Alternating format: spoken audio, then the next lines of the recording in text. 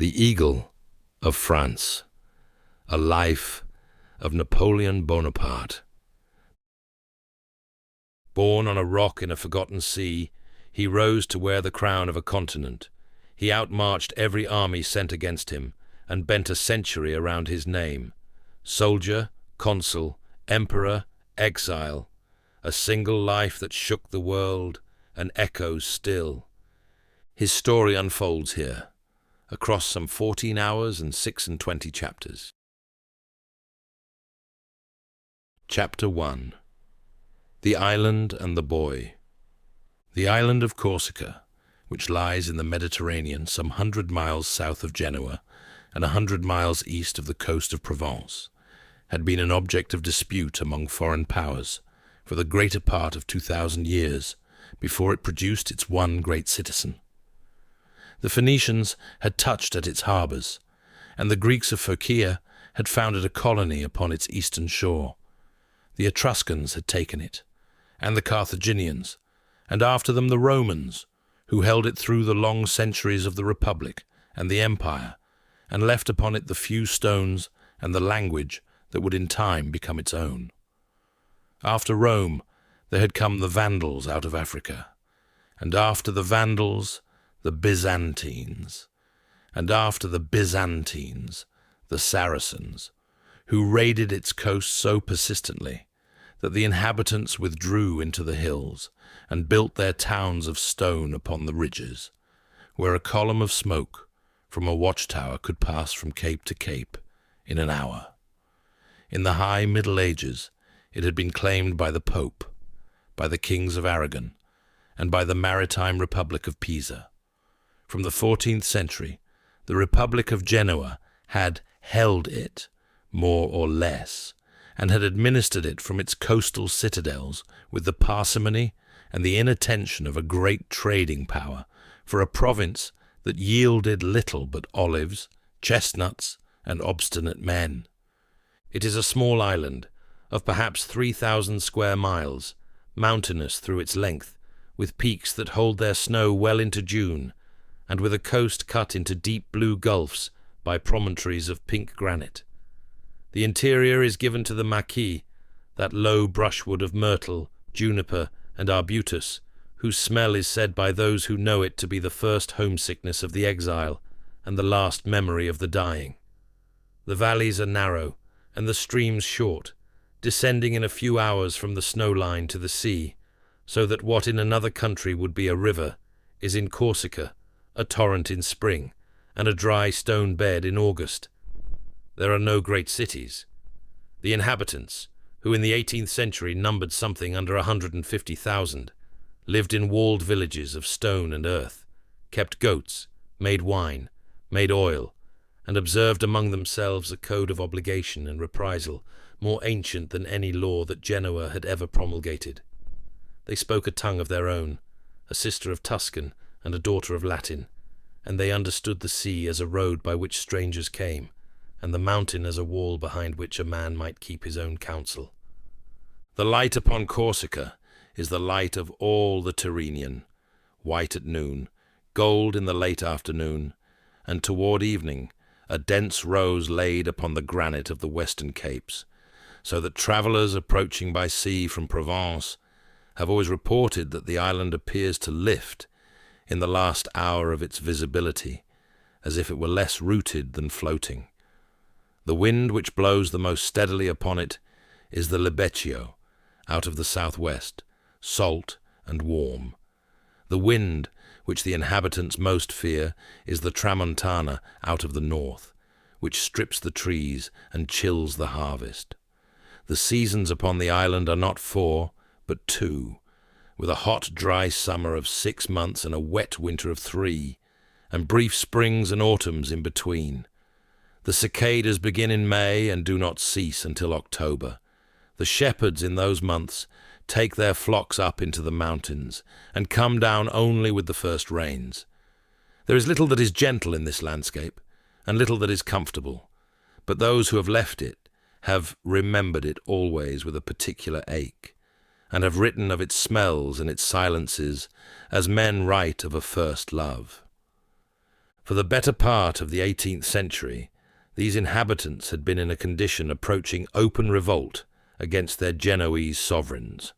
Risings were frequent, treaties were signed and broken, petitions were carried to Vienna and to Rome. In the year 1755, there emerged from this long agitation a man of the kind that small countries occasionally produce in their hour of need, the white-haired patriot of the island, who had returned from exile in Naples to put himself at the head of his countrymen. He was not yet white-haired then. He was 30 years of age, and the son of an exiled patriot general, with a reading in Plutarch and Montesquieu, and a grave Italian gravity. Pasquale Paoli ruled Corsica for 14 years as the elected general of a republic that had no place in the diplomacy of Europe, and was nevertheless a republic. He drew up a constitution which was the wonder of the philosophers of Paris, and was praised by Rousseau, who proposed himself as its legislator and was politely declined. He founded a university at court in the granite heart of the island, and an academy and a small navy of 6 vessels. He promulgated laws against the vendetta, which had cost the island in his youth more men than its wars. He established a common currency. He taught the inhabitants of his small republic to think of themselves as a nation. The Genoese were driven into their coastal forts and held there. For these 14 years, there was a free Corsica. For these 14 years, the small republic at court was watched, with curiosity and with a measure of admiration, by the philosophers and the pamphleteers of the European capitals, who thought they saw in Corsica a laboratory of natural government in a continent grown old in its abuses. Books were written about it in London and in Amsterdam. A young Scotsman of literary ambition came to call upon Paoli at Corte, and went home and wrote a celebrated account of his travels, which had the effect that for some seasons fashionable Englishmen wore Corsican pattern hats and toasted the general over their port. None of this admiration translated itself into the cabinets of policy, and the small republic was never recognized by any of the great powers. But it was known. Its existence was an object of European conversation. When at length it fell to the regular regiments of a great kingdom, and not to the indifference of the world. It did not last, because Genoa, weary of an island that paid no rent and consumed her garrisons, sold what she could no longer hold. By the Treaty of Versailles, in the year 1768, the most serene republic ceded her sovereignty over Corsica to the King of France, in consideration of certain debts and certain promises, and the troops of His Most Christian Majesty, Louis XV, were dispatched to take possession of what had been bought. They were resisted. Paoli put into the field such a force as the island could raise, and met the French upon the rivers and in the defiles.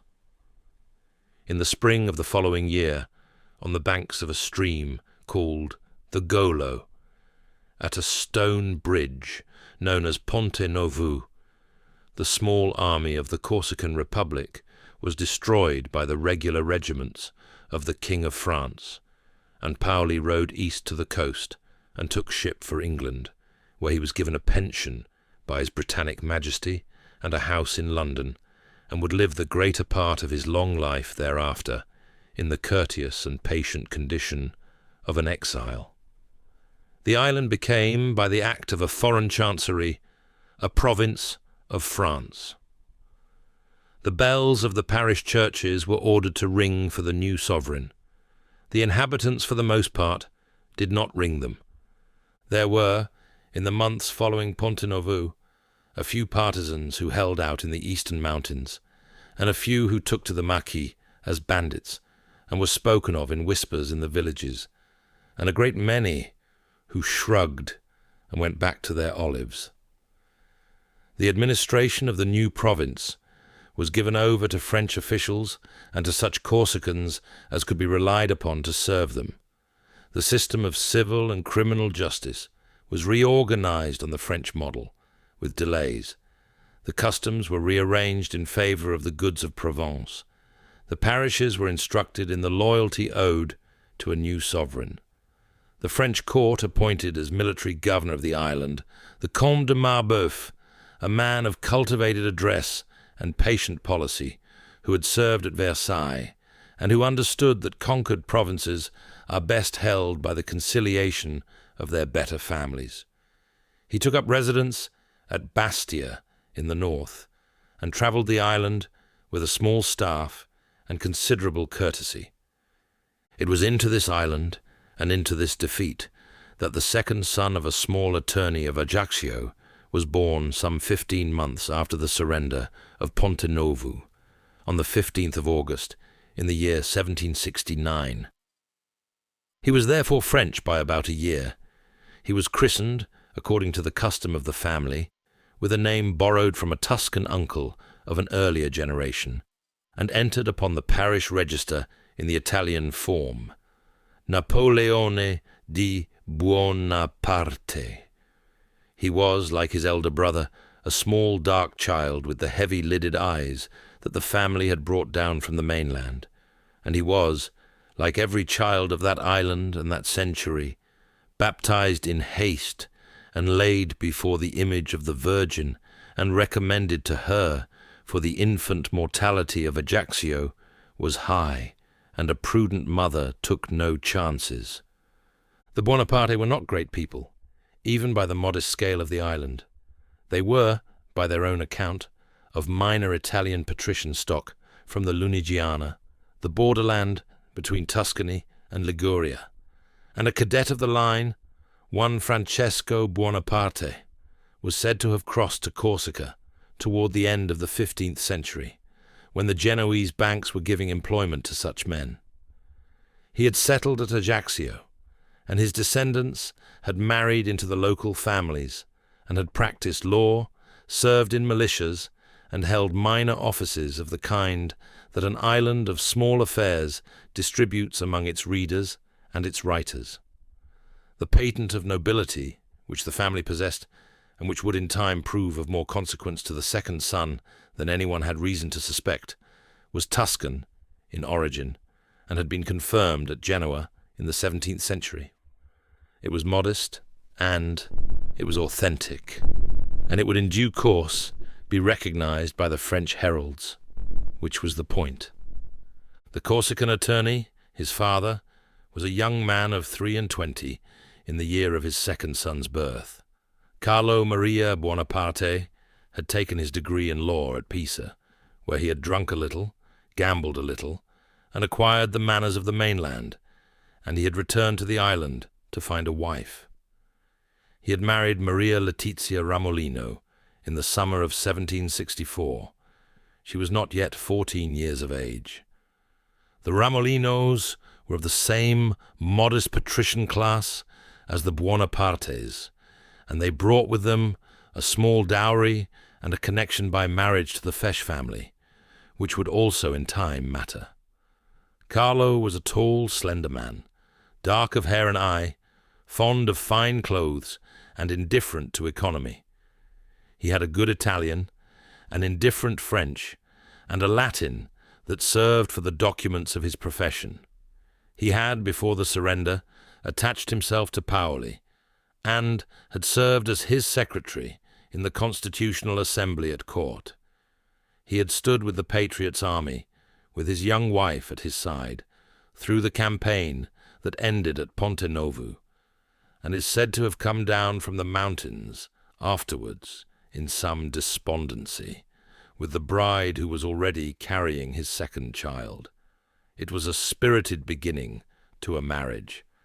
It was succeeded by a long accommodation. For Carlo, who was no fanatic and who had a family to feed, made his peace very quickly with the new regime. The French governor of the island, the Comte de Marbeuf, was a soldier of the old school, well disposed toward conciliation, and Carlo, who had a polished address and a serviceable Latin and a Pisan diploma, found himself before long admitted to the small society of the governor's residence, and entrusted with such legal commissions as the new administration had to dispose of. He was named an assessor of the royal court at Ajaccio. He pursued, with the patience of a small lawyer pursuing a large rent, the recognition of his Tuscan nobility by the French authorities, and, after some years of correspondence and the production of documents both genuine and embellished, he obtained it.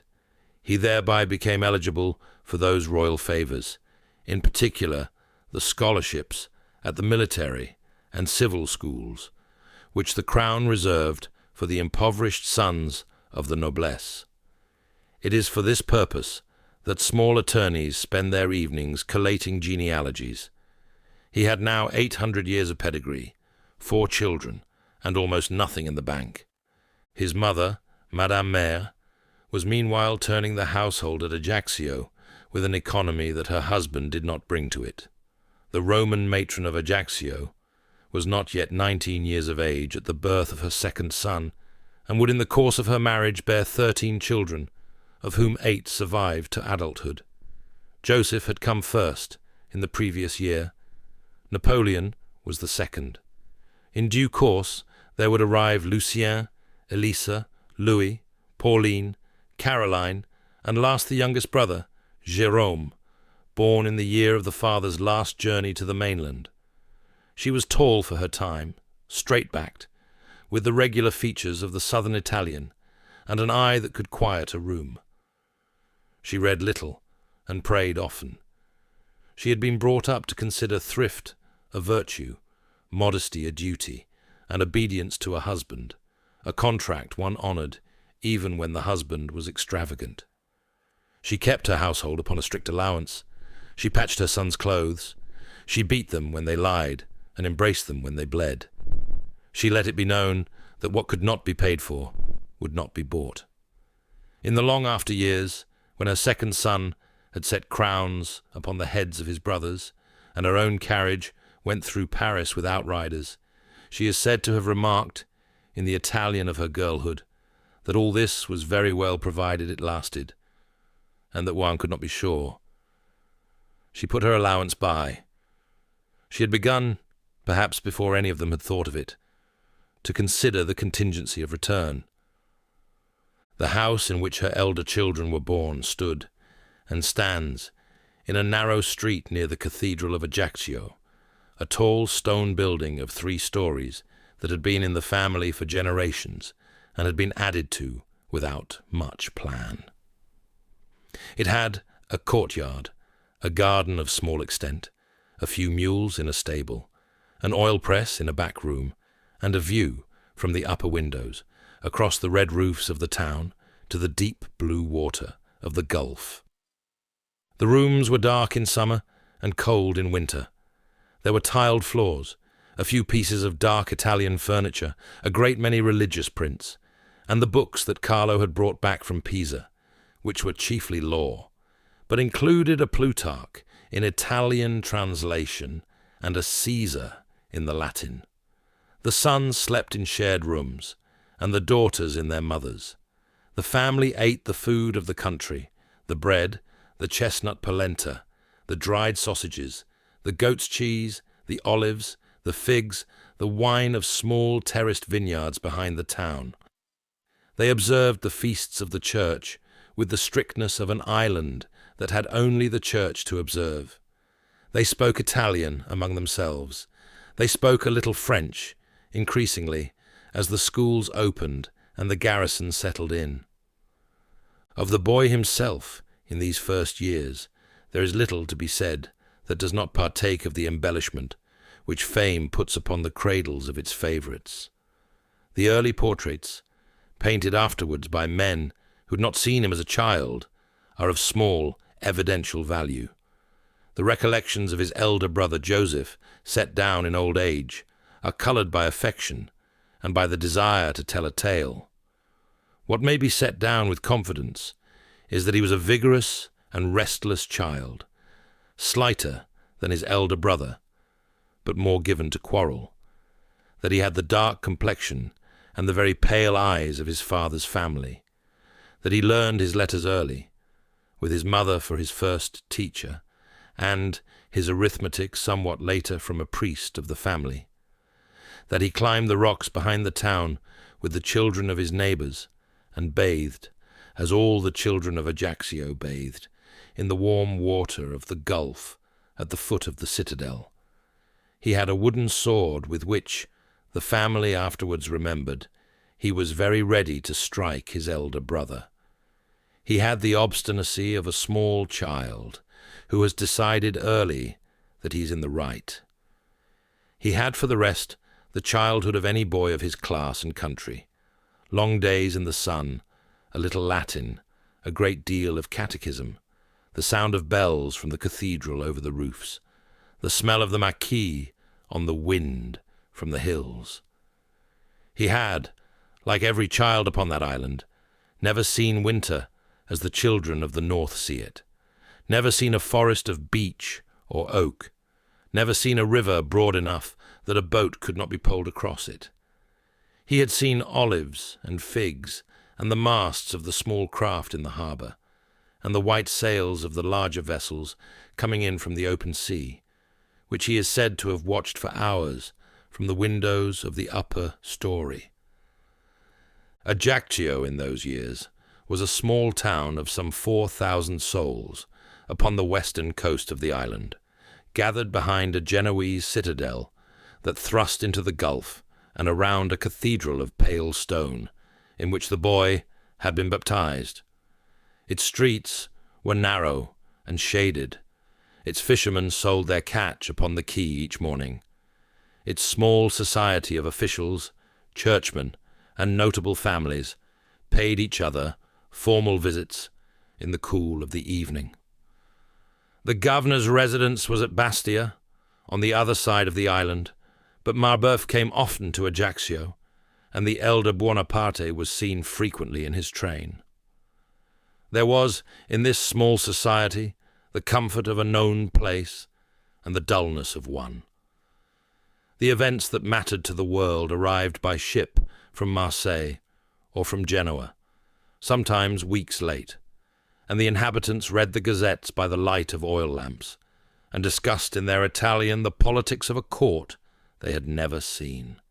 In the summer of 1775, when he was almost 6, he was sent for a season to a small school kept by an abbé of the town, where he learned to read in Italian and to write a hand that would in later life be celebrated as the worst in Europe. Before that, he had had his first letters of the Dame Camilla Ilari, who kept a small school for the younger children of the town, and he went next to the school of the Abbé Recco at Ajaccio, and there he picked up a little Latin and the elements of arithmetic. He was, by all accounts, a quiet pupil who could be pushed to fury by ridicule, and who, when so pushed, answered with his fists. His mother, when complaint was made, declined to apologize on his behalf. His father, who was much absent in those years upon his legal affairs at Bastia and Versailles, paid little particular attention to the second son, and reserved his hopes for the first. Joseph was the elder. Joseph was the heir. Joseph would be a lawyer, perhaps a churchman, in any case the steady continuation of the line. Napoleon, of whom no fixed expectation was yet formed, was in the meantime to be made useful, for Carlo had begun, in these years, to look to the mainland. The annexation had brought with it certain advantages for a man who had patience to pursue them, and one of these was the system of royal scholarships, which the king maintained at his military and ecclesiastical schools for the sons of impoverished nobles.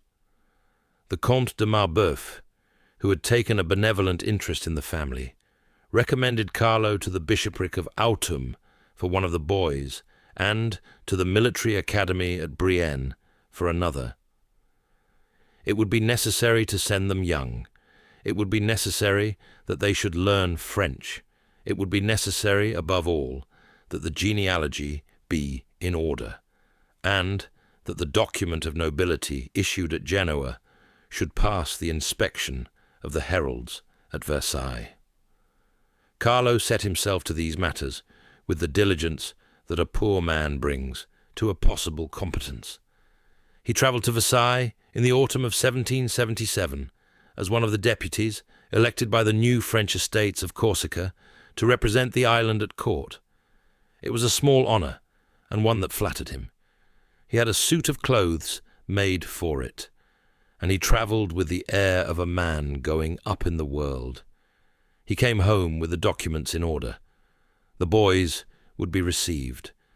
There was in this arrangement a kind of double translation, of which the parents may not have seen all the consequences.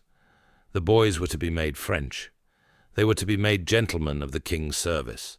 They were to be removed from the speech, the food, the sun, and the company of their childhood, and to be set down among strangers whose language they did not speak, and whose customs they did not know, at an age when other children of their class on the mainland were still in the indulgence of their nurses. The royal scholarships were generous in what they paid for, and parsimonious in what they presumed.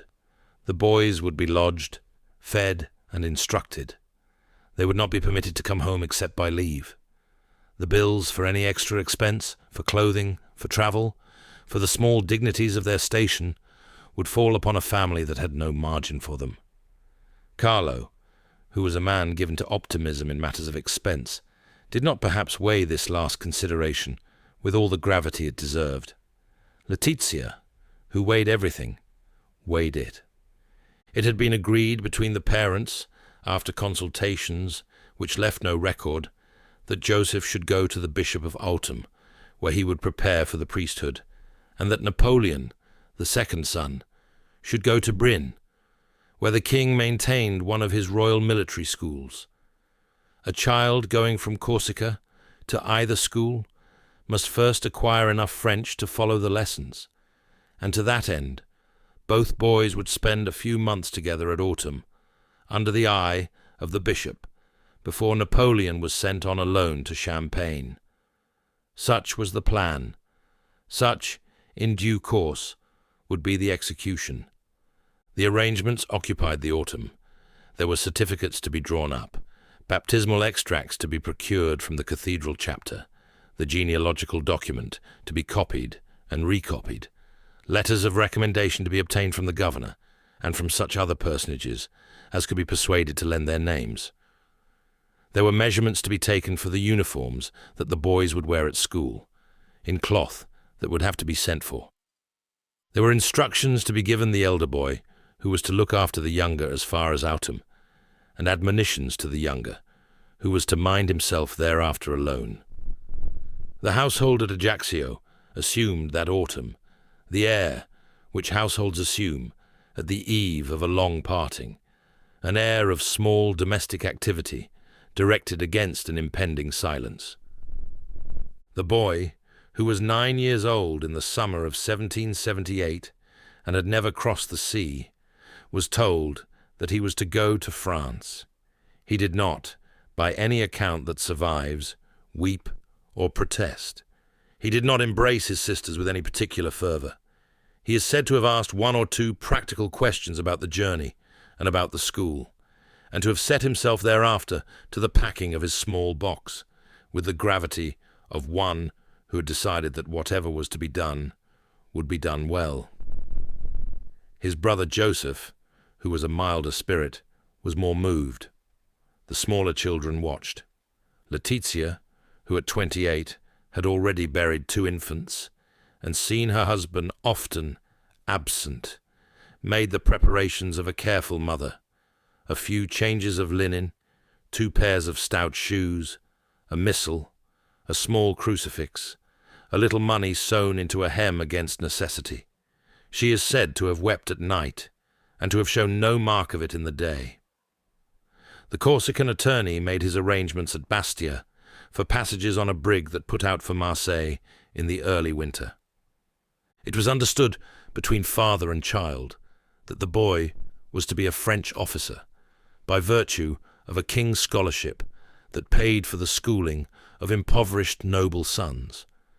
And it was understood by Laetitia, who said nothing of it, but who had begun to put aside small linens, that one of her children was to leave her. In the early winter of 1778, a brig carried Carlo, the eldest son Joseph, and Napoleon across to Marseille. And from Marseille they went by road into a flat brown country whose language the second son did not speak. He was 9 years old. He had never seen a tree without an olive in it. He did not look back at the ship. Chapter 2. The Cadet at Brienne. He was set down first at Autumn, where the bishop's school undertook for a few months to cure him of his Italian. The cure was administered, in the manner of such places, by application. French in the classroom, French in the refectory, French upon the playing ground, when there was time for play, and a good deal of Latin besides, on the principle that a boy who could not yet say what he wanted in the living tongue might at least learn to pass a dead one. The bishop's clergy were patient men. They had received before this the sons of impoverished gentry from the provinces, and they knew that a child of 9, set down in a country whose speech he did not possess, will either close into himself or break out into mischief, and that the closing is the more usual. The boy from Ajaccio closed. He was, in those first weeks, a small dark thing of careful manners and watchful eyes, who answered when spoken to, and offered nothing further, who took his bread without complaint, who learned, before anything else, that the consonants of the new language sat differently upon the tongue, and that to speak too quickly in a French mouth was to be laughed at. He did not, by all reports, weep, but he did not smile either. The clergy reported him a quick study. He had within a few months French enough to follow a lesson and to make himself understood at table, though the accent of the island stuck to his vowels and was to stick to them for many years to come. His elder brother Joseph, who had been brought across with him by their father, remained at Autumn upon a different track, the crown's bounty having been arranged so that one boy was to be a soldier and the other a priest. They were parted in the spring of that year. In the month of May, 1779, the second son was conducted with a small trunk into the courtyard of a different establishment in a different town, where he would remain not for months, but for years. Brienne-le-Château, in the rolling country of Champagne, was at that date one of 12 royal military schools maintained by the Crown for the education of the sons of the nobility. The buildings had been those of a minim convent, and the brothers of that order still ran the place in their cassocks, with the curious half-civilian, half-military carriage of religious who teach soldiers' children. The pupils were boys of between 8 and 15 years, of provincial gentry mostly, and of families whose pretensions exceeded their incomes, which was the precondition of the royal scholarship. They wore a uniform of blue with red facings. They slept in cells of bare furniture. They rose with the bell, attended mass, took their meals in common, and submitted themselves, with such grace as boys of that age can muster, to the curriculum of His Most Christian Majesty's military instruction. That curriculum included French, composition, Latin, history, geography, mathematics, fortification in elements, drawing, fencing, dancing, the elements of German, and in Lent, a more concentrated dose of the catechism. There were prizes, there were punishments. There were the little ranks and divisions that an institution will erect among its inmates in default of the larger ranks of the world outside. The day was long, the bell frequent, the discipline mild by the standards of the convents, and severe by those of the homes the boys had come from, and the cycle of the year, unrelieved by any considerable holiday. Most of the cadets, and certainly the scholars from distant provinces, did not go home from the spring of one year to the spring of the next, and some did not go home at all until they had finished their course. It was, in its general type, what such schools were everywhere in Europe, in the closing years of the old order, a place where the sons of a class were prepared to do, decently, what their fathers had done before them. Into this house the Corsican attorney's second son was placed in the spring of 1779, and there he remained, with no journey home permitted to him, for 5 years and some months. He was the smallest of his year. His French, though now serviceable, retained an accent that the Champenois ear found provincial. His name, as it appeared upon the rolls in its Italian form, drew the schoolboy emendations that are the fate of all uncommon names. And his manner, which had been reserved at autumn, set into something more deliberate and harder to read. He was a boy who did not seek company, and who, when company offered, did not always accept it. The masters made of this what masters will. Some thought him sullen, others industrious, others merely shy. The brothers' notes upon him, which have been preserved in part, dwell upon his application rather than upon his graces. He worked, he read, he learned the lessons set him, and where the lessons set him did not satisfy, he sought other lessons in the small library of the house. It is from this period that the habit dates of solitary reading at hours when other boys were at their games, a habit that he was to carry with him in altered form for the rest of his life, and that may be said to have built him, sentence by sentence, the head he afterwards used. In particular, he took to mathematics. It is not, perhaps, unusual for a boy who is bad at games and indifferent at Latin verses to find his footing in figures. The consolation of mathematics is that it does not care what accent its votary speaks in, and the proof is the same proof for the Corsican as for the Picard. But it was more than consolation. The masters at Brienne, observing him at his work upon problems of geometry, of trigonometry, of the elements of mechanics, as these were then taught to military children, marked him down as one whose mind had a particular grip in this department. And at the close of his time in the school, his application to the mathematical subjects was singled out for the particular notice of the visiting examiners. He learned also, by the same patience, the rudiments of fortification, the angles and curtains and bastions of Vauban, the long unrolled drawings of trace and profile, the geometrical etiquette of attack and defence, that elaborate civil architecture of war, which the 18th century had brought to its perfection and was about to render obsolete. He learned history out of the abridgments then in use, and to history he came back of his own accord in such hours as were free.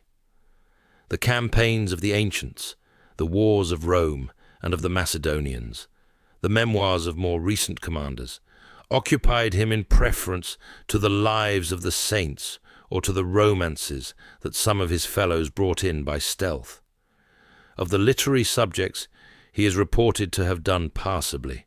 His French composition was correct rather than elegant. His Latin, sufficient to construe a page of Caesar without disgrace. His German feeble and afterwards forgotten. He fenced with such enthusiasm as a small boy can. He was indifferent at the dance. He was silent at the catechism, but did not refuse it. He was, in short, the kind of pupil whom institutions remember more readily after their pupils have become famous than at the time itself. There has come down out of those years a story of a snowball fight, much repeated, in which the small Corsican is said to have organized his fellows into rival companies, and conducted, in the snows of the school courtyard, a miniature siege in which the rules of fortification were observed by the players, and the assault was carried by stratagem. The story has its charm, and may be permitted to keep it, but the sober chronicler is bound to note that it appears in print only after the man had become famous, and that the institutions which produce great soldiers are seldom slow, in retrospect, to discover that those soldiers had given signs of their vocation in the playground. Whether the courtyard of Brienne was in fact, on some winter morning of 1783 or 84, the scene of a successfully fortified position, carried by feint and frontal attack, or whether the legend is the work of later memoirists, doing what such memoirists do, is a thing that cannot now be determined, and it is well to set the tale upon the shelf of folklore, with the wreath of laurel that all such tales acquire in the telling, and to pass on. It is in the nature of a man's school years that they are written twice over, once at the time, in the dry hand of his teachers, who are concerned with his exercises and his deportment, and a second time after his elevation, in the warmer hand of those who have remembered him in the light of what he afterwards became. The two narratives do not always agree, and where they differ, one does well to prefer the dry hand. What is on firmer ground is the boy's reserve and the slight friction of his presence among his fellows. He was teased, as such boys are. The Italian name, the Corsican origin, the accent, the lack of family money sufficient to soften the small humiliations of a charity scholar, these were, in the cruel commerce of a schoolyard, ample matter. He bore it, by the accounts that survive, with an irritable dignity. He answered insults when he answered them at all, with a brevity that did not invite continuation. He formed, so far as we may judge, no deep friendships at Brienne. The boy who is to make a habit of command is often, in his school years, the boy who walks alone. He was reported to defend the cause of his island when it was disparaged in his hearing, to speak with warmth of the white-haired patriot of the island who had been driven into exile just before his birth, and to consider himself, in his own account, a Corsican before he was anything else. The masters, when they noticed this, did not interfere. They had been instructed to make Frenchmen of the children entrusted to them, but they understood that such conversions are gradual and are not advanced by frontal attack. He was, by their patient measure, a useful pupil rather than an ornamental one, the kind of boy who would not bring credit upon a school by his graces, but who might, with industry, bring credit upon it by his work. The years passed, marked by the bell and the calendar of the church, and by the small examinations at the close of each term, the seasons of Champagne, which are not the seasons of the Mediterranean, communicated themselves to him by their unfamiliar weight. The long grey winters under low cloud, the wet springs, the dry harvests of a wheat country, the wood smoke of village fires in the autumn evenings. He saw snow, which he had not seen at home. He saw the Aube freeze and unfreeze, and the brown ploughlands turn green and gold and brown again. And he saw, as boys see who are not at home, the rhythm of a country that was not his put through its annual rounds without him. He had not been admitted, as some of his more fortunate fellows had been, to a journey south at the high holidays. The cost of such travel exceeded what the king's bounty was willing to advance, and the family had little to add. His brother Joseph, after some season at autumn, had returned to Corsica to pursue his vocation under the eye of the uncle Lucien, who was an archdeacon there and a man of standing.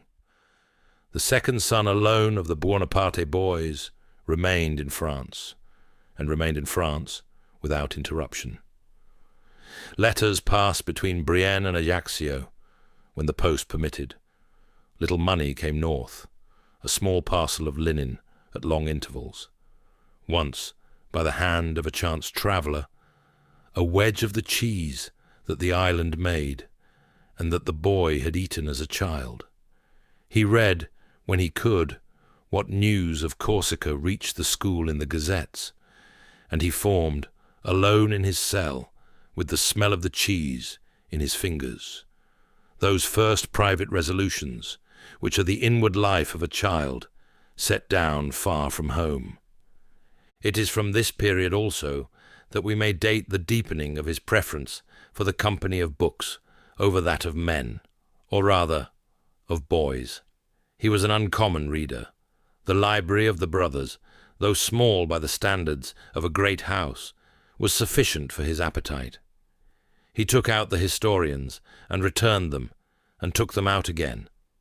He read, in such French translations as the 18th century made of the ancients, the lives of Plutarch, the campaigns of Caesar, the fragmentary writings of Polybius upon the Roman art of war.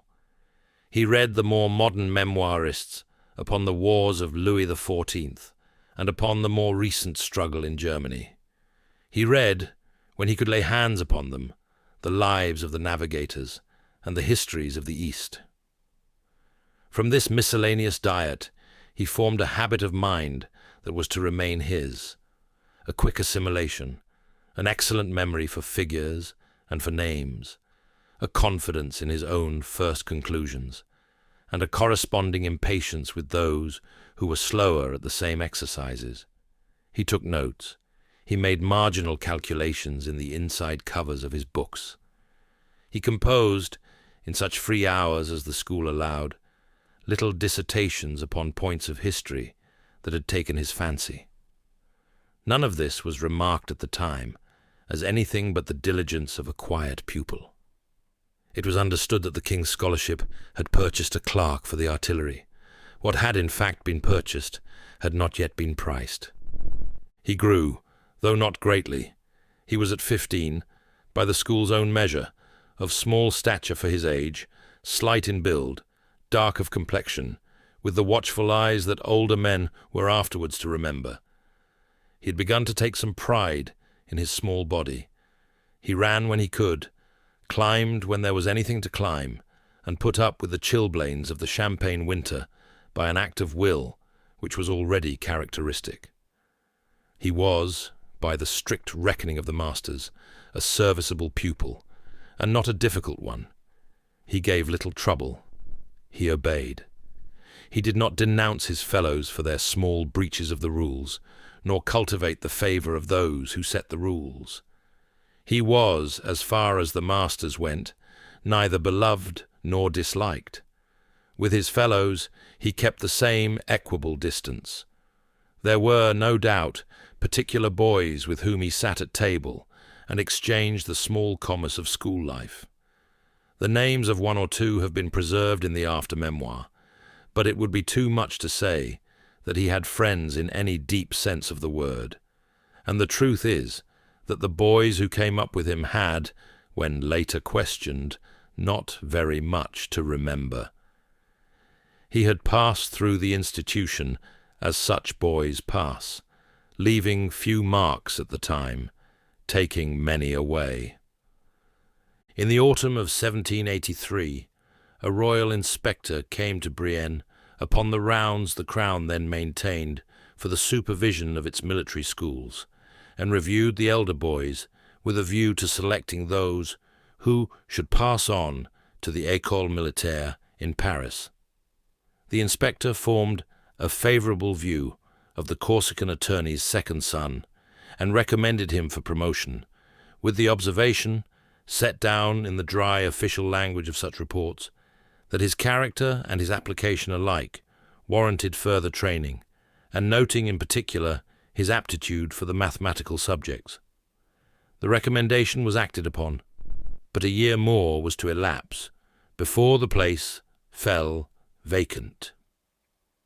The boy spent it, as he had spent the others, at his books and at his exercises, and in the autumn of 1784 Having reached the age of 15, he was conducted by his fellows to the gate, took leave of the brothers and of such schoolmates as he chose to take leave of, and travelled to Paris in company with a small party of cadets bound for the same destination.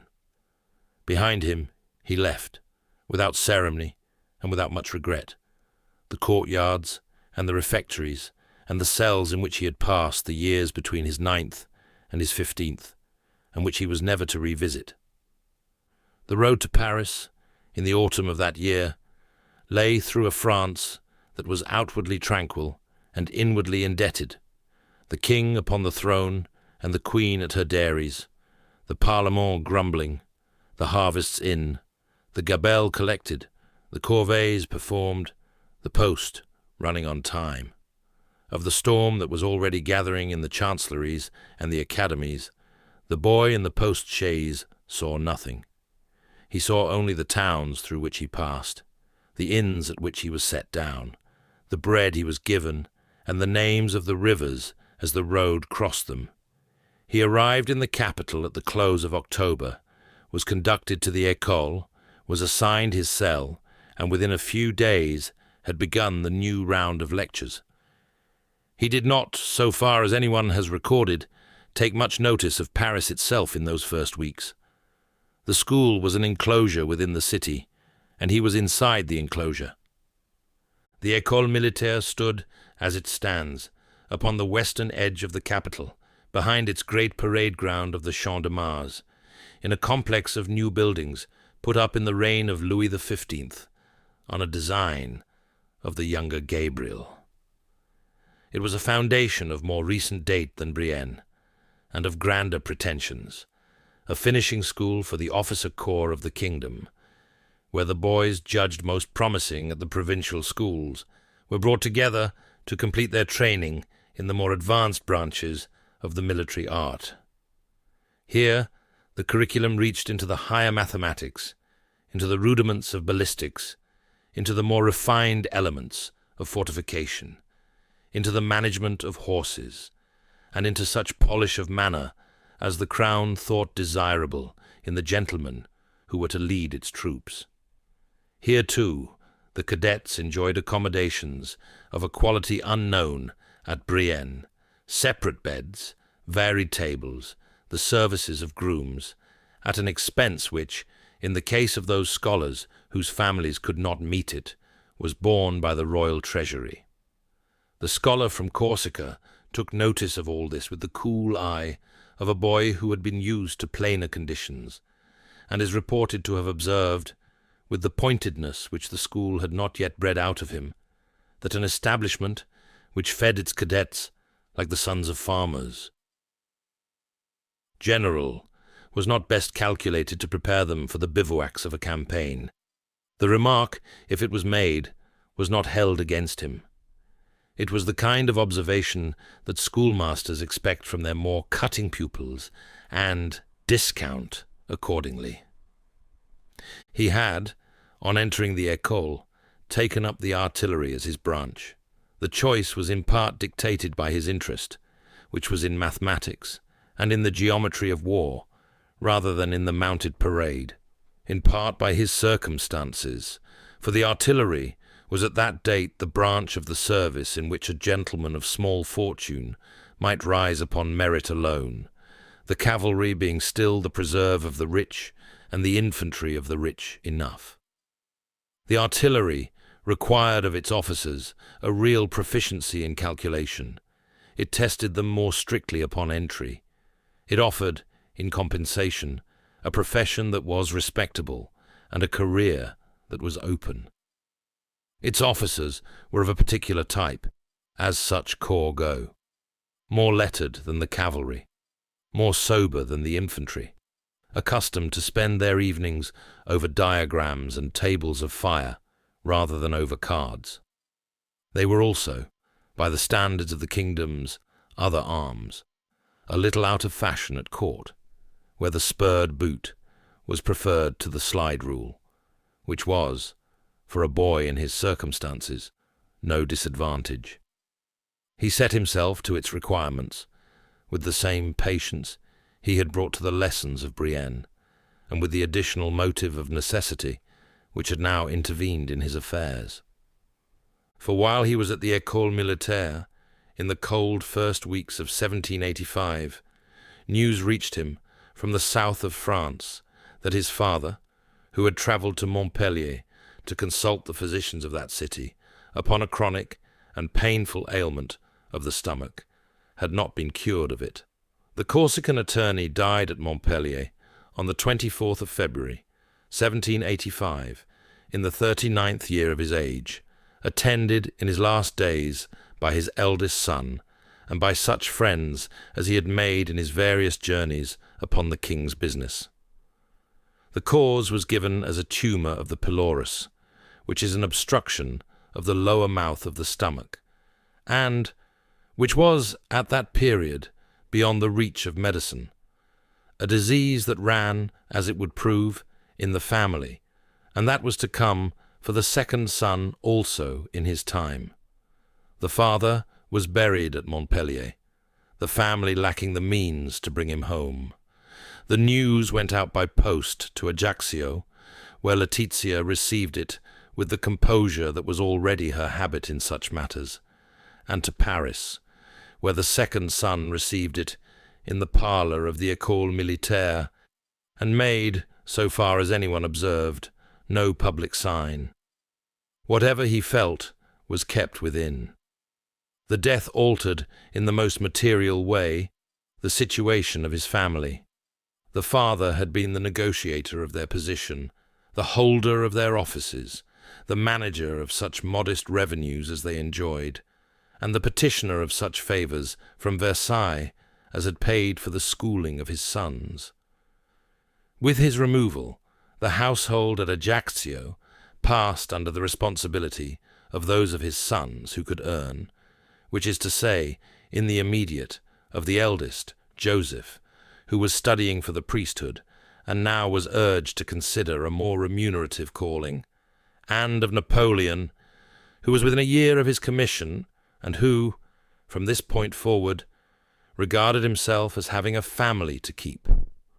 There were 6 children younger than himself in the house at Ajaccio, the youngest of them an infant of less than a year. There was the mother in her widow's black. There was the uncle Lucien, the archdeacon, who would do what he could. And there was the small estate, encumbered with debts, incurred in his father's various ventures, which had now to be made to do for them all. The boy of 15, walking the corridors of the great school in the Rue de Grenelle, and looking out upon the parade ground where the cadets were exercised, had become, with the abruptness of a single February post, the eldest son, in fact, if not in name, of a household he had not seen for nearly 6 years. He pressed his studies. The course at the École was nominally of 2 years' duration, but it was permitted to a cadet to present himself for examination earlier if his masters thought him equal to it, and the masters thought the Corsican attorney's second son equal to it.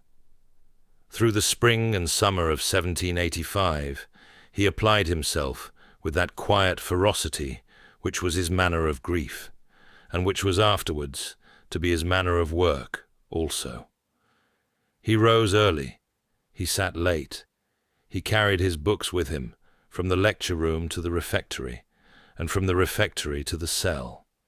He made of the long Parisian evenings, in which the light lingers in summer until close upon 10 of the clock, an extension of the day's exercises.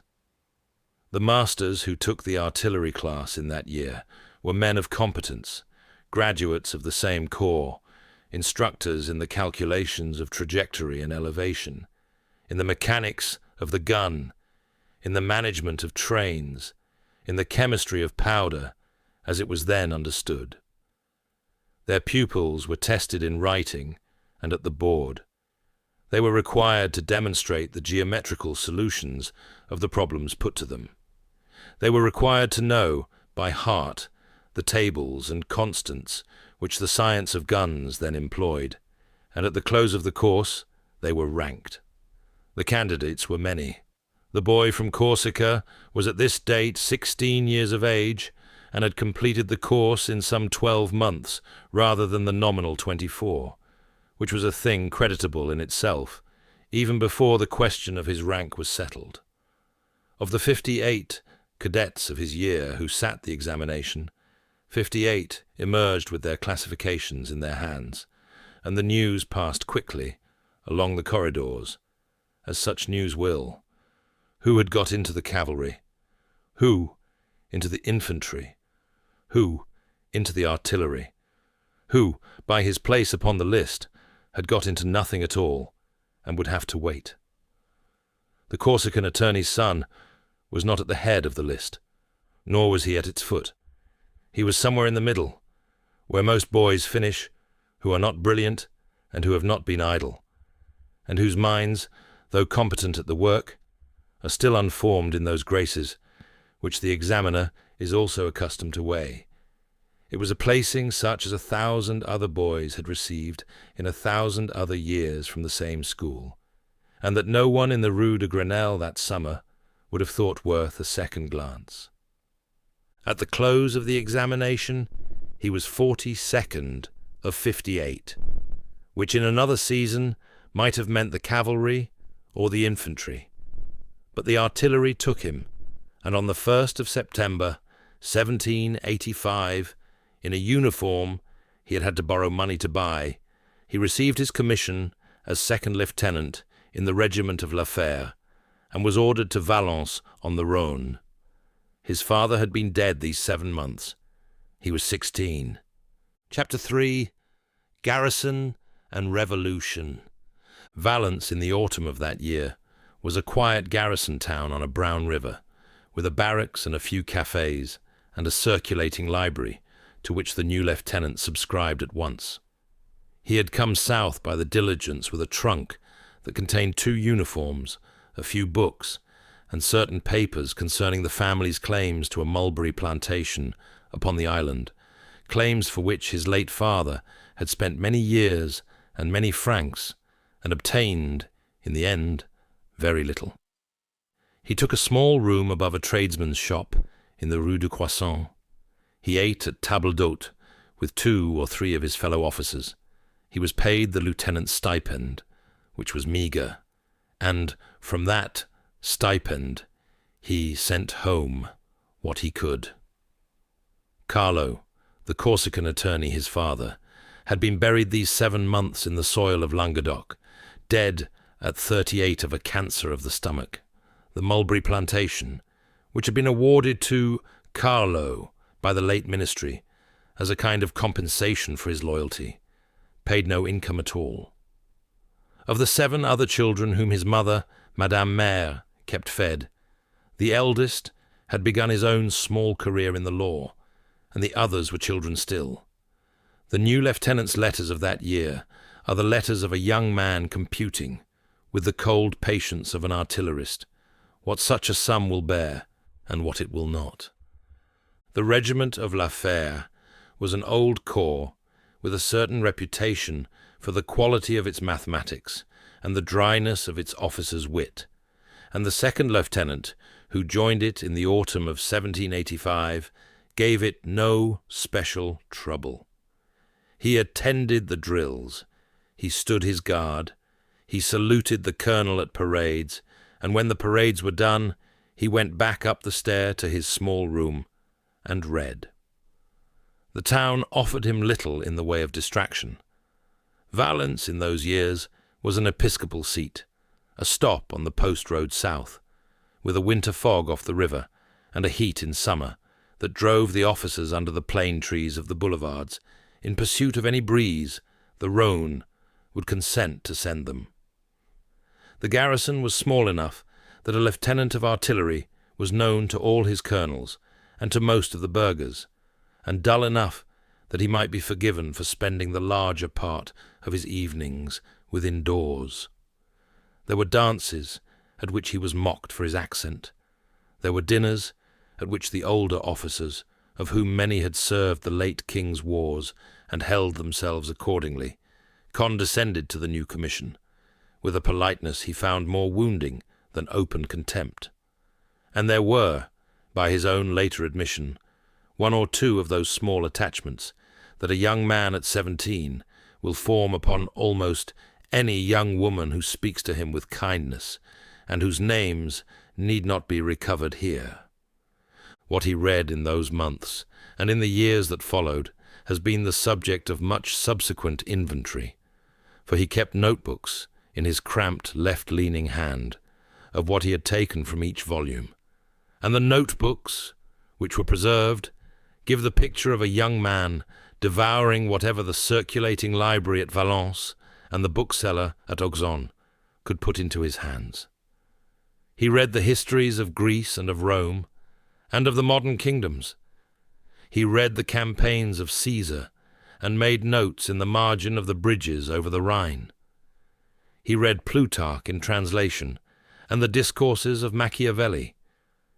He read the Englishmen, Hume and Adam Smith, in such versions as the French booksellers had to offer. He read the philosophers of his own century, Voltaire for the wit, and Rousseau for the music, and from Rousseau in particular he took a kind of feverish elevation, the conviction that the small island of his birth was the fit subject of a literature, and that he was the man to write it. He read also of Persia and of the Ottomans, of the Tartars and of the conquests of the great Mongol. He extracted with care into his notebooks the chronologies of dynasties whose names few of his fellow officers would have recognized.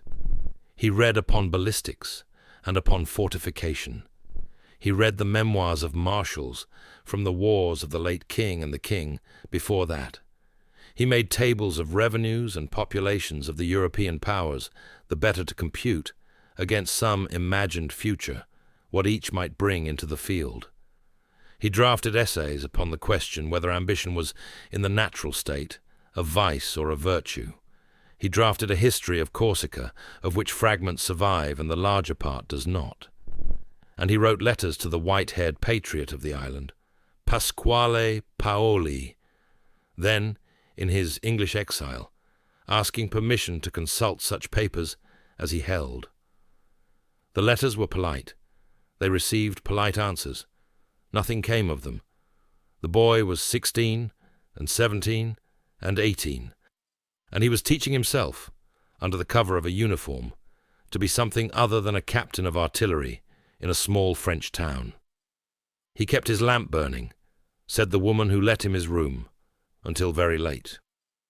There survives, from these years, a fragment of his composition upon the subject of suicide, written in the manner of his century, declamatory, half in earnest, half in literary exercise, in which a young officer, finding the world cold and the future closed, considers whether a man may with honour quit a life that offers him so little.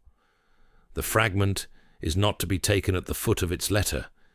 The 18th century had a fashion for such pieces, and the reading of Werther had set half the young men of Europe to composing them. But under the literary attitude there is a real solitude. He had no money beyond his stipend. He was 3 days post from his family. He was an outsider in the only profession he had been trained to follow, and he was preparing himself, by an instinct he could not yet name, for a future that none of his colonels, had they been told of it, would have credited. He took, in those years, very long walks in the hills above the town, in which he was observed by the local farmers to talk aloud to himself in a language they did not recognize. The summer of 1786 brought him his first long leave.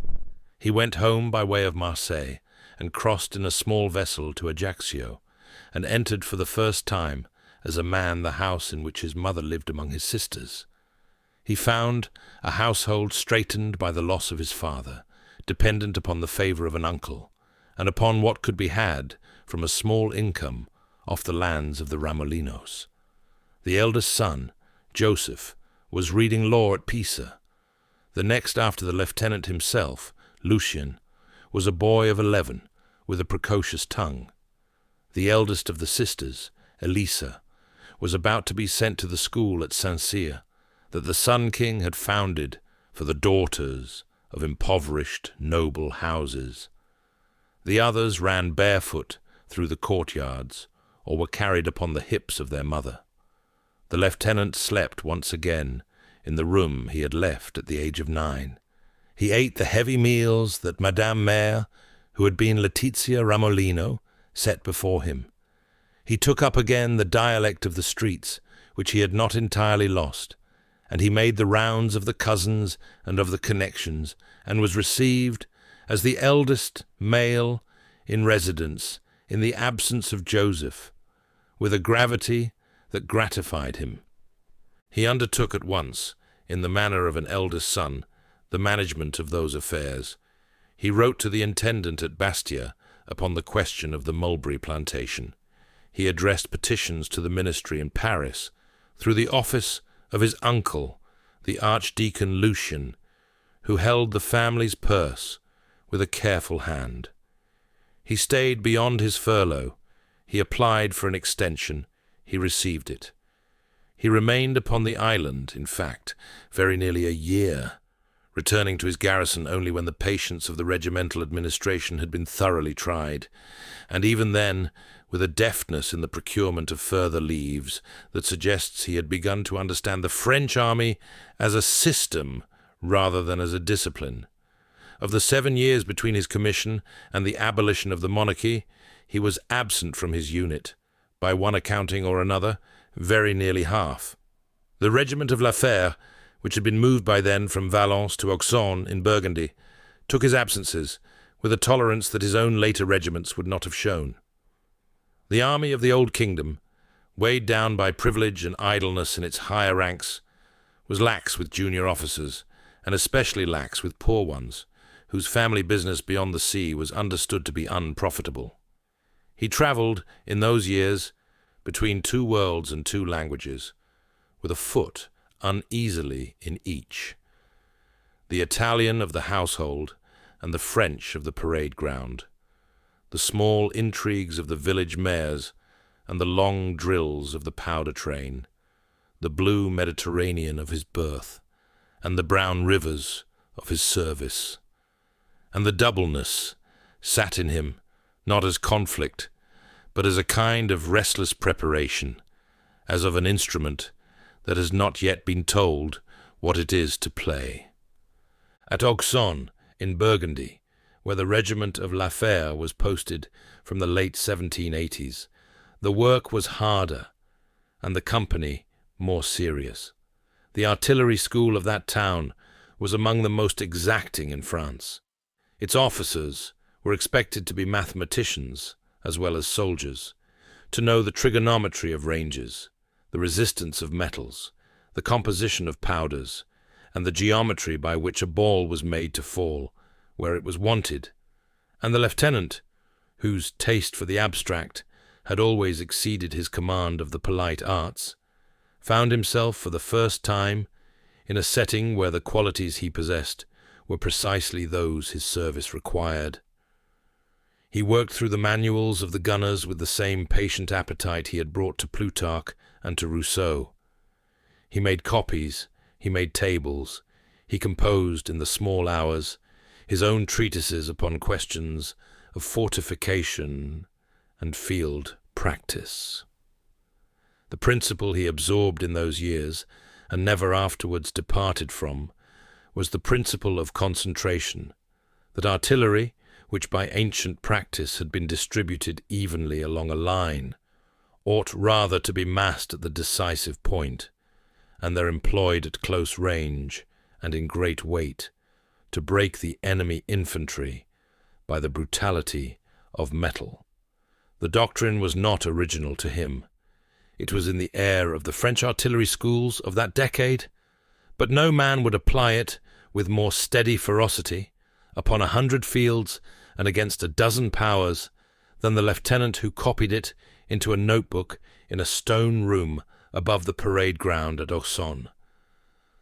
Then the world that he had been preparing for did not arrive, because another world arrived in its place. In the early summer of 1789, the news from Versailles began to travel by every diligence and every river barge into the provinces, and the news was that the Estates General, called for the first time in nearly 2 centuries, had met and divided and reconstituted itself as a National Assembly, and that the King had given way. Then on the 14th of July, the people of Paris took the Bastille, in which there were found 7 prisoners and a great quantity of paper. And in the days that followed, in every garrison of France, the officers stood in groups in the corridors and read the gazettes and looked at one another and tried to guess what they were now to do. The young lieutenant at Auxonne, who held an artillery commission of the king and an opinion of his own, watched with the patience of a man who had, after all, been raised upon an island where the recent change of sovereigns was within living memory. He wrote home that he believed the revolution would carry, that the old privileges were finished, and that the moment was favourable to those who, like the Bonaparte family, had little to lose by the dismantling of an aristocratic order from which they had never received much. He may have meant it. He may have meant only the half of it, which would prove true. He was not yet 20. In the spring of 1790, the great event for him personally occurred not at Paris, but at Ajaccio, where the National Assembly, having voted an amnesty for those who had taken arms against the kingdom in the matter of Corsica, made it possible for the white-haired patriot of the island to come home. Paoli, who was then approaching 65 and had lived more than 20 years in the rooms of his English protectors, recrossed France with what was almost a triumphal progress, was received at Paris by Lafayette and by the Assembly, and crossed in the summer to the island of his birth. He was elected at once to the presidency of the new departmental administration. He was given, by acclamation, command of the National Guard of the island. He was, in the eyes of the Corsicans, and very particularly in the eyes of the Bonaparte sons, the embodiment of every legend their boyhoods had contained. The lieutenant obtained leave again. He went home. He attached himself to the Patriot Circle. He wore the cockade. He addressed political clubs in the harsh accent of his birth, which was now in the new order an asset rather than an embarrassment, and he sought, as did his elder brother Joseph, his place in the politics of the renewed island. There were complications. Paoli, who had known the father, and remembered with what dispatch Carlo had transferred his loyalty to the conqueror in 1769, did not entirely warm to the second son, finding in him perhaps too much of the French training and not enough of the old Corsican deference. And the brothers Bonaparte, whose political instincts were already those of a coming order rather than of a passing one, made enemies among the older families whom they jostled. But the lieutenant, in those long Corsican leaves of the early Revolution, was as nearly happy as he would be at any period of his life, for he was, however briefly, a man of his island as well as an officer of France. In 1791, and again in 1792, he procured, by a series of leaves and dispensations, whose ingenuity does him credit, almost continuous residence at Ajaccio. The 2 elder Buonaparte sons threw themselves into the politics of the island under its new dispensation. Joseph, returned from his studies upon the mainland, sought a place in the local administration. The captain made himself useful in the militia and the clubs, addressed assemblies in the harsh accent of his birth, and pressed at every meeting the case for an island that should be at once Corsican in its sentiments and French in its allegiances. The army of the king, when it considered the matter, was less than enchanted with an officer who appeared so seldom upon his parade ground. He was struck from its rolls for absence without leave.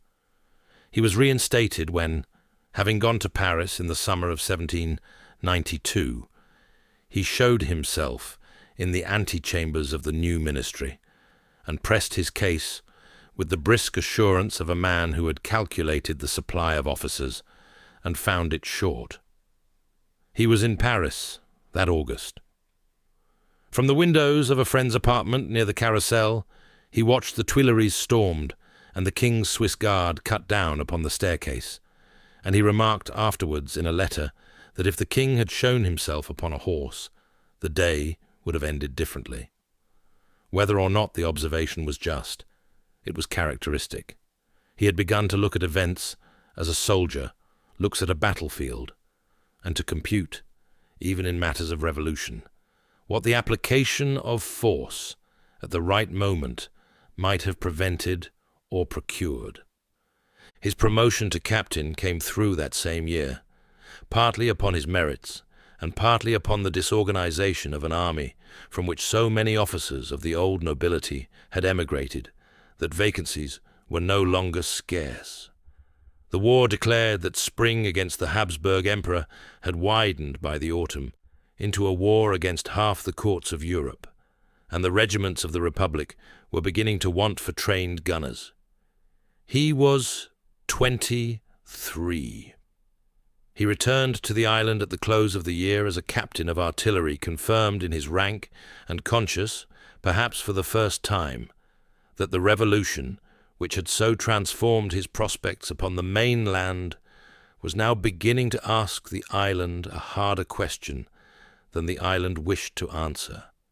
He was, by training, a captain of artillery, by aptitude, a writer of history, by ambition, a man of his island.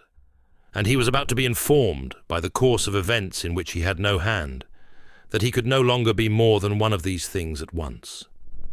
The two roles did not stay reconcilable. While he moved between Auxonne and Ajaccio, between the small drills upon the parade ground and the small intrigues of the island clubs, the revolution at Paris was passing through its quick changes of weather. The Assembly was succeeded by the legislative by the Convention. The King, after his attempted flight, was held at the Tuileries and then suspended.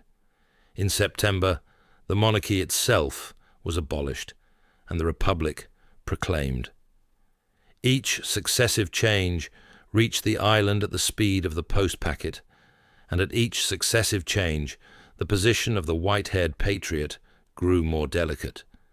He had been the revolution's beneficiary and could not openly disown it, but he was a man of the 1760s, raised in the moral world of an older Europe, and the new measures by which the men of Paris proposed to govern struck him as scarcely better than the abuses they had displaced. He temporized. He spoke in the chamber at Bastia in those careful periods which a politician uses to conceal what he intends. He kept his correspondence with London discreet. He watched and waited and told the Convention's commissioners as little as he could. The captain, in the meantime, had been making, by the small accumulations of public speech and private letter, a record that would in due course tell against him in his own country and for him in the new one. He spoke for the Convention in the clubs of Ajaccio, when others spoke for the Patriot.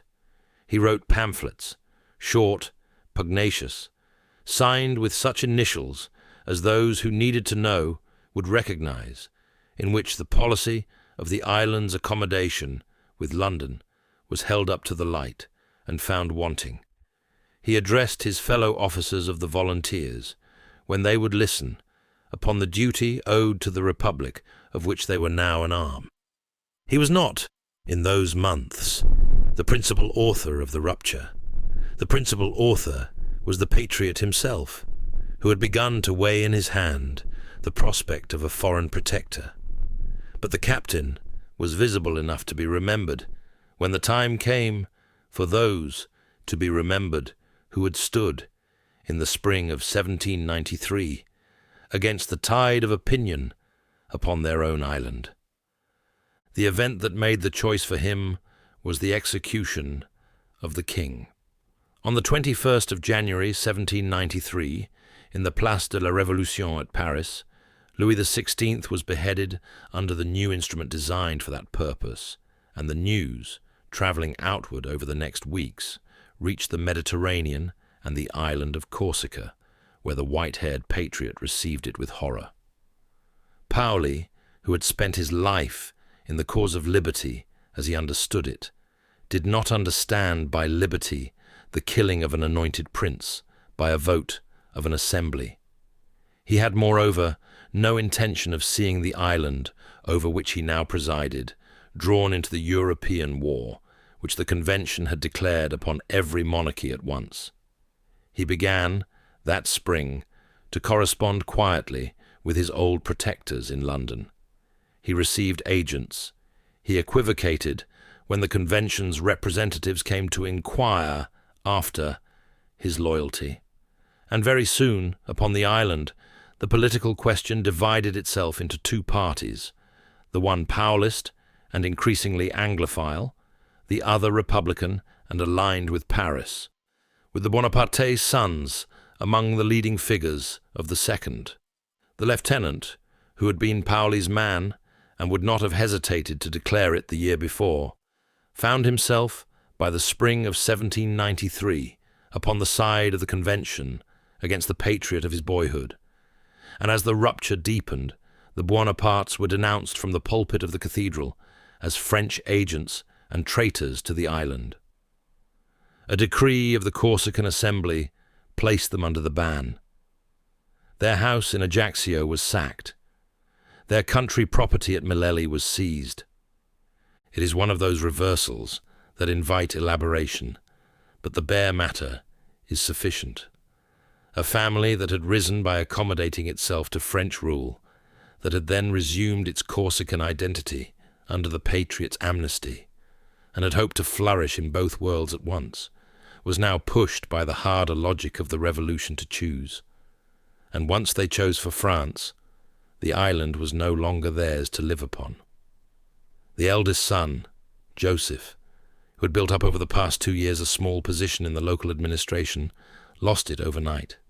The captain, whose commission of volunteers depended upon the favour of the Patriots' party, was stripped of his epaulets.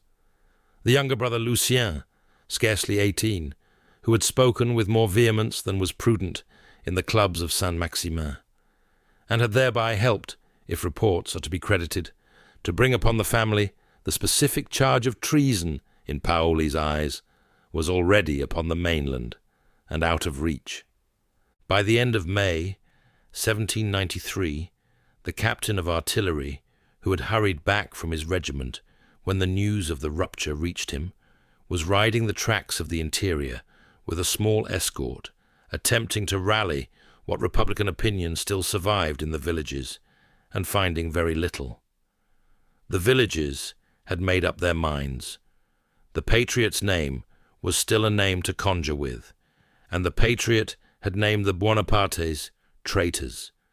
That, for most of the small communes, was sufficient.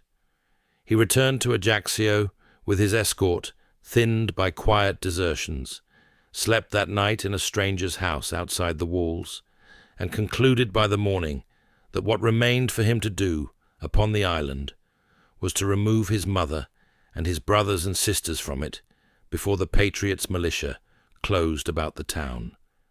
By the early days of June, the Paulist militia was at the outskirts of Ajaccio. There was a hurried gathering at the house in the Rue Saint-Charles. There was a packing of what could be carried and a leaving of what could not. The silver of the family, the small jewels of the mother, the papers of the late father respecting the mulberry plantation and respecting the family's claims of nobility, these were rolled into a few bundles. The furniture, the linens, the books that the captain had not taken with him on his last departure for the mainland were left to the looters who would come in within the day, and who came in. There was a night passage by the back paths through the Maquis to a small cove on the western shore, where a vessel had been arranged to take the family off. Madame Mère, who was then 42 years old and had buried several children and a husband, embarked with the youngest of her sons in her arms, and the others in such order as the dark allowed. The captain came aboard last, having stayed upon the path until he was satisfied that no one had been left behind in the confusion, and the boat put out for the mainland. They watched the cliffs of the island recede, as he had watched them recede once before in the company of his father in another season of his life. He would not see them again until the close of the next decade, when he would come back as one returning from Egypt on his way to other business. The patriot, in the years that followed, would preside over an Anglo-Corsican kingdom of brief duration, and would die, in his turn, in the rooms of his English protectors. Of the long affection between the two men, nothing now remained except the early letters, which the captain, when he was emperor, did not destroy. They reached the mainland in the first days of June 1793, with little more than what they had carried in their hands. Laetitia, in her widow's black, walked the streets of Marseille without complaint, and the captain of artillery, who at 23 was now the head of a household of 9, applied for assignment to the army of Italy. By August, he had been ordered south to a fleet besieging the great naval port of Toulon, where the Republic was then attempting to recover what its own people had given to the British and the Spanish, and where, by the patronage of a fellow Corsican on mission for the Convention, a battalion command was about to fall into his lap. Chapter 4. Toulon, Thermidor, Vendémiaire. The harbour of Toulon, in the late summer of 1793, presented to anyone who knew its geography a problem in geometry rather than in valour. It was a deep bay open to the south, sheltered by 2 promontories, and commanded on the western side by a height called Ulcer, upon which the British and the Spanish had thrown up an earthwork they named Fort Mulgrave, and the besiegers came to call Little Gibraltar. From this height, the inner road was within range of any battery that could be planted there. The Republic, having lost the city to its own royalists in August, had sent against it an army under one Carteau, a former painter who had once sought royal favour and who now commanded 10,000 men, of which he understood the cavalry tolerably and the artillery not at all. He had drawn up his guns in the wrong places. He had ordered an assault upon the wrong fort.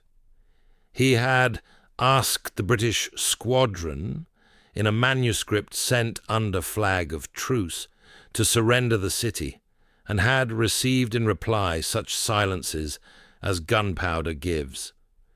It was into this confusion that there arrived, in the 2nd week of September, a young captain of artillery from Corsica, sent down by way of the patronage of Antoine Salicetti, the Corsican deputy on mission, to take charge of the besieging guns. The previous chief of artillery had been wounded in the foot and was no longer of the company. The captain was 24. His uniform, of a thread already worn to the warp, declared his rank and concealed his temper. He had ridden through Marseille without stopping to embrace the mother and the sisters whom he had left there in their poverty in the spring, sending only word that he would return when he could. He arrived at the lines at the close of a hot day, slept 3 hours, and at first light walked out among the works with a copy of the dispositions in his hand and a pencil. By the end of the morning he had ridden the whole circuit of them, and had reached the conclusion which no one above him had thought to put in writing, that Toulon would not be taken by storming the city, and could not be reduced by bombarding it, that the city would fall of itself when the fleet that supplied it was driven out, and that the fleet would be driven out only when batteries were planted upon Ulcer, from whose summit a gun could reach any vessel in the inner road. The plan was so simple that it required only that the besiegers do nothing else. He set himself, accordingly, to do nothing else. He scoured the coast for guns, drawing them in from the depots at Marseille, from the arsenals of Antibes and Monaco, even from the ships of the Rhone. He drilled gunners who had been fishermen the year before. He requisitioned mules, and when mules were not to be had, he requisitioned the horses of officers. He sent his own secretary, a young man called Junot, who wrote a clear hand under fire, and who would afterwards never leave him, to take dictation at the batteries with the grape whistling overhead. He wrote, in the laconic register that would afterwards become his habit, memoranda, which described the situation as a man might describe a problem in mensuration with the answer attached. The convention's representatives were impressed. Salicetti commended him to Paris, and there came down to the lines in early autumn Gasperin and Fréron, on mission from the convention, who added their patronage to Salicetti's. They took the captain's measure, found him quick and pliable in argument, and commended him further. On the 18th of October, the captain was gazetted as chef de bataillon. By the middle of November, Carteau had been recalled, and after a brief interval of an interim commander, a new general, Jacques Dugommier, an old soldier of some 55 years, who had served in the islands and who possessed the rare gift of listening, took up the command. Dugommier read the captain's plan, agreed with it in every particular, and let him execute it. There was also Lapoipe, who commanded on the eastern side and who pressed his own assaults with vigour, and with whom the young artillerist quarrelled more than once over the allocation of guns. But the centre of the enterprise had been moved by the slow inevitability of competence to a young man not yet 24, who walked the lines with a roll of paper under his arm and a slight Italian inflection still upon his French. The batteries went up by night. He named them, after the manner of soldiers who have read their Plutarch, with names calculated to fortify the men who served them: the battery of the sans-culottes, the battery of the mountain, the battery of the men without fear. They were sighted with the eye of a geometer. They drew the fire of the British ships and answered it. He himself was much under fire. He lost a horse beneath him. He was observed by his subordinates to sleep on the ground beside the guns when there was reason to suppose the position would be attacked at dawn, and to eat what the gunners ate when there was no occasion to do otherwise. He received a slight wound from a British bayonet in the thigh in the final assault on the night of the 16th of December, when Fort Mulgrave was at last carried by storm in a downpour, by columns moving up the slope in darkness, with their muskets unloaded and bayonets fixed. By dawn the height was held. By noon the captain's guns had been hauled to its summit. By the evening of the 17th, the British Admiral Hood had read in his glass what every man in the inner road had read in the same instant, namely, that his fleet was now a target at musket shot. He gave the order to evacuate. The arsenal was set on fire. The powder magazines were blown. Some 12 French ships of the line and as many smaller craft were burned at their moorings to deny them to the Republic. And on the night of the 18th, the British and Spanish squadrons stood out to sea, taking with them such of the royalist inhabitants as had means or favour to be taken. The rest were left to the mercies of the Convention, which exercised them at length. There were summary executions in the days that followed, of which the figures, then as afterwards, are not certainly known, but were not few. On the 19th of December, the Republic re-entered Toulon. The reprisals that followed have a place in the histories of the Terror that is not the Chronicle's present business. Suffice it that several hundred royalist prisoners were summarily shot or sabred in the days after the city's fall, and that the young artillerist had no part in that work, having been carried back to a billet to have his thigh dressed by a surgeon, who pronounced the bayonet wound clean. On the 22nd of December, he was promoted brigadier general at the age of 24 by a decree which Salicetti and the representatives signed in the field, and which Paris, when the news arrived, declined to revise. He had begun the autumn an obscure captain, knowing no one and known to none, his uniform threadbare and his lodgings borrowed. He ended it a general, with the right to wear the bicorn sideways and to dispose of staff. A quiet astonishment at the speed of his rise is in order here, and at points in what follows, but the speed is to be read against the times.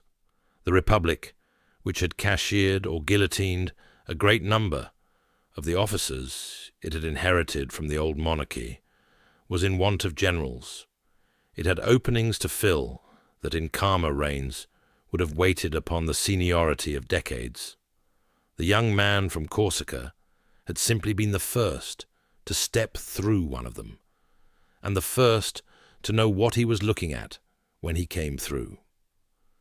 He spent the early months of 1794 upon the coast of Provence, inspecting the defences from Toulon to Mentone, dining at Nice with the younger Robespierre, brother of the incorruptible, who was now upon mission to the army of Italy, and who took him up as a patron, and writing, with a strenuous application that suggests a man who has glimpsed a road, technical memoranda which proposed the invasion of Italy by way of the maritime Alps. He had not yet been over the passes. He had read of them. He had spread maps. The plan he sketched in those papers, in the fluent administrative French he had at last made his own, was substantially the plan he would execute in 1796, and the surprise of those who would afterwards see it executed was perhaps less than the surprise of those who first read it on his desk at Nice. Then, upon the news from Paris of the 9th of Thermidor, the road shut.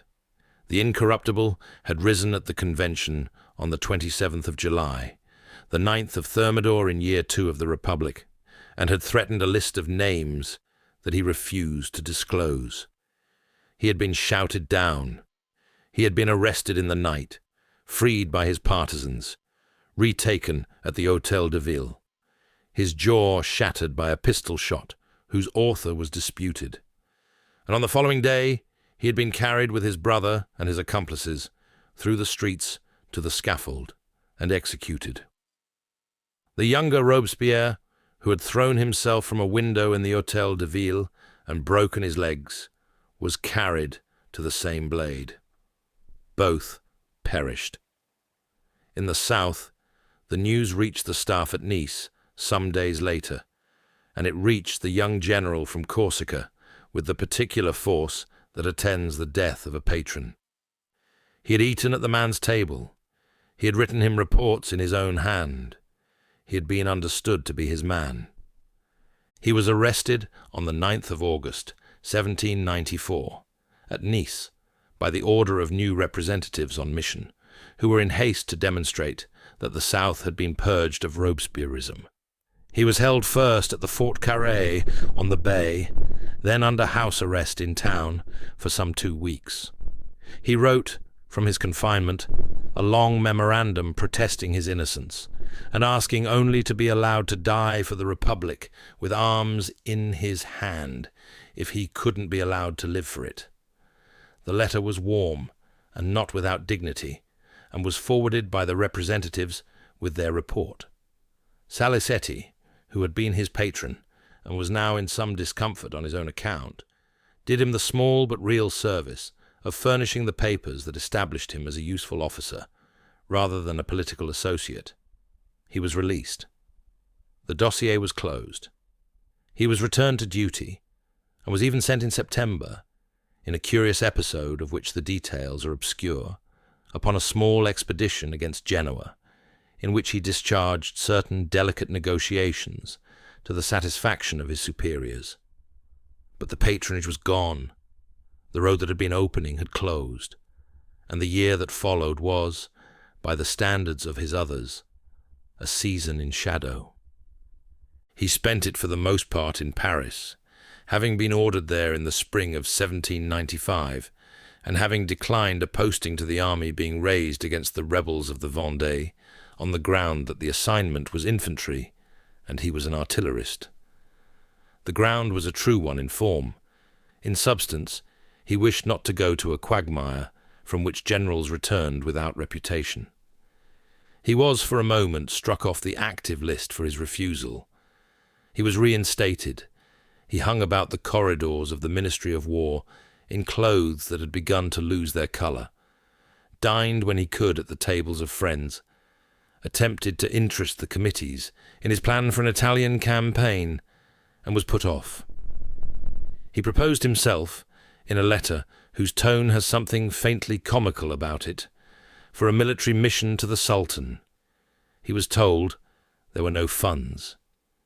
He thought, in moments of black humour which the few witnesses afterwards remembered, of taking service in the army of Russia, or in that of the Sultan he had not been sent to, or in the East India Company. He sat in cafes and watched the convention digest itself. He read the newspapers.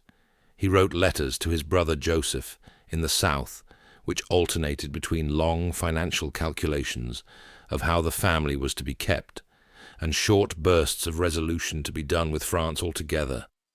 He had no carriage and walked everywhere, his boots, by the report of those who saw him, in indifferent repair. He was thin. He wore his hair lank to the collar in the fashion of the year. He was observed to be silent in company, unless the conversation turned upon a subject he understood, in which case he was observed to talk too much. The lean months of the year III were the obscure interlude in a life that would not afterwards have many. It was in those months that he was occasionally to be seen at a salon in the Rue Chantereine, in the modest house of a widow named Beauharnais, of about 32 years, who had survived, by the briefest interval, her first husband upon the scaffold, and who had survived her own arrest by the still briefer interval of the 9th of Thermidor itself. He took notice of her without yet, in the autumn of 1795, doing more than that. He was attending the salon for the company it gave him, with men who might be of use to him. The widow was the connection of one of those men. She did not yet know that she was about to be married. The autumn brought the occasion. The convention had at last completed the constitution of the year III, by which it was to be replaced by a directory of 5 and by 2 legislative councils. It had also passed, by way of self-protection, a decree which required that 2/3 of the new councils be drawn from its own outgoing members. The royalists of Paris, who had been gathering strength through the summer in the wealthier sections, found in this decree the occasion for an insurrection. They armed, they organized by section, they elected an insurrectionary committee, and on the 12th and 13th of Vendémiaire of the year IV, which is to say the 4th and 5th of October, 1795, by the calendar that Europe still kept, they marched upon the Tuileries to disperse the convention. They were estimated at between 25,000 and 30,000.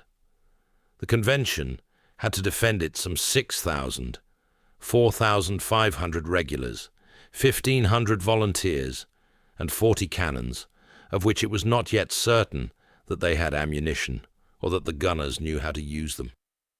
The command on the night of the 12th had fallen upon a General Menot, who had attempted to negotiate with the sectionaires of the Le Pelletier section, and had been removed by the convention for his pains, his weakness having been judged less culpable than his good faith. The convention, in the small hours, gave the command to one of its own, Paul Barras, a former Vicomte of the South, who had served in the army of India in his youth, and had returned, with a taste for ease, that 10 years would not diminish. He would, in the time to come, be observed always in red boots, and would direct the pleasures of the Republic with conscientious application. Barras, who knew himself for an indifferent soldier, asked at once whom he should associate with the command, and was advised by several voices, including those of officers who remembered Toulon, that there was a young general in town with nothing to do. The young general was found, as the chronicle has it, in the gallery of a theatre in the early hours of the morning. He was offered the operational command. He asked for 3 minutes to think. He took them. He accepted. He asked at once where the cannons were, and was told that they were 40 in number, and parked at the camp of Sablons, some 2 leagues to the northwest, and that the sectionaires were known to be marching upon them at that very hour. He sent for a chef d'escadron of cavalry, whom he had met somewhere in the previous weeks, a Quercinois innkeeper's son called Joachim Murat, who had a horse and a quick disposition. He gave him a squadron of 200 chasseurs, and the order to ride at the gallop to the plain of Sablons, to seize the 40 cannons, and to bring them to the Tuileries before dawn, or to perish in the attempt. Murat did the first. He had no occasion for the second. By 6 in the morning, the cannons were in the courtyard of the Tuileries, and the young general, walking the streets with an aide and a piece of chalk, was marking the places where they were to be planted. He planted them, with the eye that had served him at Toulon, at the angles by which the Tuileries could be approached, and in particular at the head of the Rue Saint-Honoré, at the steps of the Church of Saint-Roch, where the principal column of the sectionaires would have to debouch. He charged the guns with grape. He waited. The morning passed in a tense silence, broken by the drums of the sections forming up across the river and the desultory exchanges of musketry between the cavalry pickets at the bridges. The afternoon was overcast and unseasonably warm. The columns came on through the early hours after midday, the drums of the National Guard beating the charge they had been taught for parade, and the citizens of the central quarters watching from their windows and from the rooftops, as Parisians had now learned to watch their own insurrections, with the practised eye of an audience. At about 4 in the afternoon, the column at Saint-Roch came within range. The order was given. The first discharge swept the steps. A second and a third followed. The column broke. The other approaches were dispersed in the same hour by the same means. The fighting was over by nightfall. The Royalist dead were afterwards estimated at some 300, with perhaps 400 civilian fatalities besides. The Republic counted some 90. The figures in such matters are never certain, and were less so in the gun smoke of that afternoon than usual. These are the lower of the estimates that the contemporary returns admit.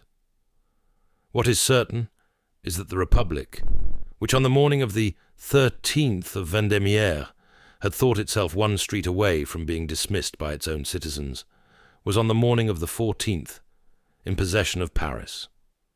A celebrated phrase about the day, which has come down to posterity as the whiff of grape-shot, was coined by the Scottish writer Carlyle some 40 years afterwards, and is to be assigned to him.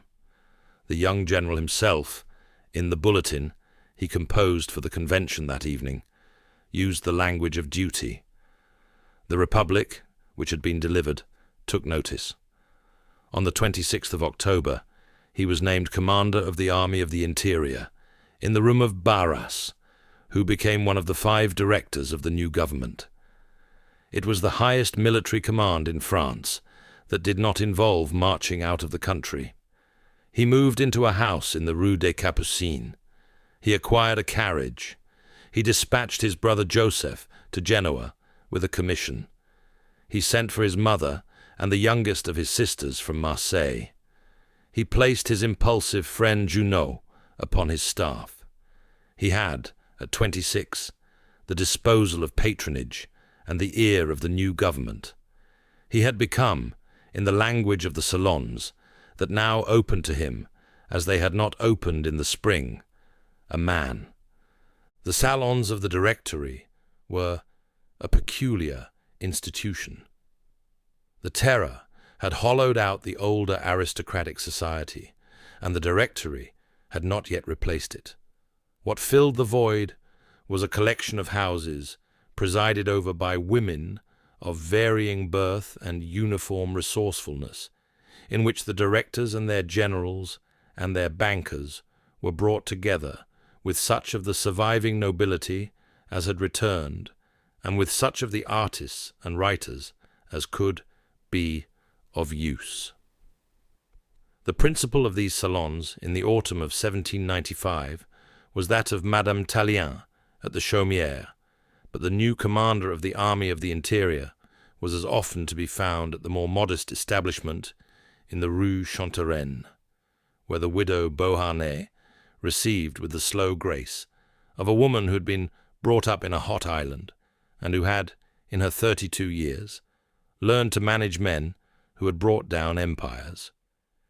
She had been born Marie-Joseph Rose Tacher de la Pagerie on the 23rd of June, 1763, on the island of Martinique, in the parish of Trois-Îlets, the daughter of a small sugar planter in straitened circumstances, and of a Creole society in which a girl's prospects were measured by her hair and her teeth. She had been sent to France at 16, in the place of a younger sister who had inconveniently died on the eve of the negotiation, to be married to Alexandre, Vicomte de Beauharnais, the son of an old colonial governor. The wedding had taken place on the 13th of December, 1779, at Noisy-le-Grand, before a husband who had not seen the bride until 2 days previously, and who was disappointed by what he saw. The marriage had not been happy. He had been unfaithful. She had been unhappy. They had separated. She had borne him 2 children, Eugène and Hortense. They had reconciled in form. The Revolution had given Alexandre a brief brilliance. He had been president of the Constituent Assembly, and then, when his command in the army of the Rhine had not produced victories, had given him to the tribunal. He had been guillotined on the 23rd of July, 1794, 4 days before the fall of the Incorruptible would have saved him. Rose herself had been imprisoned at the Carmes, awaiting her own turn upon the cart, when the 9th of Thermidor came in time. She had emerged thinner, paler, and with the discreet network of friendships among the survivors of the Terror that would carry her through the Directory. She was Barras's mistress, or had recently been so. The matter was understood without being insisted upon, and the young general, who had observed during his obscure year a great deal more of Paris than he had been credited with observing, knew it. He took her, nevertheless, with the seriousness of a man who has not previously known a woman of her sort. She was elegant where he was provincial. She was at ease in rooms where he was not yet at ease. She had the small distinctions of accent and dress that he could feel in himself the want of. She possessed, beyond these, a quality which several witnesses afterwards attempted to name, and none of them named exactly: a softness of voice, a slowness of motion, a willingness to be amused, that disarmed in a man of his haste the impatience he had at command for everyone else. She was also in debt, and saw in the young general a prospect both of solvency and of a future that her remaining beauty, which she knew to be on its meridian, might otherwise miss. She accepted his attentions. She wrote him notes in a hand that hurried. He wrote her replies in a hand that did not hurry, but that breathed an emotion of which the like would not afterwards be found in his correspondence. He addressed her in those letters as though she were the only intelligible thing in a city he had not yet learned to read. He proposed. She hesitated. She consulted Barras, who is said to have given the prudent advice that the young man's prospects were good and his attachment unfeigned. She agreed. The civil marriage took place on the 9th of March, 1796, late in the evening, at the 2nd Arrondissement's mairie in the Rue d'Antin, before a registrar who had had a long day and who took such particulars as the parties offered him. The parties offered them with discretion. The bride declared herself 29 rather than 32. The bridegroom declared himself 28 rather than 26. Witnesses were Barras and Tallien, with Calmelet, the bride's lawyer, and the young Lemarois, the bridegroom's aide, signing the register. The boy Eugène, at 14, stood by for the family. The bridegroom was late. He had been delayed at the ministry by despatches concerning his new appointment, which had come through 2 days before, on the 2nd of March, when he had been named commander of the army of Italy. He had been waiting 3 years for that command. He was not going to neglect its papers for a wedding. He came in at last, in his uniform, signed the register without looking at the entries, and embraced his wife. He had renamed her in the days before the wedding. She had been called Rose by everyone she knew. He had told her, with the quiet finality of a man who proposes to govern, that he preferred Josephine. She had let him have it. He was 26.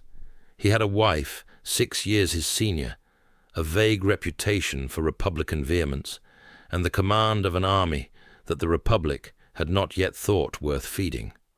2 days after the wedding, he set out at speed for Nice.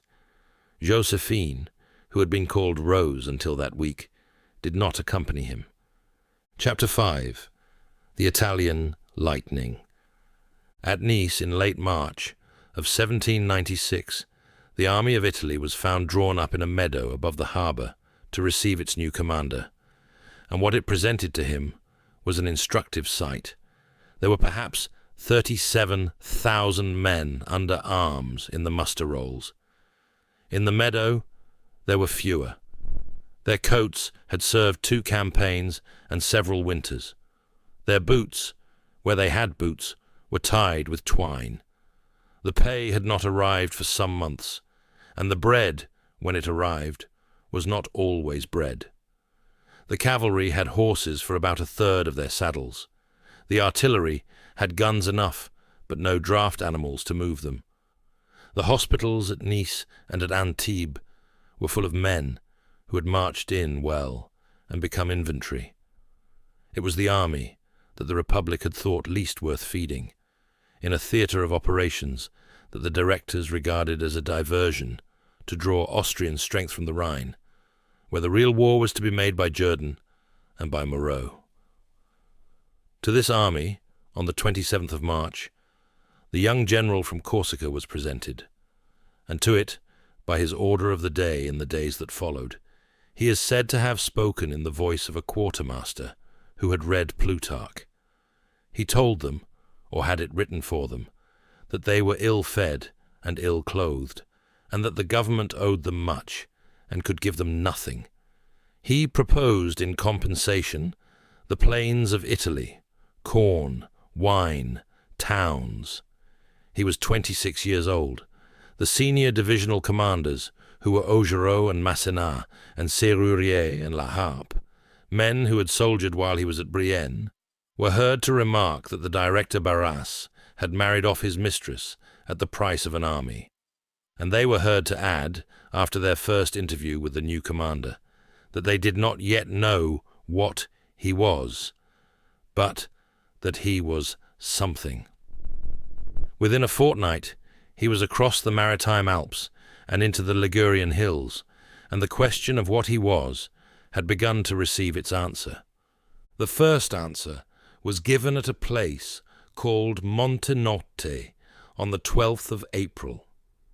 The Austrian commander, Beaulieu, an old man of 71, whose competence the court at Vienna had perhaps overestimated, had divided his force from that of his Piedmontese allies under Colli, supposing that the new French general would do as the previous French generals had done, and try the coast road from Savona toward Genoa. The new French general did otherwise. He concentrated upon the seam between the two armies, fell upon the Austrian right at Montenotte, broke it, and turned at once upon the Piedmontese. The thing was done in the dark hours of the morning, in fog, upon a ridge whose names appear nowhere upon the maps of the court of Vienna. The Austrian division of Argenteau, which had imagined itself to be turning the French left, found itself turned and broke. The young general slept that night in the hut from which Argenteau had given his orders the day before, and observed, in a phrase his secretaries afterwards thought worth preserving, that his nobility began with Montenotte. Within a week he had defeated Colli at Mondovi. Within a fortnight, by the armistice of Cherasco, signed on the 28th of April, the King of Sardinia had been knocked out of the war, and had ceded Nice and Savoy, and the right of passage through his fortresses. The principle of the campaign was thus disclosed at the outset, and would be repeated upon a larger map in every campaign of his life, to find the joint of an enemy coalition, and to strike it before the joints could close. The army that did this was the same army that had been drawn up in the meadow above the harbour. What had altered was the mind directing it, and the men, observing that the orders were now coming hourly, and were everywhere being met by events, marched upon empty stomachs, with the conviction that the supply trains would catch up with success. He turned next upon Beaulieu, who had withdrawn behind the Po, and then behind the Adda. The Austrian was a careful soldier of the school of Maria Theresa, and intended to give battle only upon ground of his own choosing. The difficulty was that the choice of ground had passed out of his hands. He retreated. He was overtaken. He retreated again. By the end of the first week of May, the line of the Po had been turned, and the strongholds of the Lombard plain were falling without sieges, the citadels surrendering as the French columns appeared before them, and the magazines being added to the French commissariat as it advanced. On the 7th of May, the French crossed the Po at Piacenza by a manoeuvre that turned the Austrian line. On the 10th of May, in the late afternoon, the rear guard of Beaulieu was found drawn up upon the eastern bank of the Adda at the small town of Lodi, behind a wooden bridge 200 paces in length, and across which the Austrian guns had a clear field of fire. The French divisions that came up, Augereau at the head, the carabineers of the line behind, formed under cover and were sent across the bridge in column. They went into the sound of their own drums. They were swept by canister. They reached the eastern bank and held it. The Austrians, who had perhaps 10,000 men of all arms in support, gave way. The general himself was upon the western bank during the rush, directing the batteries and observing the columns. The legend that he led the column with the standard at its head is later embroidery, of a piece with much that would be added afterwards by him and by his painters. What is true is that he had the bridge carried, and that the affair impressed the army to a degree out of all proportion to its tactical weight. Lodi was not a great battle. Some 400 French and perhaps 1,000 Austrians fell.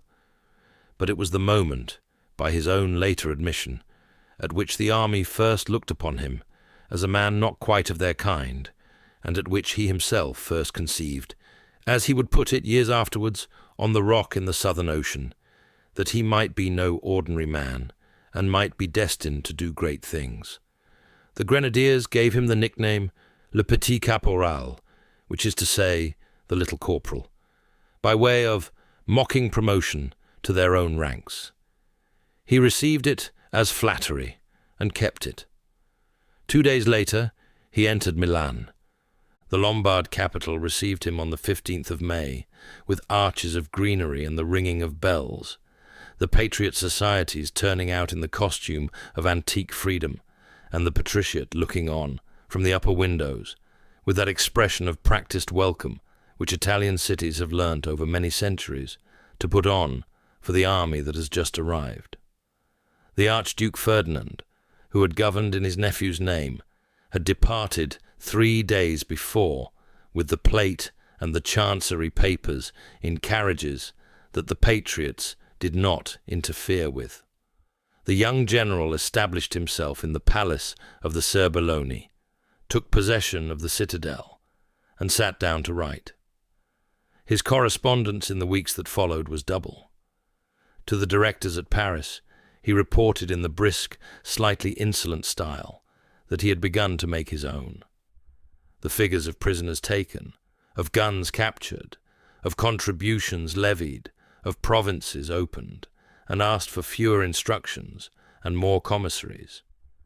To the new municipal authorities of Milan, who were largely Italians of liberal caste, such as the lawyer Melzi and the poet Foscolo's friends, he spoke the language of the regenerator, of municipalities to be elected, of feudal dues to be abolished, of seminaries to be reformed, of a Cisalpine constitution presently to be drafted.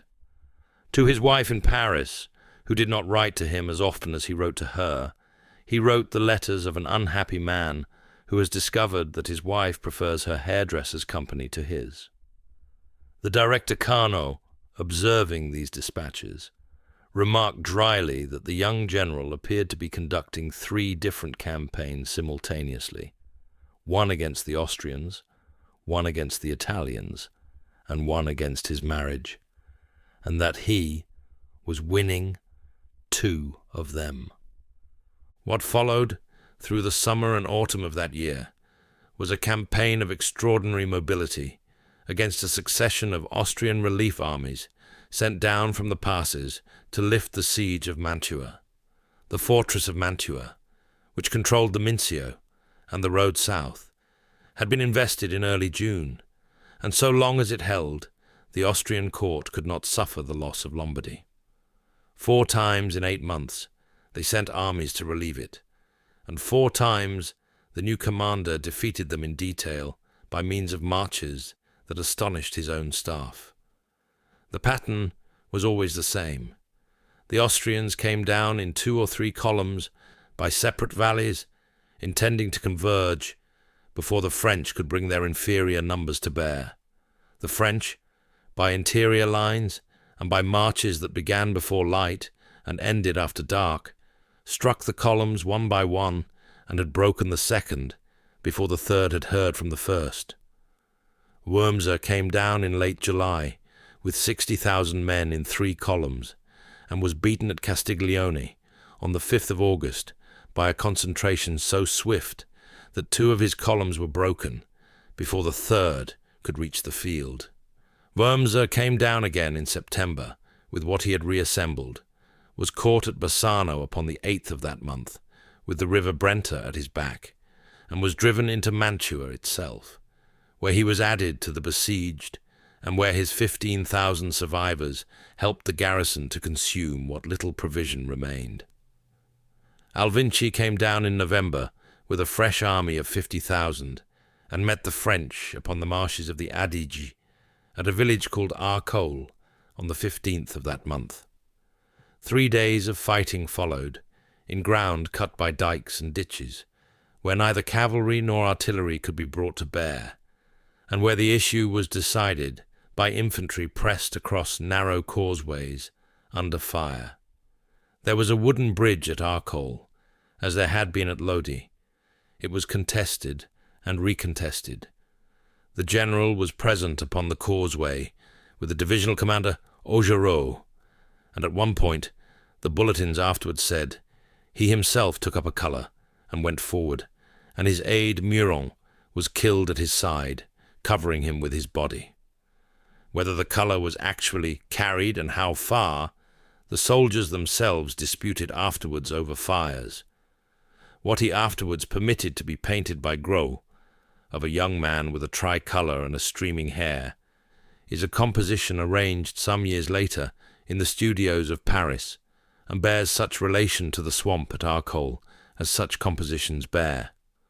What is certain is that on the 17th of November the Austrians withdrew, and that the relief of Mantua had failed a third time. Alvinci fell back into the mountains and reorganized. A general who finds himself upon a contested bridge, in person, twice in a single year, either has poor staff arrangements or is making a study of his own legend. In this case, both may be true. In the intervals between these affairs, the chronicle of his life acquires for the first time the character it would keep for the next 18 years, that of a man for whom the post does not arrive often enough, and the day does not contain hours enough. He was at Verona, he was at Brescia, he was at Bologna, receiving the legation of the Pope. He was at Mombello, receiving Josephine, who had at last been brought south by escort, and who arrived in Italy with a small dog and a young hussar named Hippolyte Charles, whom her husband would prefer, in retrospect, not to have noticed. He was dictating in 3 voices simultaneously to 3 secretaries, orders to Berthier, who had become his chief of staff, and would remain so for the better part of 2 decades, reports to the Directory, and proclamations to the army, and to the populations of the towns occupied. The proclamations are worth a moment. They were composed in a register entirely new in the dispatches of French generals. They told the soldiers what they had done, and named the regiments by name. They told the Italians that the French came as liberators of an ancient nation enslaved by foreign and ecclesiastical tyranny. They signed themselves Bonaparte, without rank or further ornament, in a hand that the engravers were already beginning to learn. The directors at Paris read them in the Moniteur, with a feeling that was not quite pride. The young general appeared to be addressing not merely his army and the inhabitants of his theatre, but a third audience, larger and more remote, whose nature they could not yet determine. The 4th and final attempt came in January. Alvinci came down again in 2 columns through the Tyrol, the larger by way of the Adige and Lake Garda, the smaller by way of the Brenta. The new commander, who by now had a network of light cavalry that brought him news at the speed of the post, divined the principal axis and concentrated against it. On the 14th and 15th of January, 1797, at a plateau above the village of Rivoli on the western shore of Lake Garda, he received Alvinci's columns as they came up the gorges in succession and broke them as they came. The Austrian losses were grave. About 14,000 men killed, wounded, or taken, which was something on the order of 43% of the force engaged. The relief of Mantua had failed for the 4th and last time. The garrison, which had eaten its horses and was eating worse, capitulated on the 2nd of February. With Mantua fell the Austrian position in northern Italy. By spring, the new commander was over the Julian Alps and approaching Vienna by the road from Klagenfurt. And in April, at a Styrian town called Leoben, the Habsburg envoys came out to ask for preliminaries. The Archduke Charles, a younger brother of the Emperor and the only Austrian commander who had given the French of the Rhine a bad summer, had been sent down at last to oppose him. He found upon his arrival that there was little army left to oppose with, and that the French outposts were within striking distance of the Semmering.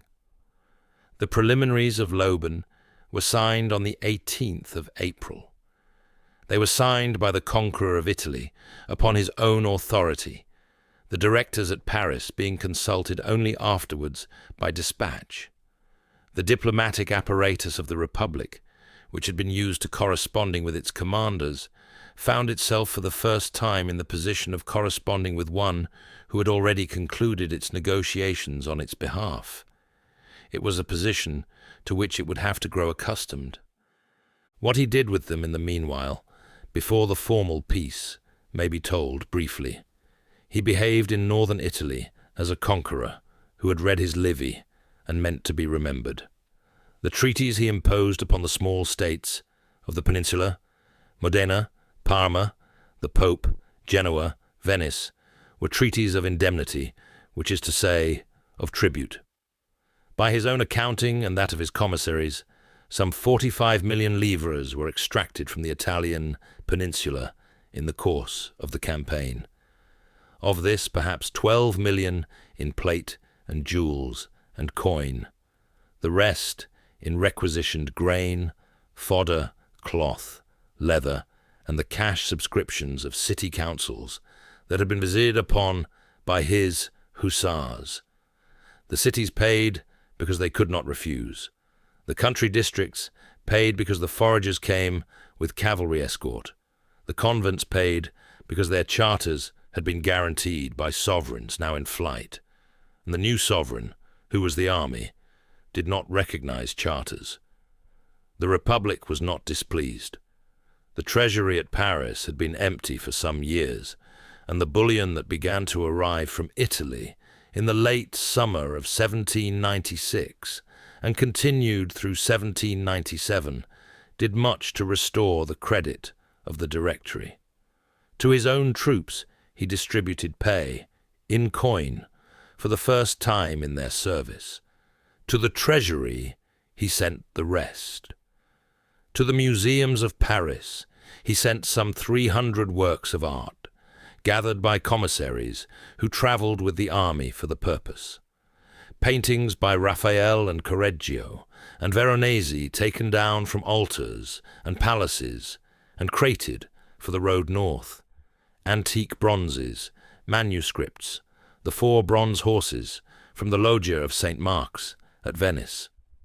The classical conscience of the Revolution required, in his view, that the masterpieces of antiquity should be assembled in the capital of liberty, where the citizen spectator could view them under proper republican lighting.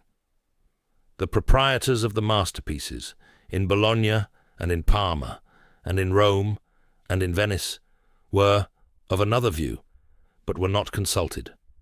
The commissaries who travelled with the army for this purpose were men of some learning: Berthollet the chemist, Monge the geometer, Tinet the painter, and they went about their work with lists drawn up in advance by experts in Paris, indicating which altars were to be stripped and which manuscripts removed from which library.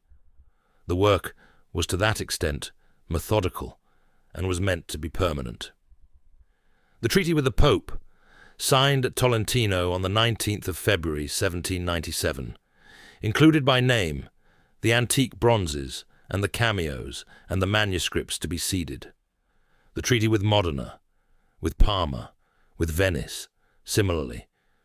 No campaign before this one had been paid for so handsomely by its theatre, and the Republic, having found a general who funded his own wars and stocked her museums in the bargain, was unlikely to wish to do without him.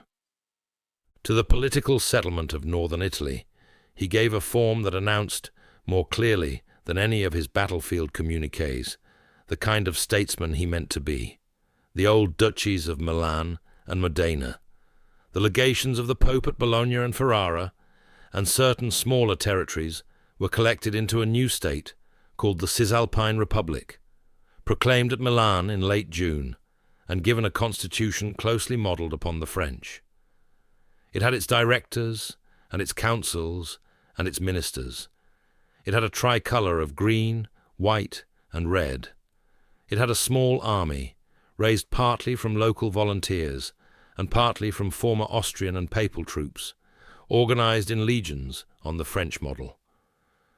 To this army, in the autumn of 1797, were distributed standards of a particular sort. They were eagles, gilt eagles upon staves, after the manner of the old legions of Rome. For the new republic was to consider itself the heir of Cisalpine Gaul, and the antique imagination of the Revolution, it may be remarked, permitted itself in Italy certain liberties of allusion. They were the first eagles his hand would distribute, and they were not the last. He had brought down a Habsburg administration of 2 centuries, and put in its place a republic of his own design, with his own birds upon its colours, in the country of his ancestors. The fact was not lost upon him. He was, in those months, much occupied with his correspondence with his brothers, with the buying of the small estate of Mombello outside Milan, where he received the petitioners of half a continent, and with the gradual fashioning of a court, for there is no other word about a young general who had no formal title beyond commander-in-chief. The directors at Paris, reading his dispatches, observed with some unease that he had begun to negotiate his peace upon his own authority, and to inform them of its terms after the fact. They had no army with which to recall him. They received his dispatches and approved them. In September of that year, when an attempted royalist resurgence at Paris obliged the directors to call upon the army for a coup of their own, the affair of the 18th Fructidor, by which 2 directors and some 60 deputies were stripped of their offices and dispatched to Cayenne, it was Augereau, sent up from Italy at his commander's nomination, who arrived in the capital with the necessary regiments and the necessary brusqueness to carry out the prescription. The Republic discovered in that month that the army of Italy had become a constituency in domestic politics. The constituency had a patron, and the patron remained at Mombello, watching. The Republic of Venice, which had been a sovereign state since the year 697 of the Christian era, and had come down through 11 centuries of doges and lions and council chambers without breaking faith with itself, received its end of history at his hand. There had been an incident at Verona in the spring, in which an uprising of country people against French garrisons, the so-called Pascha Veronese, the Veronese Easter, had given him a pretext. He took it. By the Treaty of Campo Formio, which he signed at a country house near Udine on the 17th of October, 1797, the Republic of St. Mark was extinguished, its mainland territories west of the Adige passing to the new Cisalpine, its city and its eastern provinces, Istria, Dalmatia, passing to the Habsburg Emperor by way of indemnity for the loss of the Austrian Netherlands, which were now ceded to France. The Doge had abdicated some months before, when the French troops appeared at the lagoon, and the Maggior Concilio had voted, by a majority of those who attended, to dissolve the constitution of the Republic.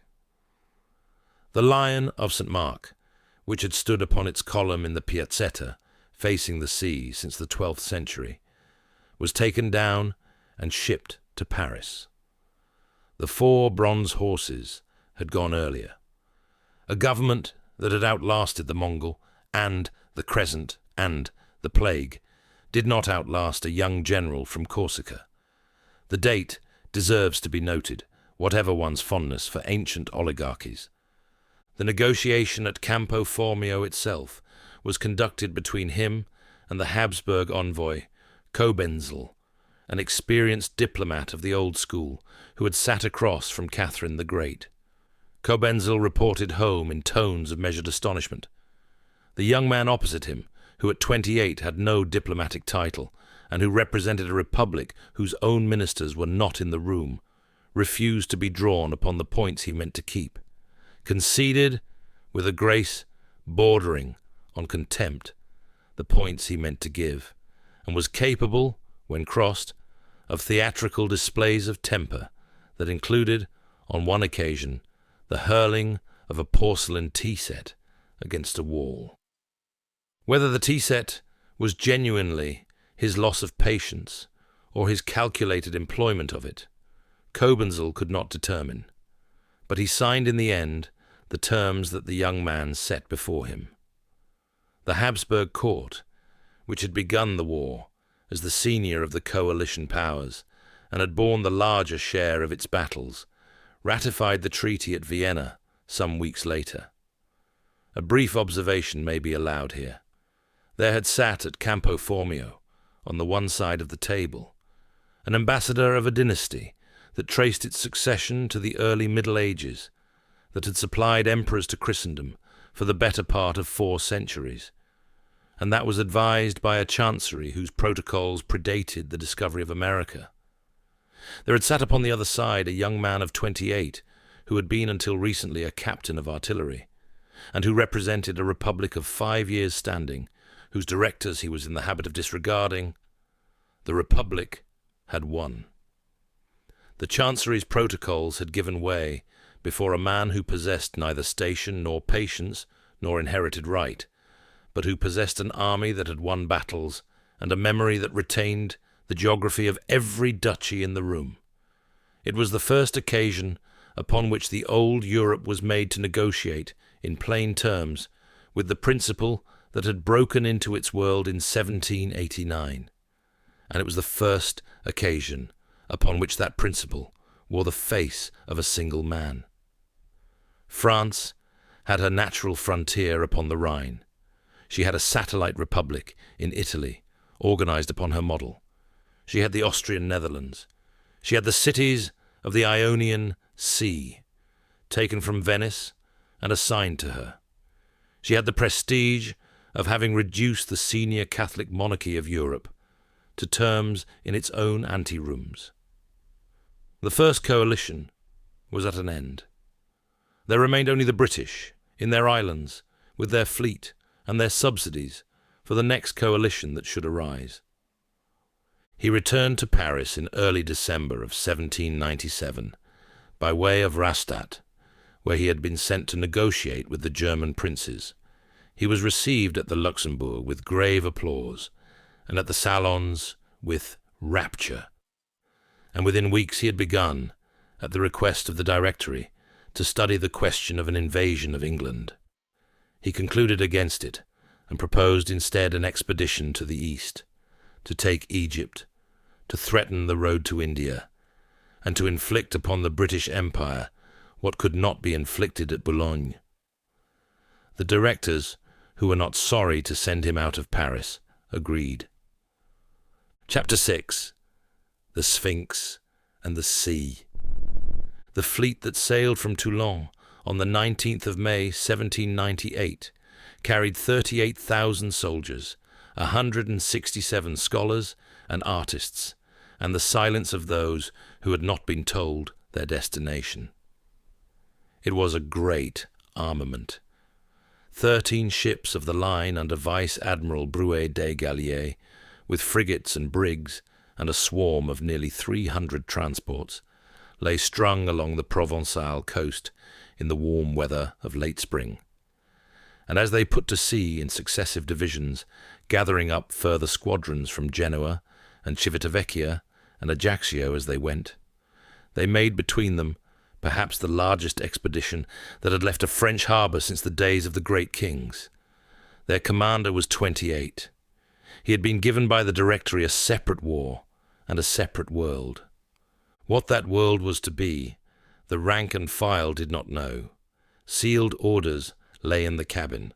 The conqueror of Italy had carried with him, in addition to his soldiers and his ships, an apparatus without precedent in the history of the European armies: geometers, antiquaries, draftsmen, geologists, chemists, orientalists, 2 librarians, and a poet, all enrolled in what would in time be called the Commission of Sciences and Arts.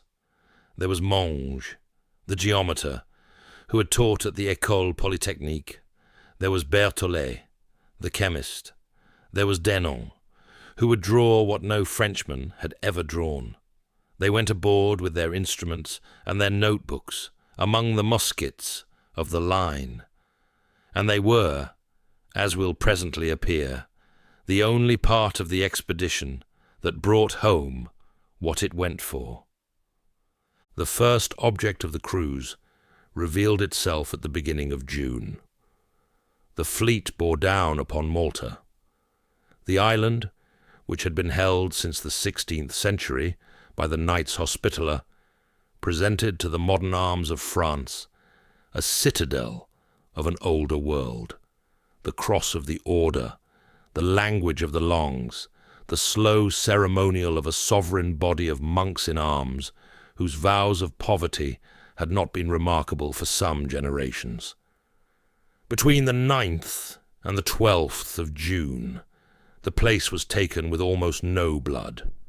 Some of the knights, indeed many of them French by birth, opened the gates. Some attempted resistance. The Grand Master capitulated. The general spent 6 days upon the island. He suppressed the order, sequestered its plate, freed its galley slaves, established a French garrison under General Vaubois, drafted a constitution for the inhabitants, ordered the arms of the city repainted, and was at sea again before the end of the week. It was a kind of overture, a small kingdom dissolved between meals. The fleet then bore east. It crossed Nelson's wake more than once, and was not seen. The British squadron, under the one-armed admiral, who had been detached into the Mediterranean for the express purpose of finding the Toulon armament, and could not, ran first to Naples, then to Alexandria itself a few days before the French arrived, and finding the harbour empty, turned away again. By a sequence of those small chances upon which great matters often hang, the largest fleet then in the inner sea passed unobserved by the man whose business it was to observe it. And on the night of the 30th of June, 1798, the French saw the low coast of Egypt, and knew at last where they had been brought. The disembarkation began on the 1st of July at the small fishing harbour of Marabut, a few miles west of Alexandria. It was undertaken in a heavy surf, in haste, and at night. Some of the boats were swamped and some of the soldiers drowned, but by the morning of the 2nd, the divisions of Kleber, Bonn, and Menou were ashore, and by noon, Alexandria itself, defended by an antique citadel and a small Mamluk garrison, had been carried by escalade. Kleber, the Alsatian general, was wounded in the head before its walls. The expedition took possession of the city of the Ptolemies and looked about it. What it saw was strange, beyond report. The harbour upon which Caesar had once sailed in pursuit of Pompey was now half silted. The lighthouse of the Pharos, one of the 7 wonders, had vanished these many centuries. The city itself, which the geographers of antiquity had reckoned at 500,000 souls, contained perhaps 8,000. Ruins lay about it as casually as stones in a meadow. The Pompey's pillar stood up in the dust. An obelisk lay on its side. Jackals went among the cisterns. The general gave his troops 1 day's rest and ordered the march on Cairo. That march, which was made in the first heats of an Egyptian July, would afterwards be remembered by the survivors as among the worst things they had endured in any service. The road south from Damanhur to the Nile passed through a country in which no European commissariat had ever calculated. There were no wells. The few that existed had been stopped or fouled. The villages were mud and silence. The wind from the desert, which the Arabs call khamsin, carried a fine sand that worked into the eyes, the muskets, the bread. The men, who had embarked still in the woolen uniforms of European service, stripped off their stocks and opened their tunics and went on with their tongues swollen. There were suicides. Men shot themselves in the shade of broken walls rather than rise again. Officers grumbled aloud against the commander. The commander, it was observed, said little. He rode at the head of the column, with his hat pulled low, and the same air of detached attention that he had worn at Lodi. On the 10th of July, the army reached the Nile at Ramaniya. The men flung themselves into the river. The next week was given over to the slow ascent of its western bank toward Cairo, with the cavalry of the Mamluks now hovering at the edge of the columns, dazzling apparitions in silk and gold, who would gallop in to test the squares and gallop away. On the 21st of July, opposite the village of Embabe, and within sight of the great pyramids of Giza, upon the further plain, the army of Egypt was drawn up to receive battle. The Mamluks were a soldiery of an antique kind. They were a slave aristocracy, recruited as boys from the Caucasus, trained from youth in horsemanship and the sabre, and constituting in Egypt for some 5 centuries a ruling caste that had survived even the Ottoman conquest as a tributary nobility. They fought as their ancestors had fought, in loose masses of horse, gorgeously armed, each man a weapon of remarkable quality, the body collectively without manoeuvre.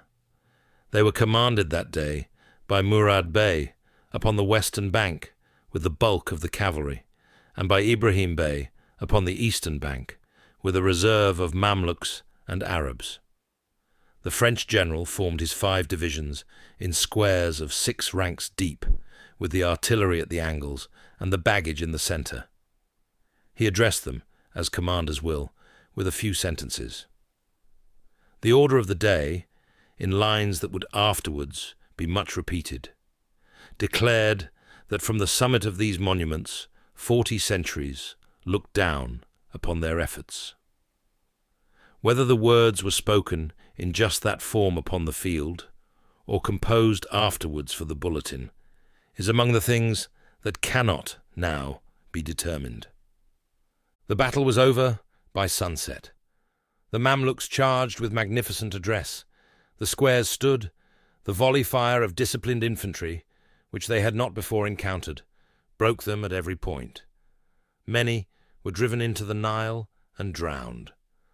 The losses upon the French side were, by all accounts, slight. The losses upon the Mamluk side ran into thousands, though the figures given vary widely, and no honest count has come down. Murad Bey withdrew with a remnant into Upper Egypt. Ibrahim Bey retired across the river towards Syria. On the morrow, the army entered Embabe and looked across at Cairo. On the 24th of July, the general rode in at the head of his troops and took up his quarters in the palace of one of the defeated beys at Ezbekia.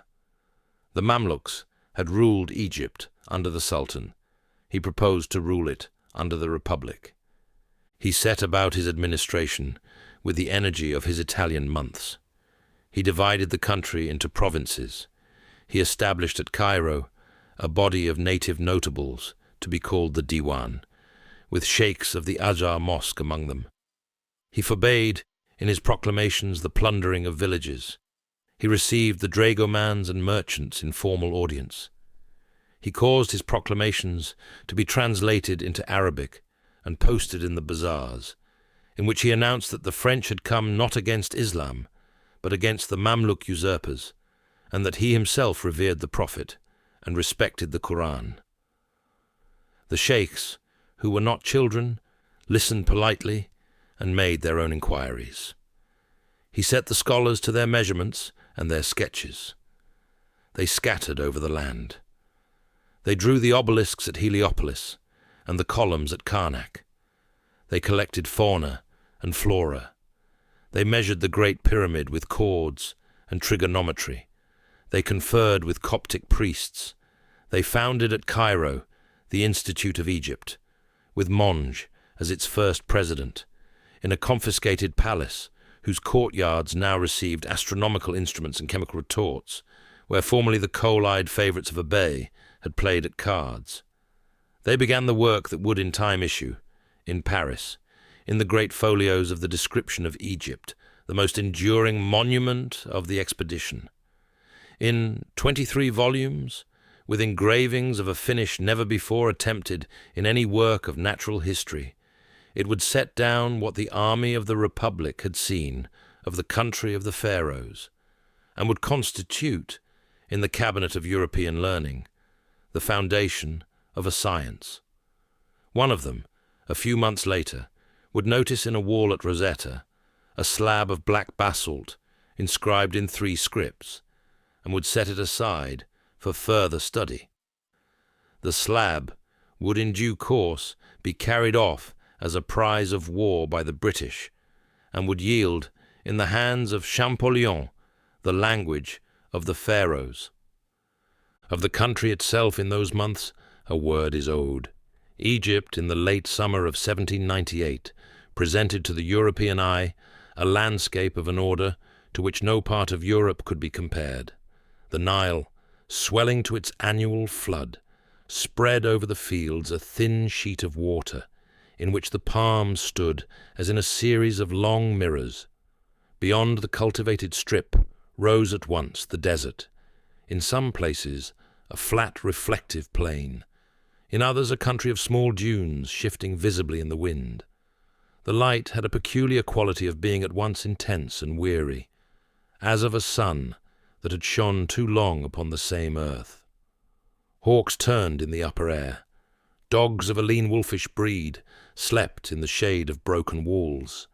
The villages were built of mud, in low terraces, with the same clay used for the houses, the ovens, the granaries, and the children's toys. There was a grave continuity in the matter of the country, as if the river deposited each year the stuff out of which men and their things were equally made. At evening, in the cooler air, the muezzins called from the minarets, and the soldiers in their bivouacs heard for the first time, and not always with displeasure, the slow Arabic line falling and rising. Some of the officers learned to read the Koran in transcription. Some found mistresses. 1 or 2 married. Climate worked at the constitutions of the men. There was an ophthalmia, called by them the Egyptian sickness, that attacked the eyes. Many lost their sight in one eye, a few in both. The surgeons could do little. Dysentery thinned the ranks. The wine was bad, and there was little of it. In the bazaars, one could buy small green melons and the dried flesh of the Nile fish. There was no bread of the European kind. The army, which was a French army, complained. Among the savants, the strangeness of the country worked otherwise. The geometer Monge, who was 60, walked among the temples with the air of a man at last permitted to attend a lecture he had long postponed. The chemist Berthollet, who had a particular interest in the salts, made for the natron lakes of the Wadi el Natrun and brought back specimens. Denon, who was older still and had been a courtier of the late king, set up his easel in places where no European had set up an easel before, and drew with a steady hand the figures upon the walls of Karnak and the great heads at Memphis, working sometimes within the swing of a Mamluk sabre, and not pausing. The figures he drew, half buried in sand, with the bodies of lions and the faces of kings, would within a few years furnish the cabinets and the dressing rooms of Paris, with a fashion of an Egyptian kind, sphinxes upon mantelpieces, obelisks in the gardens of the bourgeois, the lotus and the scarab upon the wallpapers of the empire. It was the first conquest of Europe by the antiquities of the East, and it was made by men who had been brought to the East by an expedition that achieved, in the strict military sense, nothing. But these were the labours of the survivors. The fleet, meanwhile, had been left at anchor. Bruys had been ordered to find a defensible station. He had decided, after some hesitation, upon Aboukir Bay, a shallow road open to the sea on its northern side, and bounded on the west by an island and a fort. He had moored his 13 ships of the line in a single curving line close inshore, with their starboard broadsides toward the open sea, in the supposition that no enemy would attempt to pass between his line and the shoals. On the afternoon of the 1st of August, 1798, Nelson's squadron of 13 ships of the line and 2 smaller vessels appeared off the point of Aboukir, having at last run their quarry to ground after a chase of 10 weeks. The British admiral, who was missing his right arm from a small action at Tenerife the year before, did precisely what Bruce had supposed no man would do. He sent half his ships through the gap in shore. The French line was thus engaged on both sides simultaneously by an enemy of equal nominal force, but of doubled effective fire, and was reduced from end to end as the evening wore on. The flagship Orient, of 120 guns, the largest warship in the Mediterranean, took fire at about 10 in the evening.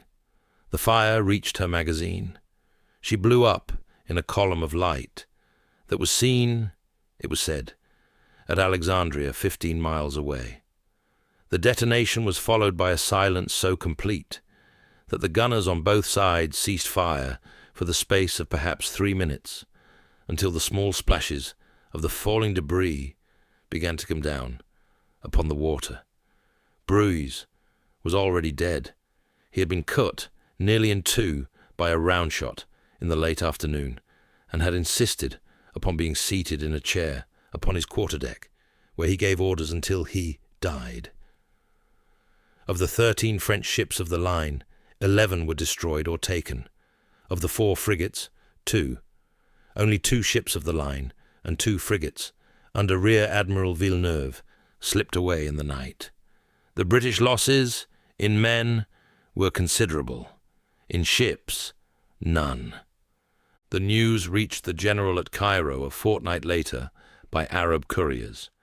He received it, by the testimony of those about him, without a change in his face, and remarked only that they would have to do without ships. But the matter was not so easily set down. The army was now stranded. The Mediterranean was a British lake. No reinforcements would come. No orders from Paris would come, except through whatever messenger could slip past the British cruisers. The campaign had become, in the strict sense, an island. The general did not say so. He continued to govern. The autumn brought a further reverse. On the 21st of October, a rising broke out in Cairo. The sheikhs of the Adjar preached against the unbelievers. The streets filled. One of the French generals, Dupuy, was murdered in the bazaar. The general ordered the artillery to bombard the great mosque of the Adjar from the height of the citadel, and sent his troops in by night to clear the quarters with the bayonet. Within 2 days, the rising was put down. Some 5,000 or 6,000 persons, by the estimates of the French commissaries, had been killed in the streets and the houses, the great majority of them civilians. The sheikhs who had preached were taken to the citadel and shot. The Diwan was reconstituted. Order returned. But a certain confidence had passed. It was perhaps in the aftershock of these months that the general formed the project of a march into Syria. The reasoning, so far as one can reconstruct it from the bulletins, was strategic. The Sublime Porte, formerly indifferent, had at last, under British and Russian pressure, declared war upon France. An Ottoman army was assembling in Syria under the Pasha of Acre. If it crossed the desert, it would attack the French in Egypt with an army of fresh men supplied by sea. Better then to march to meet it in its own country, and to break it before it could move.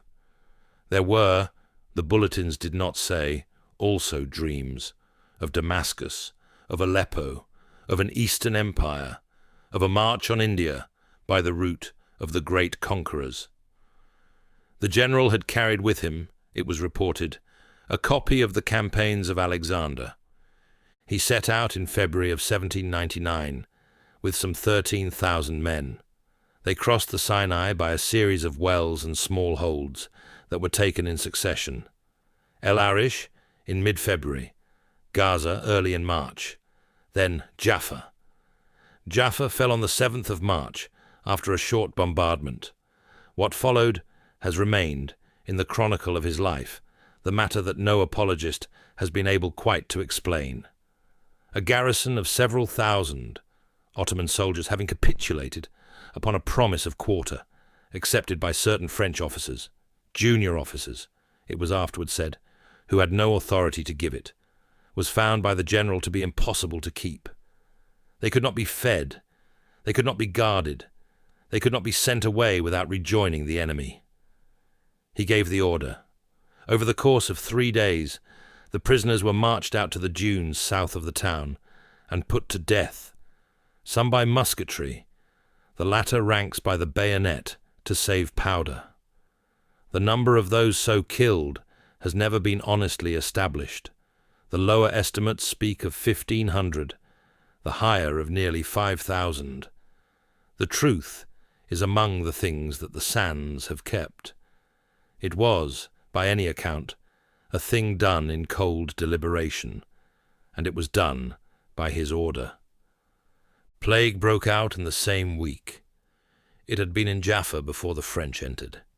It now passed into the army. The march continued north along the coast. Haifa was occupied without resistance, and at the middle of March the army arrived before the town of Acre, an old crusader port upon a tongue of land jutting into the sea, defended by a wall, a ditch, and the determination of an Ottoman governor named Jeza Pasha, the butcher, whose epithet had been earned over many years. The siege of Acre, which lasted from the middle of March to the middle of May 1799, brought together within a small compass several of the antagonists who would later weigh more largely in the account. The British naval captain at Acre, Sir Sidney Smith, had appeared off the place a few days before the French with 2 ships of the line, and had at once put himself at Jeza's service. His sailors manned the heaviest guns of the defence, and his cruisers commanded the sea. Of his small store of acquaintance with the besieging army, he made the most. He had as his engineer a French royalist émigré named Philippot, who had been at the École Militaire in Paris 15 years before, in the same class as the general now in the trenches, and who had nursed against him a private hatred of long standing. Philippot laid out the defences with an exact knowledge of how they would be attacked. The French siege train, which had been sent by sea from Damietta, was intercepted by Smith's cruisers and turned, guns and all, against its owners. The heavy bronze pieces with the fleur-de-lis upon them, lately the property of the Republic, fired now from the bastions of Acre upon the men who had cast them. 8 separate assaults were delivered against the breach. None succeeded. The plague meanwhile thinned the trenches.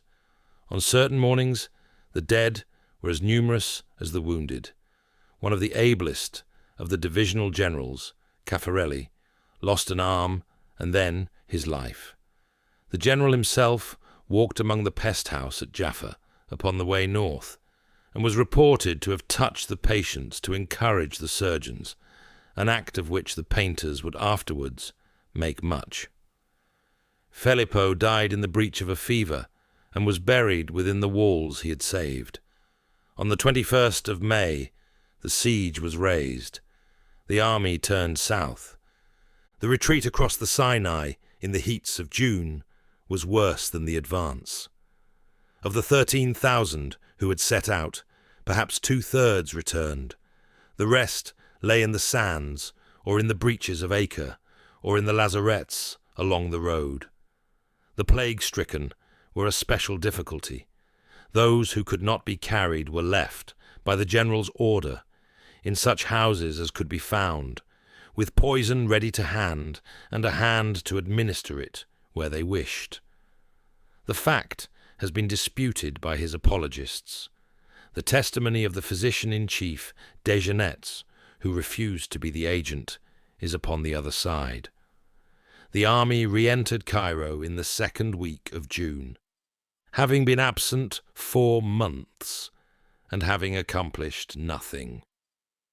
A small further engagement remained. In July, an Ottoman army landed by British transports at Aboukir, upon the very beach where the fleet had perished a year before, and attempted to establish a bridgehead. The general marched against it at once with his cavalry under Murat. The action was brief and complete. The Ottomans were driven into the sea, several thousand drowned, and the bridgehead extinguished within a single afternoon. It restored, in the eyes of the army, something of his prestige. It would also be the last battle he would fight in Egypt. While at Aboukir, the general spoke at some length with Sir Sidney Smith's officers under flag of truce, and obtained from them a packet of European newspapers some weeks old. He read them in his tent. What he read was bad enough to be useful. The Republic had lost in Italy almost all that he had won there.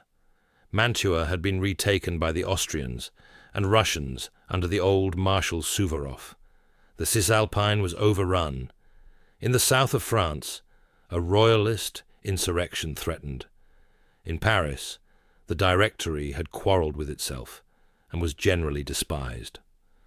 The army of Egypt, which had been thought of in Paris as a separate matter, was scarcely thought of at all. The general decided within hours he would return to France. He would return at once, alone but for a chosen few, and would put himself at the head of whatever the situation might offer. He kept the matter close. He told no one at Cairo. He gave out that he proposed an inspection of the delta.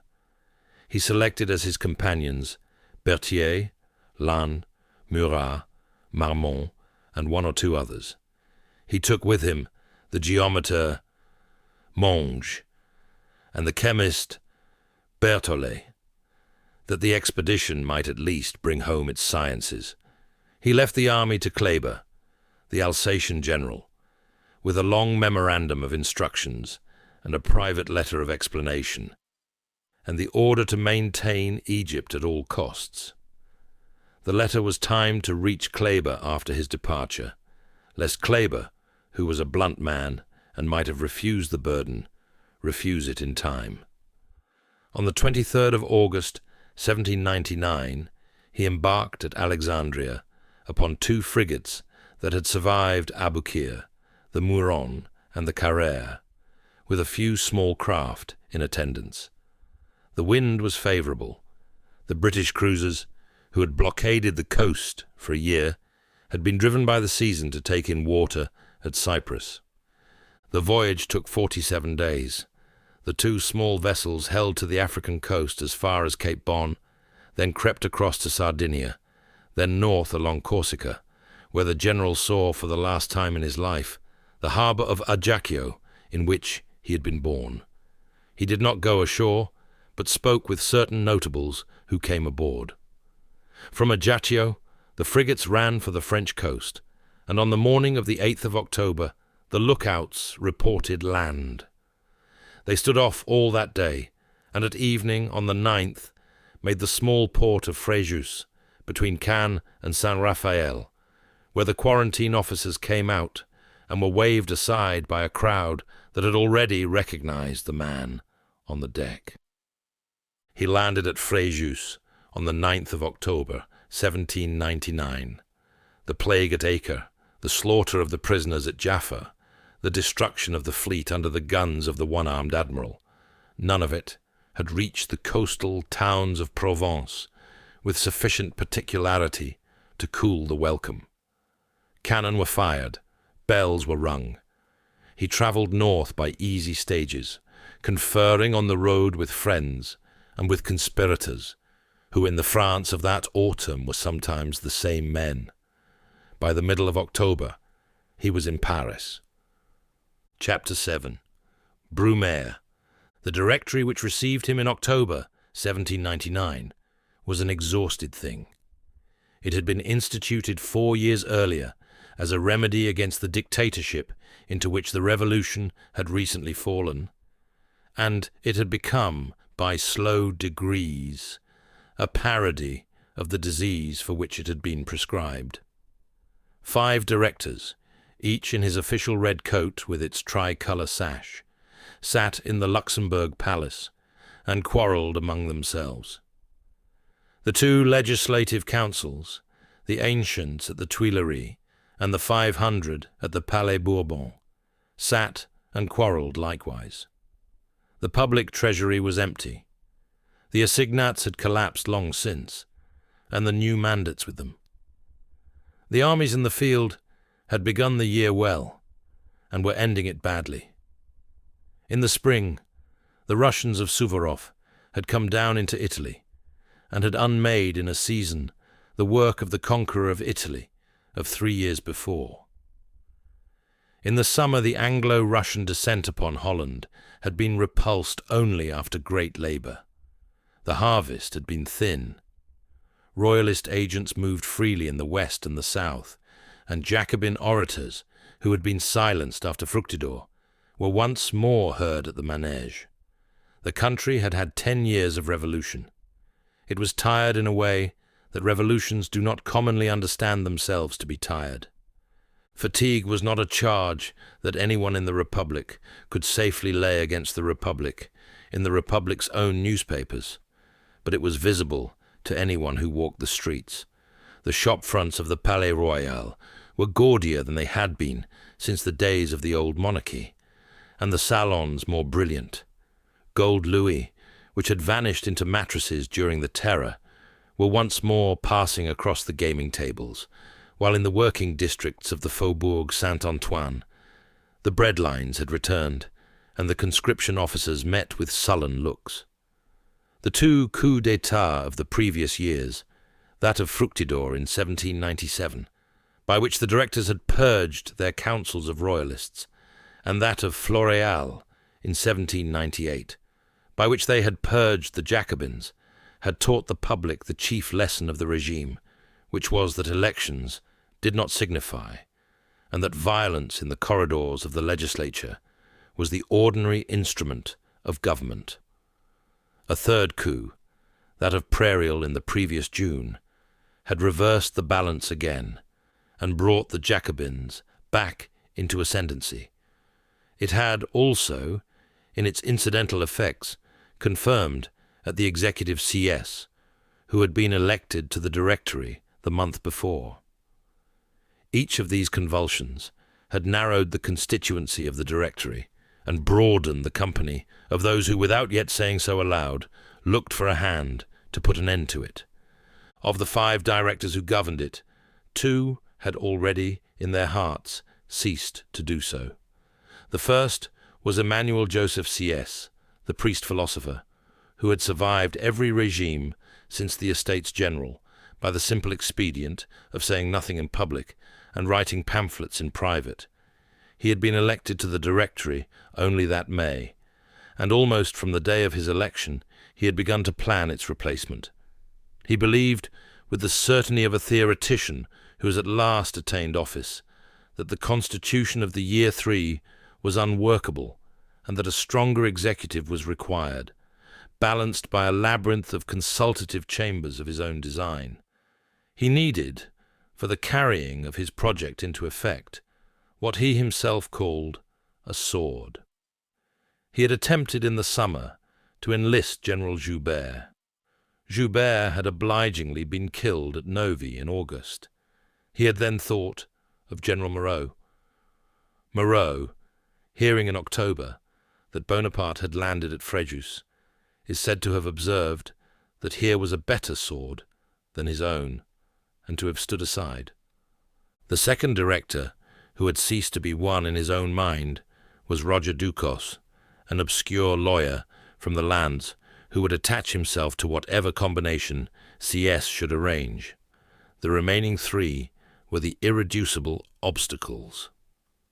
Paul Barras, the patron in red boots, who had brought the young general from the shadows forward at Vendémiaire and again at the army of Italy, was now distrusted by everyone and most of all by himself. He kept his hand in the police and in the lining of every contract that passed his desk, and he was understood to be open to persuasion. The 2 Jacobin directors, Gohier and Moulin, were not.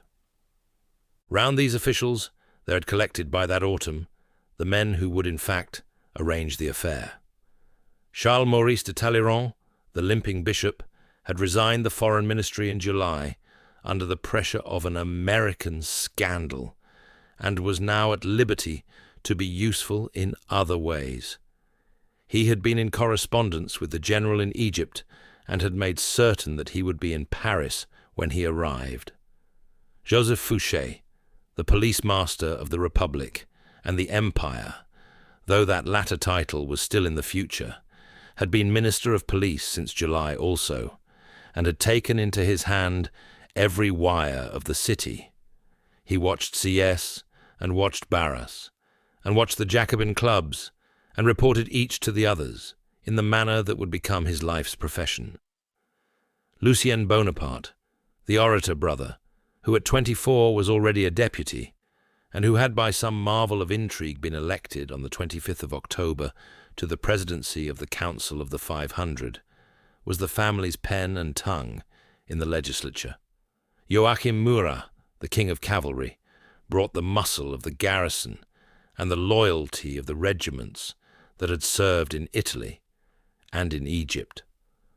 Around these were arranged the lesser figures of the moment, bankers who would advance money against the success of the enterprise, journalists who would explain it the morning after, generals who would not interfere.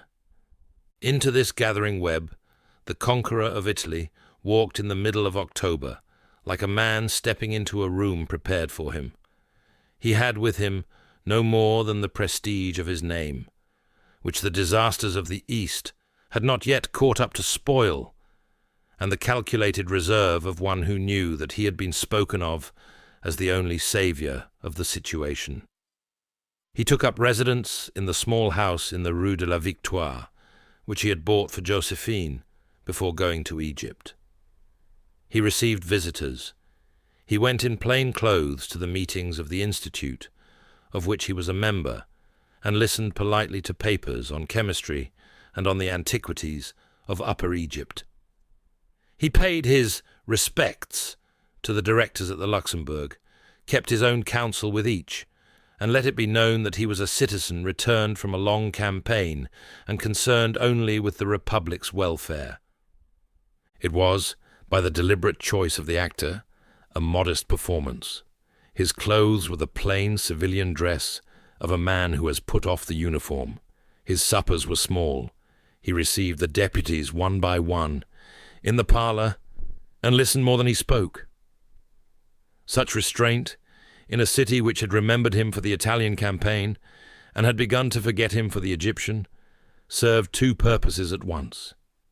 It quieted the suspicions of the Jacobins, who had been disposed to denounce him on landing as a deserter from his army, and it ripened the appetite of the public, which had begun to send anonymous letters to the newspapers, asking when the saviour would consent to save.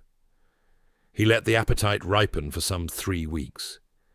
He refused all dinners at which he might be expected to make a speech.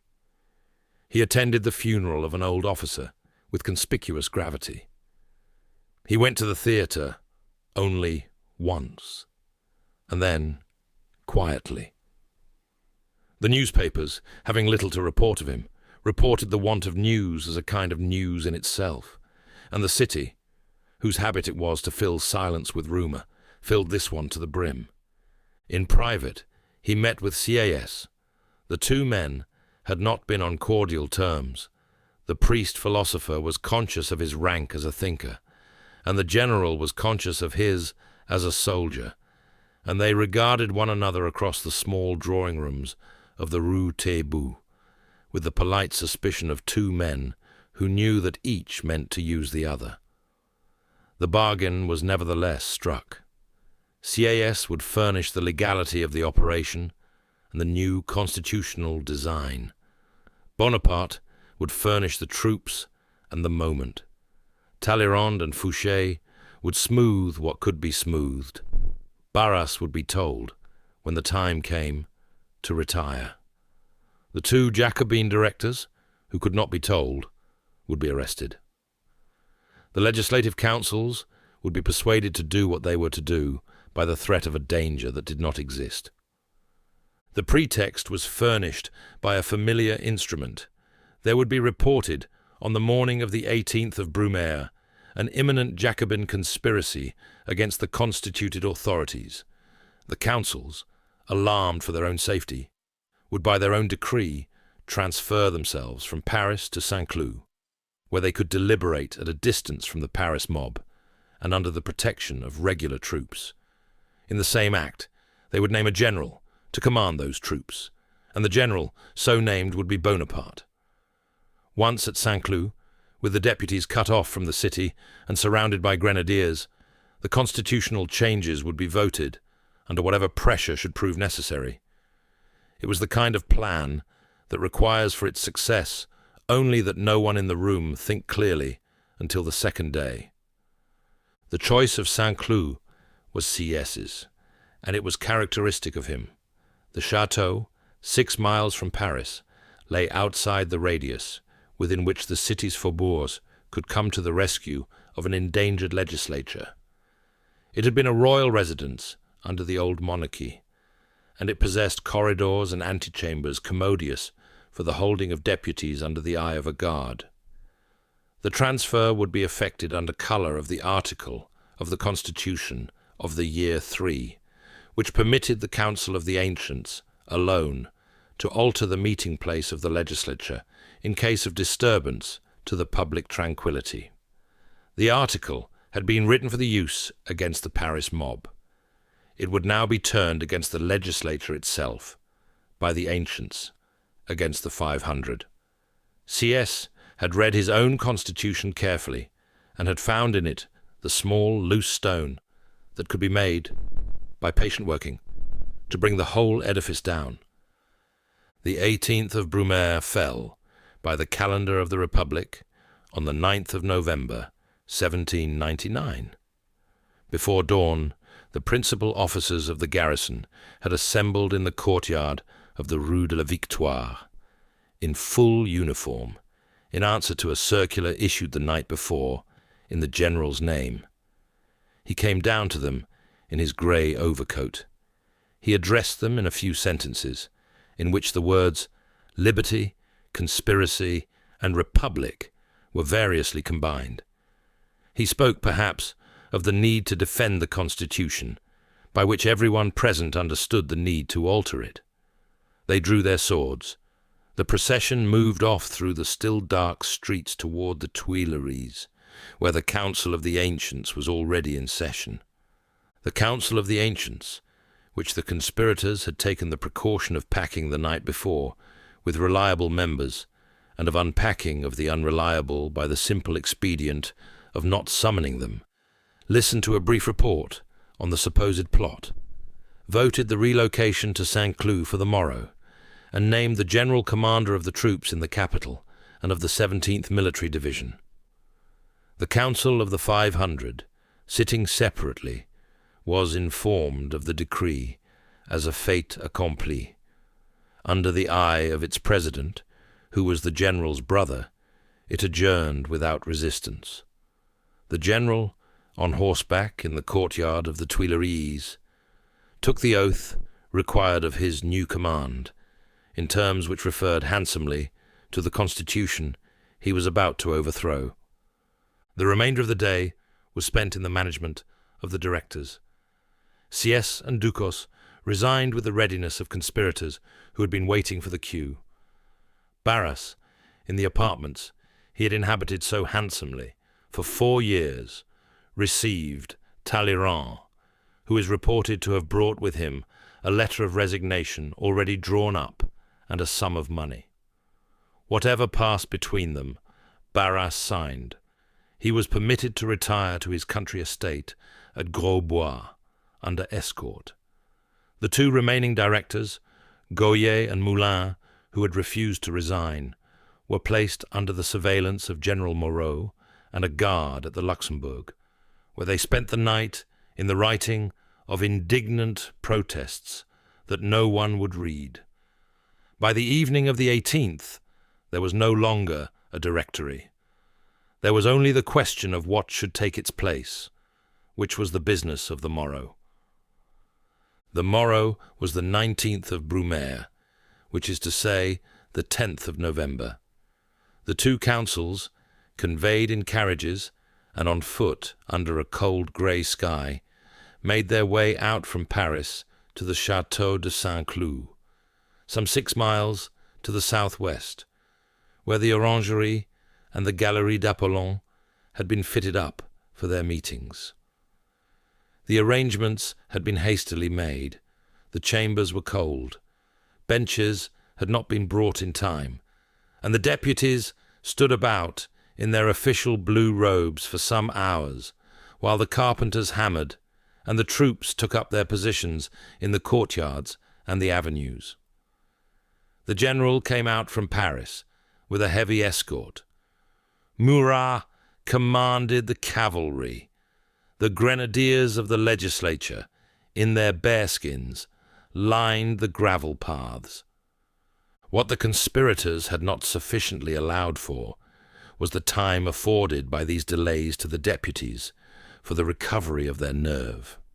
By the early afternoon, when the council of the ancients was at last seated in the Galerie d'Apollon and the council of the 500 in the Orangerie, certain members had used the morning to consult among themselves and to remember the constitution they had sworn to defend. Word came to the general, who waited in an antechamber, that the 500 were proving difficult. Oaths to the constitution of the year III were being taken in chorus. Speakers had risen to denounce a military usurpation. He determined to address the ancients in person. He went in his grey coat, with a small staff at his back, and made a brief and disjointed speech in which Caesar and Cromwell and the dangers of the moment were jumbled together to no clear effect. He was heard with attention, but not with conviction. He left, conscious that he had not done well, and after a moment's hesitation, he passed across the courtyard to the Orangerie and to the council of the 500, where his brother presided. Of what occurred in the Orangerie on the afternoon of the 19th of Brumaire, the accounts vary in the particulars, but agree in the substance. The general entered, again with a small escort of grenadiers. The deputies, recognizing the uniform and divining the purpose, rose to their feet with a cry. He attempted to speak. He was shouted down. He pressed forward toward the rostrum. He was surrounded, jostled, struck. The grenadiers around him closed in to draw him back. He is said to have been pale and almost fainting when he was at last extricated and brought back into the open air. There were calls from the floor of the chamber that he be declared an outlaw, and the bodyguards of the conspiracy denounced. The president, who was his brother, attempted to call the chamber to order, was overborne, and was at last himself surrounded by deputies demanding that he put the motion of outlawry to the vote. Here the affair, which had hung for some quarter of an hour upon the temper of a few hundred men in blue robes, was rescued by the orator brother. Napoleon Bonaparte, finding that he could not be heard within the chamber, removed his presidential robe and his belt of office, and walked out with them in his hand into the courtyard, where he mounted a horse and harangued the grenadiers drawn up before the Orangerie. The deputies within, he told them, were not the lawful representatives of the Republic. They were a faction armed with daggers, threatening the majority of their colleagues and the general whom the council of the ancients had named to defend the constitution. He drew his own sword, pointed it, in a gesture afterwards much painted, at the breast of his brother, and swore that he would run him through if ever he should attempt against the liberties of France. The grenadiers, who had been uncertain a moment before, were uncertain no longer. A drum was beat. Murat, at the head of a company of grenadiers, marched into the Orangerie with bayonets fixed. The council of the 500 dissolved at the sight of the bayonets, without a vote being taken. Deputies climbed out of the windows in their blue robes. A few were collared by the grenadiers, and the rest dispersed into the park. There is in the day's proceedings a quality of accident which the painters of the next generation, working under the imperial patronage, would carefully omit. The general had not entered the chamber expecting violence. He had not foreseen that he would faint, or nearly faint, or be drawn out by his grenadiers under the eyes of deputies whose contempt was now openly expressed. Without his brother in the chair, the affair would in all probability have ended at that hour with an outlawry decree and a disorderly ride for the Tuileries. With his brother in the chair and on the horse, it ended otherwise, but the margin had been narrow enough to be felt by everyone present. Such margins are the small hinges upon which great doors of state are turned. They are seldom recorded in the official portraits. It was now the early evening, and growing dark, and the affair stood between completion and shipwreck. There remained only the legal forms. A small number of deputies of both councils were collected by the conspirators in the courtyards and the gardens, and persuaded, by the lateness of the hour and the presence of the grenadiers, to return to the chambers and complete the day's business. Some 60 members of the 500 answered to the call. The ancients reassembled in greater number. Together they constituted, by an act of constitutional fiction, agreeable to all present, a quorum sufficient to legislate. The Directory was declared dissolved. 62 members of the 500 were expelled from the legislature for sedition. A provisional executive of 3 consuls was named to govern France, pending the drafting of a new constitution. General Bonaparte, Citizen Sieyès, and Citizen Ducos. 2 legislative commissions were appointed to assist them in the work. By midnight, the orangery was empty, the candles had guttered out, and the new order, such as it was, had been made. The general returned to Paris in the small hours of the 20th, in a carriage with his brother, and is said to have observed during the drive that the deputies of the 500 had carried the affair too far. The remark, if it was made, did not extend to consideration of his own part in it. By the morning, the bulletins were already in the streets. They explained that a Jacobin conspiracy had been foiled, that the legislative councils had been removed for their own protection, that a venerable general had been nearly assassinated by deputies armed with daggers, and that the Republic had been preserved by the firmness of the council of the ancients and the loyalty of the troops. The Parisians, who had seen many such bulletins in the last 10 years, read them with the practiced skepticism of a public long since instructed in what is to be taken from official notices, and passed about their business. There were no demonstrations, no gatherings, no resistance. The provisional consuls took their oath that morning at the Luxembourg, in the chamber lately vacated by the directors. Sieyès, in whose mind the operation had been a means to a constitutional end, accepted the precedents which the alphabet would have given Bonaparte, and which custom had now confirmed. The order in which the 3 names were spoken in public was Bonaparte, Sieyès, Ducos. The seals of the Republic were transferred. Couriers went out to the prefects, the generals, and the foreign capitals. The army of Italy and the army of the Rhine, polled by their commanders, sent in their adhesions within a week. The judges, the police, the customs officials, and the postmasters discovered, on receiving their morning correspondence, that they were now servants of a regime they had not yet been informed existed. With the practiced flexibility of officials under the Republic, they wrote out their congratulations and returned to their desks. The bankers, having advanced their loans on the strength of the operation, were repaid handsomely from the receipts which now began to flow into a treasury whose credit, by the simple fact of the change, had been mysteriously restored. The work of constitution-making was now begun. CS, who had supposed himself the chief architect of the new order, was to be unpleasantly surprised. He produced his great scheme of indirect election and consultative chambers, which he had nourished for 10 years. He proposed that the executive should consist of a grand elector, residing in splendor at Versailles and exercising no actual power, and of 2 consuls beneath him, one for war and one for peace, who should do the work. The grand elector, ornamental and pensioned, would have nothing to do but appoint the others. He had perhaps, in offering the proposal, an idea of who the grand elector should be.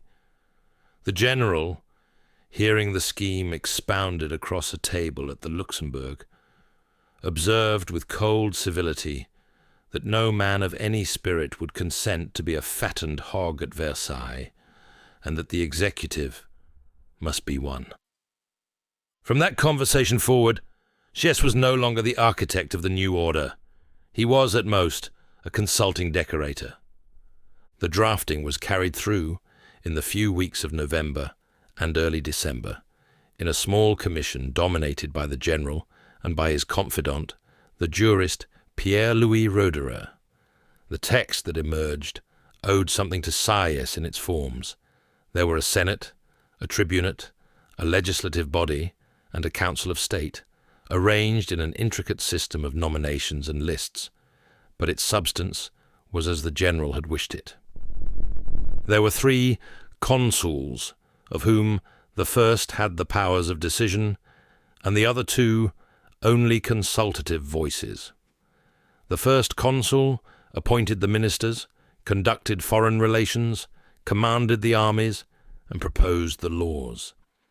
There was no Bill of Rights at the head of the document. That was thought, by the men who drafted it, to belong to a more sentimental age. The mechanism of consent was as ingenious as the mechanism of authority. The constitution had been promulgated by the provisional consuls before being submitted to the people, on the principle, novel, even in the Republic, that a measure already in force is more easily voted for than against. The plebiscite was conducted in registers opened in the offices of the mayors and the notaries. The votes were not secret.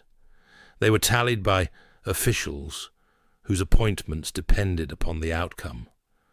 When at length the results were announced, more than 3 million Frenchmen were said to have voted yes, and a few thousand to have voted no, the figures being arrived at by a careful adjustment performed by the brother of the first consul, who had succeeded the previous month to the Ministry of the Interior. The country, which had not in any meaningful sense been consulted, was nevertheless declared to have spoken, and the new order, having proceeded from the bayonets of Saint-Cloud through the ink-pots of November, now received the supplementary varnish of a popular ratification. It was a procedure which the next half-century would have many occasions to refine. The historians of a later generation, looking back upon the days of Brumaire, would record them as the close of the French Revolution. The men of the moment did not say so, and would have denied it had it been said. The forms of the Republic were preserved. The calendar of the Republic was preserved. The official correspondence continued to be issued in the name of the French Republic, and would so continue for almost 5 years more. But the substance had been altered in a way that no one in the Luxembourg or the Tuileries could fail to perceive. The legislative power, which had broken every executive set over it for 10 years, had at last been broken by an executive in its turn. And the executive into whose hand it had fallen was not a committee of 5 contending lawyers, but a single man of 30, who had commanded armies in 2 continents, and who had now learned, by a difficult afternoon at the Orangery, that the rooms of legislatures could be cleared by grenadiers, as well as the streets of cities. By the 2nd week of December, the constitution of the year VIII had been promulgated, and the country had voted for it by the customary majorities. 3 consuls were named.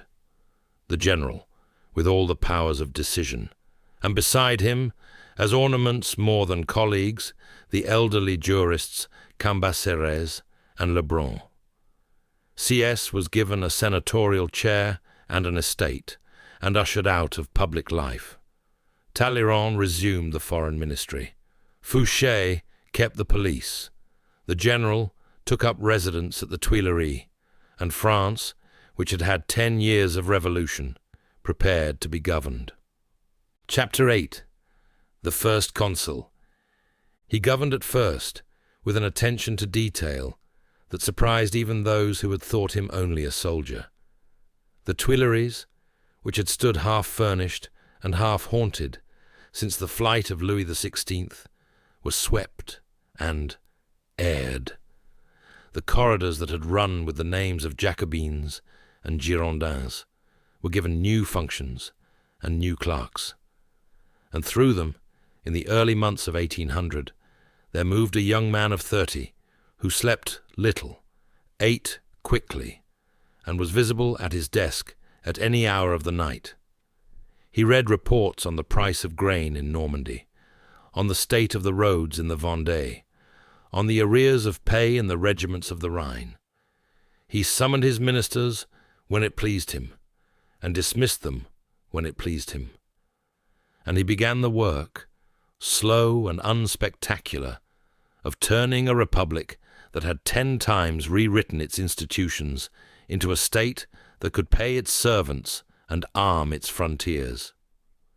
The administrative architecture which he raised in those first months had a logic that was at once simple and unbending.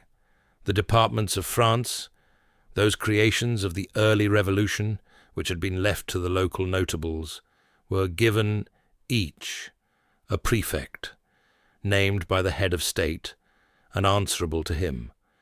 The prefect was given subordinate sub-prefects in the arrondissements and mayors in the communes, and the chain of authority that had been broken in 1789 was made whole again, this time without a king at its head and with a soldier at its foot.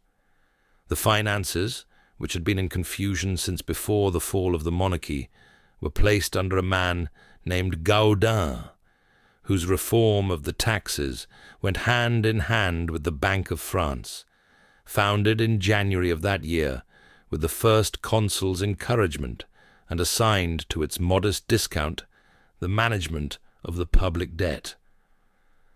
The levy of taxes was committed to a separate body of receivers who answered to the treasury and not to the prefect, and within 2 years the franc, restored to a metallic standard, had become one of the more stable currencies of Europe.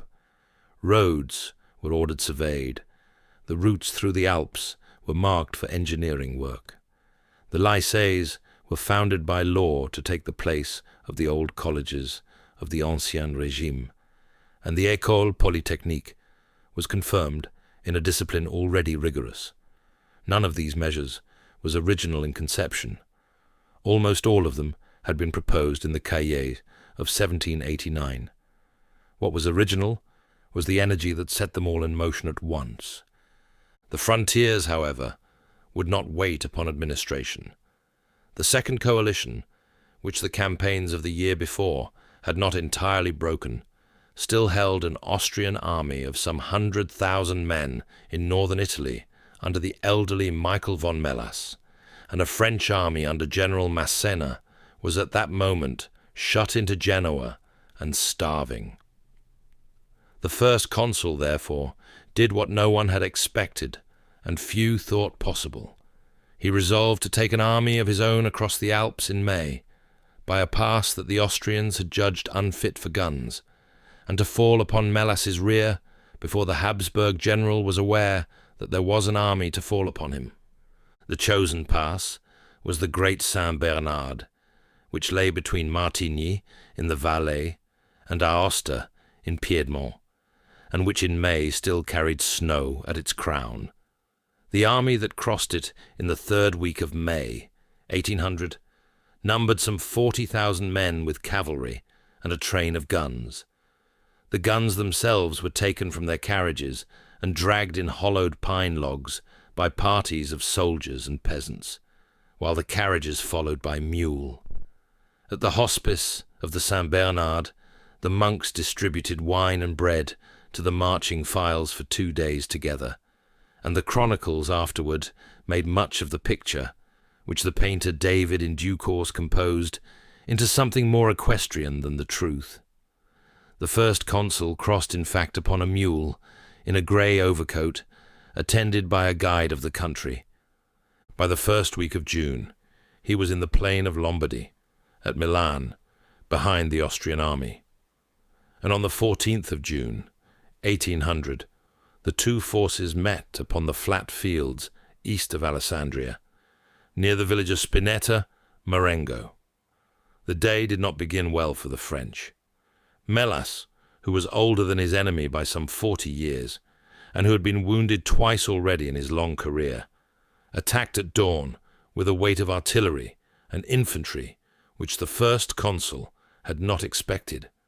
He had dispersed his own corps in the days before in pursuit of an enemy he supposed in retreat. By midday, the French line was bending. By 2 in the afternoon, it was withdrawing across the open ground in some disorder. The chief of staff, Berthier, who carried his master's orders that day with his usual silent exactness, found himself having to make new orders almost as fast as the old ones lapsed. Melas, who was 71 years lame in the saddle, and who had been struck a glancing wound in the morning, judged the affair concluded. He gave over the pursuit to a subordinate, and returned to Alessandria to write his dispatch. It was at this moment that the cool general from Auvergne, Dessert, who had been detached southward, and who had heard the cannonade from a distance, returned of his own movement at the head of his division. He was a small, dark man, lately returned from the Egyptian campaign, much loved by his soldiers, and much trusted by the first consul. He is said, when asked his opinion of the day, to have observed that one battle was lost, and there was time to win another. The army was rallied along the line of an old road.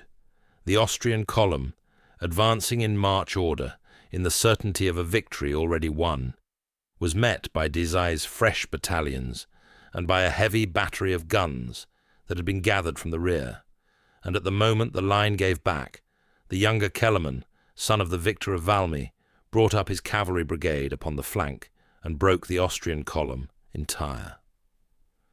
Desailles was struck from his horse by a ball in the chest at the very instant of the charge, and was dead within the minute. The Austrian general Zach was taken with several thousand of his men. Hadik fell mortally wounded, and by evening the field, which had been lost, was won. Within a day, Melas had signed at Alessandria a convention by which the Austrians evacuated northwestern Italy as far as the Mincio. The first consul took horse for Milan, and within a fortnight was on the road for Paris, leaving Masséna to occupy the country he had reconquered.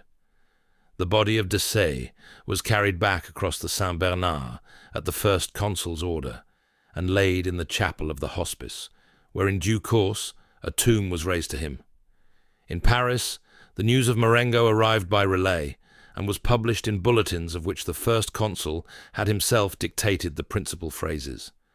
The Senate decreed addresses, the funds rose, and in the salons of the city those who had begun to whisper in his absence that an unsuccessful general might be replaced fell silent. The Austrians, however, did not at once treat.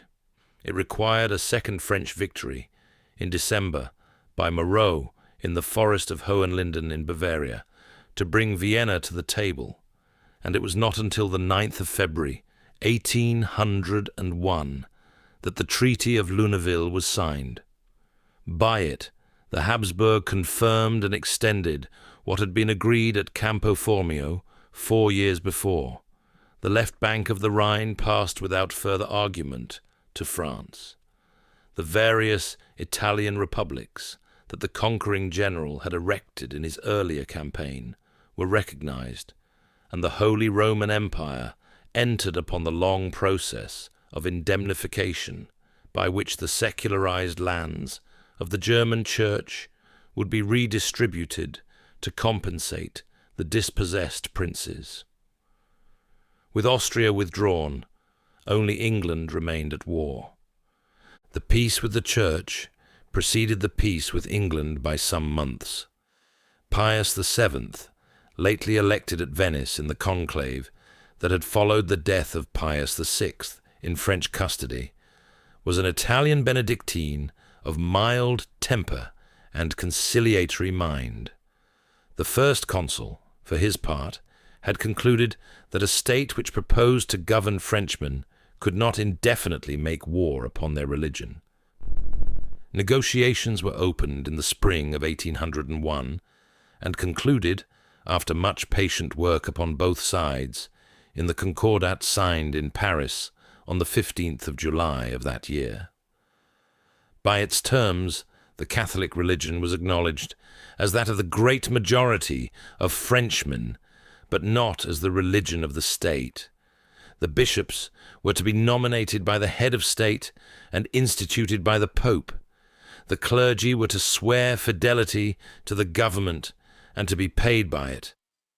The lands of the Church, which had been sold during the Revolution, were not to be reclaimed.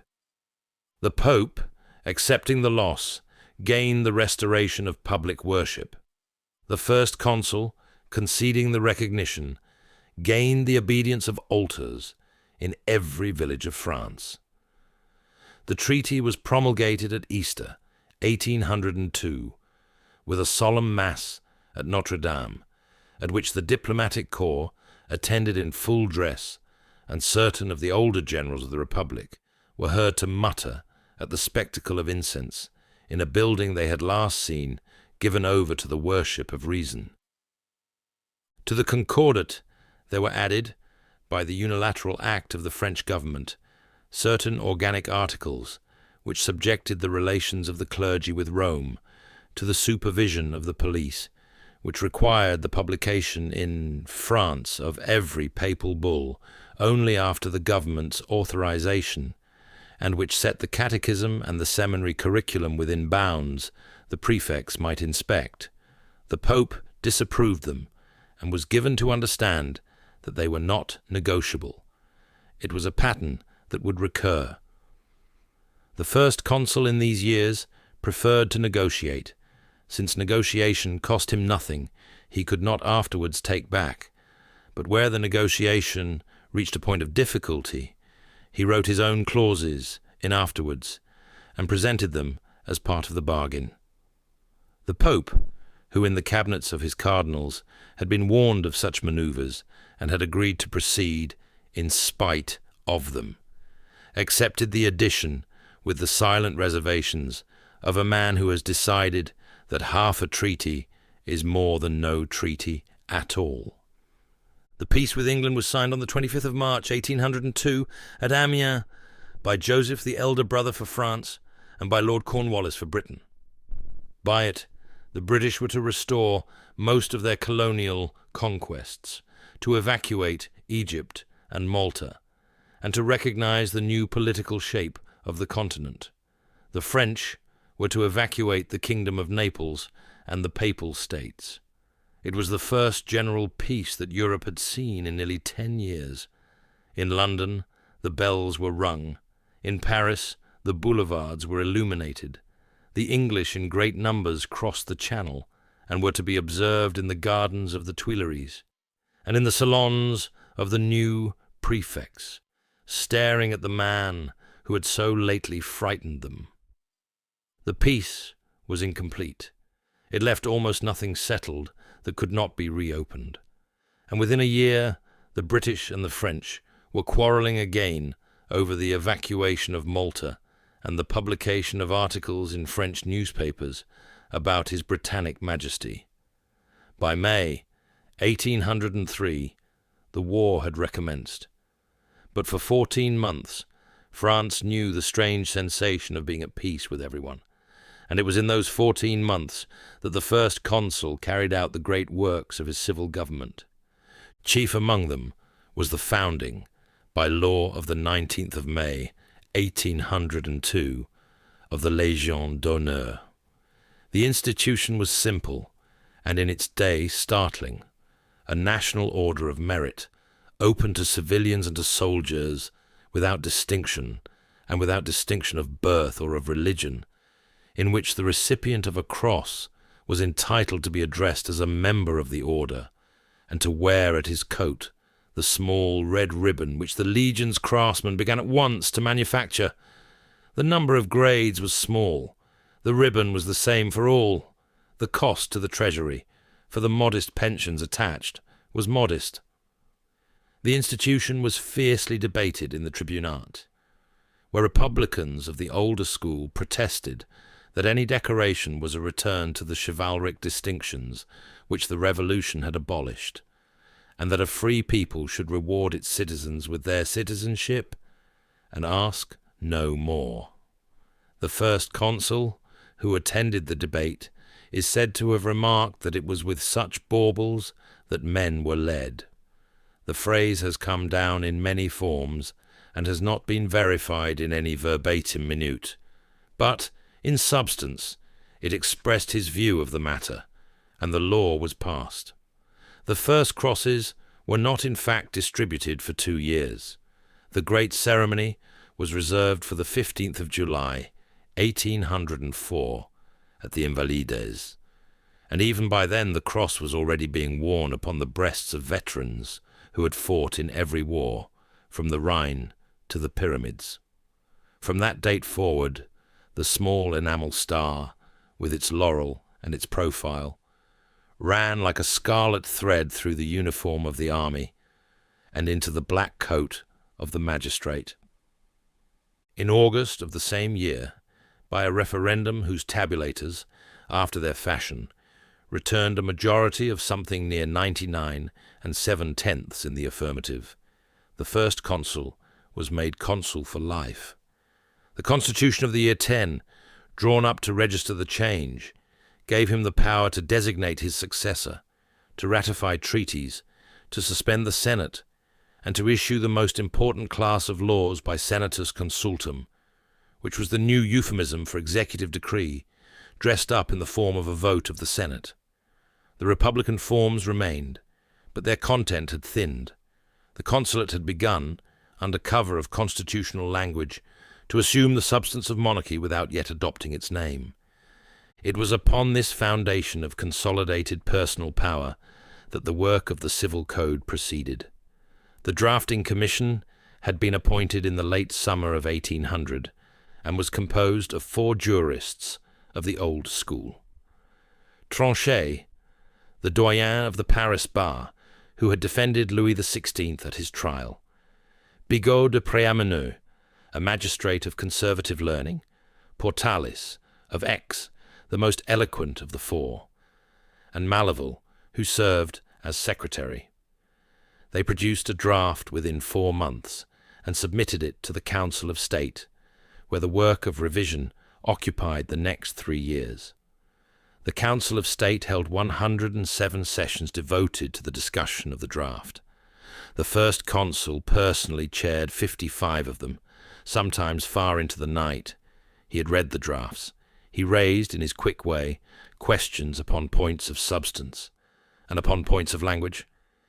He asked the lawyers to defend their definitions, and was occasionally heard to overrule them upon what they conceded was, in the end, a matter of ordering and not of principle.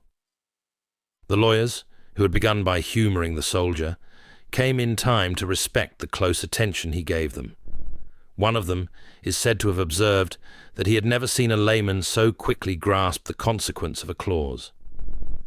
The code itself, promulgated in its complete form on the 21st of March, 1804, ran to 2,281 articles, arranged in 3 books and a preliminary title: Persons, in which were treated the civil status, marriage, paternity, and divorce; Property, in which were defined the rights and the limits of ownership, and the manner of acquiring property, which included succession, gift, contract, and marriage settlement.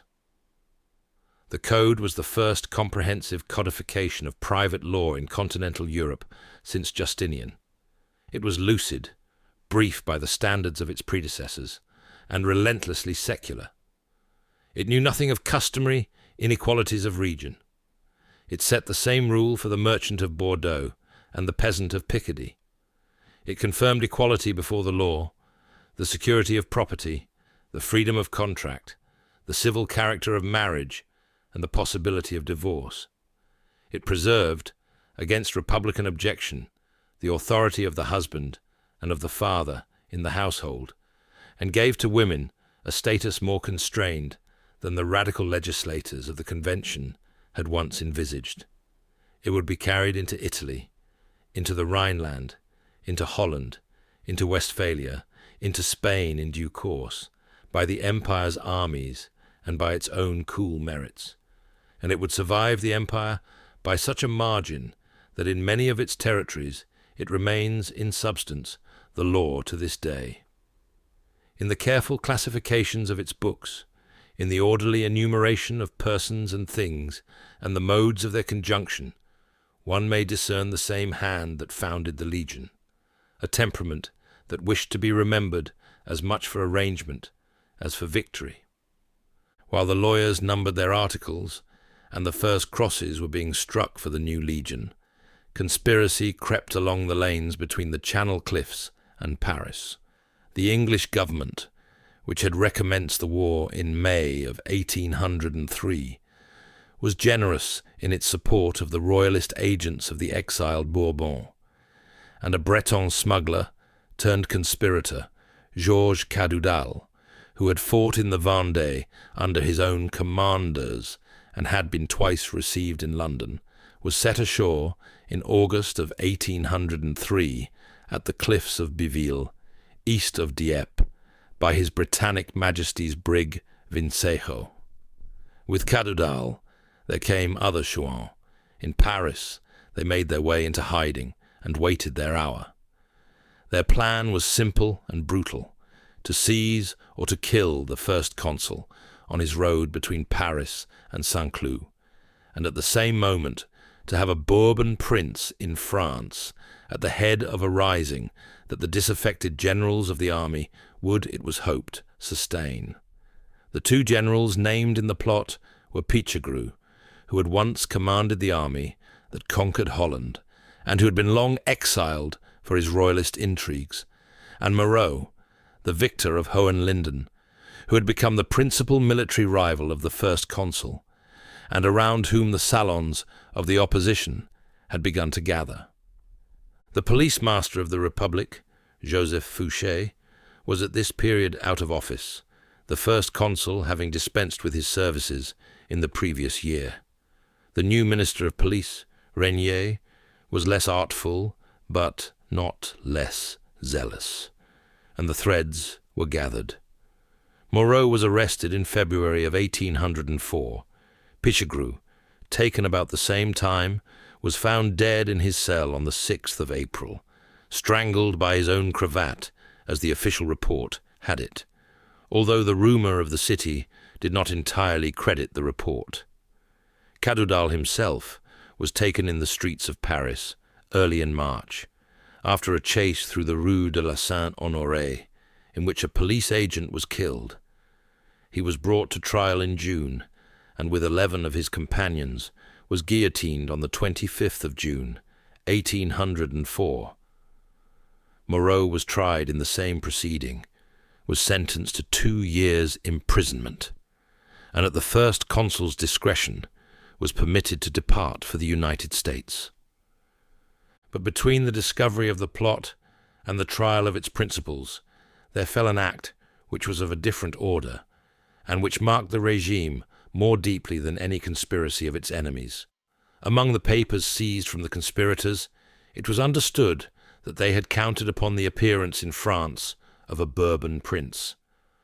The princes of the elder line being beyond reach in England, the first consul's police looked nearer, and across the Rhine at Ettenheim, in the Margraviate of Baden, there was found to be living a young man of the Cadet branch of Condé, Louis Antoine, Duke of Enghien, born at the Château de Chantilly on the 2nd of August, 1772, and now in his 32nd year. He had served in the army of his grandfather, the Prince of Condé, during the wars of the emigration. He had been since at Ettenheim with a small establishment, hunting in the woods of the Black Forest and visiting the young Princess Charlotte de Rohan, to whom he was attached. There was no evidence that he was party to Cadudal's plot. There was no evidence that he had ever been in correspondence with the conspirators. The first consul was apprised of this by his ministers, and chose to disregard it. On the night of the 14th and 15th of March, 1804, a detachment of French dragoons under General Ordener crossed the Rhine into the territory of an unoffending neutral, surrounded the house at Ettenheim, and seized the prince in his bed with his servants and his papers. He was conveyed by Strasbourg to Vincennes on the eastern outskirts of Paris, where he arrived on the evening of the 20th. A military commission had been convened by order of the first consul, under the presidency of General Pierre-Augustin Hulin, an officer who had taken the Bastille 15 years before. It met at midnight on the 20th and 21st. It convicted the prisoner of bearing arms against France in the army of the émigrés, and of having received English subsidies for that purpose, and it sentenced him to death. He was led down at once to the moat of the castle, where a grave had been dug in advance, and was shot by torchlight against the wall. He had asked, it is said, that his hair and a ring be conveyed to the Princess de Rohan. The request was, after some delay, attended to. From his capture to his execution, 6 days had passed. He was 31. The act struck Europe with a force out of all proportion to the modest figure of its victim. The courts of St. Petersburg, of Berlin, of Vienna, of Stockholm sent their formal protests. The Tsar of Russia, the young Alexander, ordered his court into mourning, and is said to have observed that one did not so dispose of the kindred of kings. The Habsburg emperor expressed his displeasure in the careful language of diplomacy. The lame diplomat of the regime, Talleyrand, who had not opposed the act, and was thought by some to have urged it, defended it in such notes as the foreign chancelleries required. In Paris itself, the act produced a chill in the higher society, which the first consul affected not to notice. He observed, when the matter was raised at his table, that he had answered conspiracy with example, and that whoever conspired against the head of the French state would learn that the law could find them upon any soil. The reasoning was that of a state which had begun to think of itself as larger than the boundaries of its territory. There were those in Paris, and not only the more delicate among the émigrés newly returned, who recognized in the affair the shadow of an older politics, of which the legal forms of the Republic had been the careful disclaimer. To shoot a Bourbon in a moat by torchlight, after a trial of some 4 hours, and upon evidence the prosecutors had not troubled to gather, was to do what the Convention itself had not done in the case of any prince of the blood, except the king and his queen, and they at least with all the ceremony the Republic had at its disposal. It may be observed that the Duke of Enghien fell in the small hours of the 21st of March, 1804, and that the civil code was promulgated upon the same day. The lawyers in the salons of the Palais Royal made the observation among themselves, and did not commit it to print. It was almost as if the execution at Vincennes had been the necessary preface to what followed. Within 2 months of the firing in the moat, the question of the heritability of the supreme power was opened in the Senate. The tribunate, in which a few Republican voices still spoke, debated the matter without much issue. A motion was prepared, was passed by the Senate with the customary unanimity, and was forwarded to the first consul for his acceptance. The legal architects of the change took some pains to give it a republican dress. They observed that the title of emperor would not abolish the republic, but would, on the contrary, perfect it by founding a hereditary magistracy under whose continuity the gains of the revolution might be secured. The republic was retained, in their phrase, in the form of an empire. It is the kind of formula that lawyers offer when they wish to do a thing and not to be seen to do it. On the 18th of May, 1804, by a senatus consultum that the Senate of the Republic obediently passed, Napoleon Bonaparte, hitherto first consul of the French Republic, was declared Emperor of the French.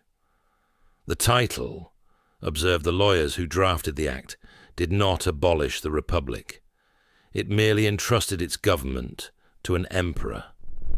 A plebiscite ratified the change by figures so vast that no one in Paris pretended to take them seriously. Preparations began at once for the ceremony at Notre Dame, and an embassy was dispatched to Rome to invite the Pope to attend it. Chapter 9.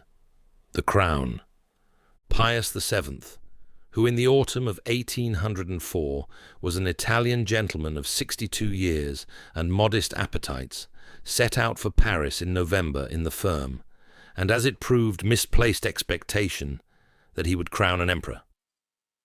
He travelled north through the cold of an alpine winter, at a pace that ought to have been reverent, the carriages of the Holy See and its retinue picking their way through the passes and along the upper roads of Savoy, with that slowness which the dignity of the office requires of any pope upon the move.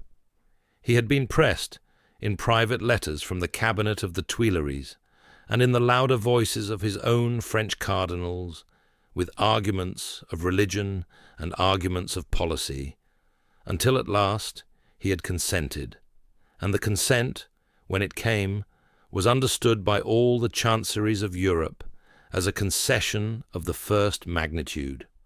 No pope had crossed the Alps to crown a sovereign in France since Stephen II had set out, more than 1,000 years before, to consecrate Pepin the Short.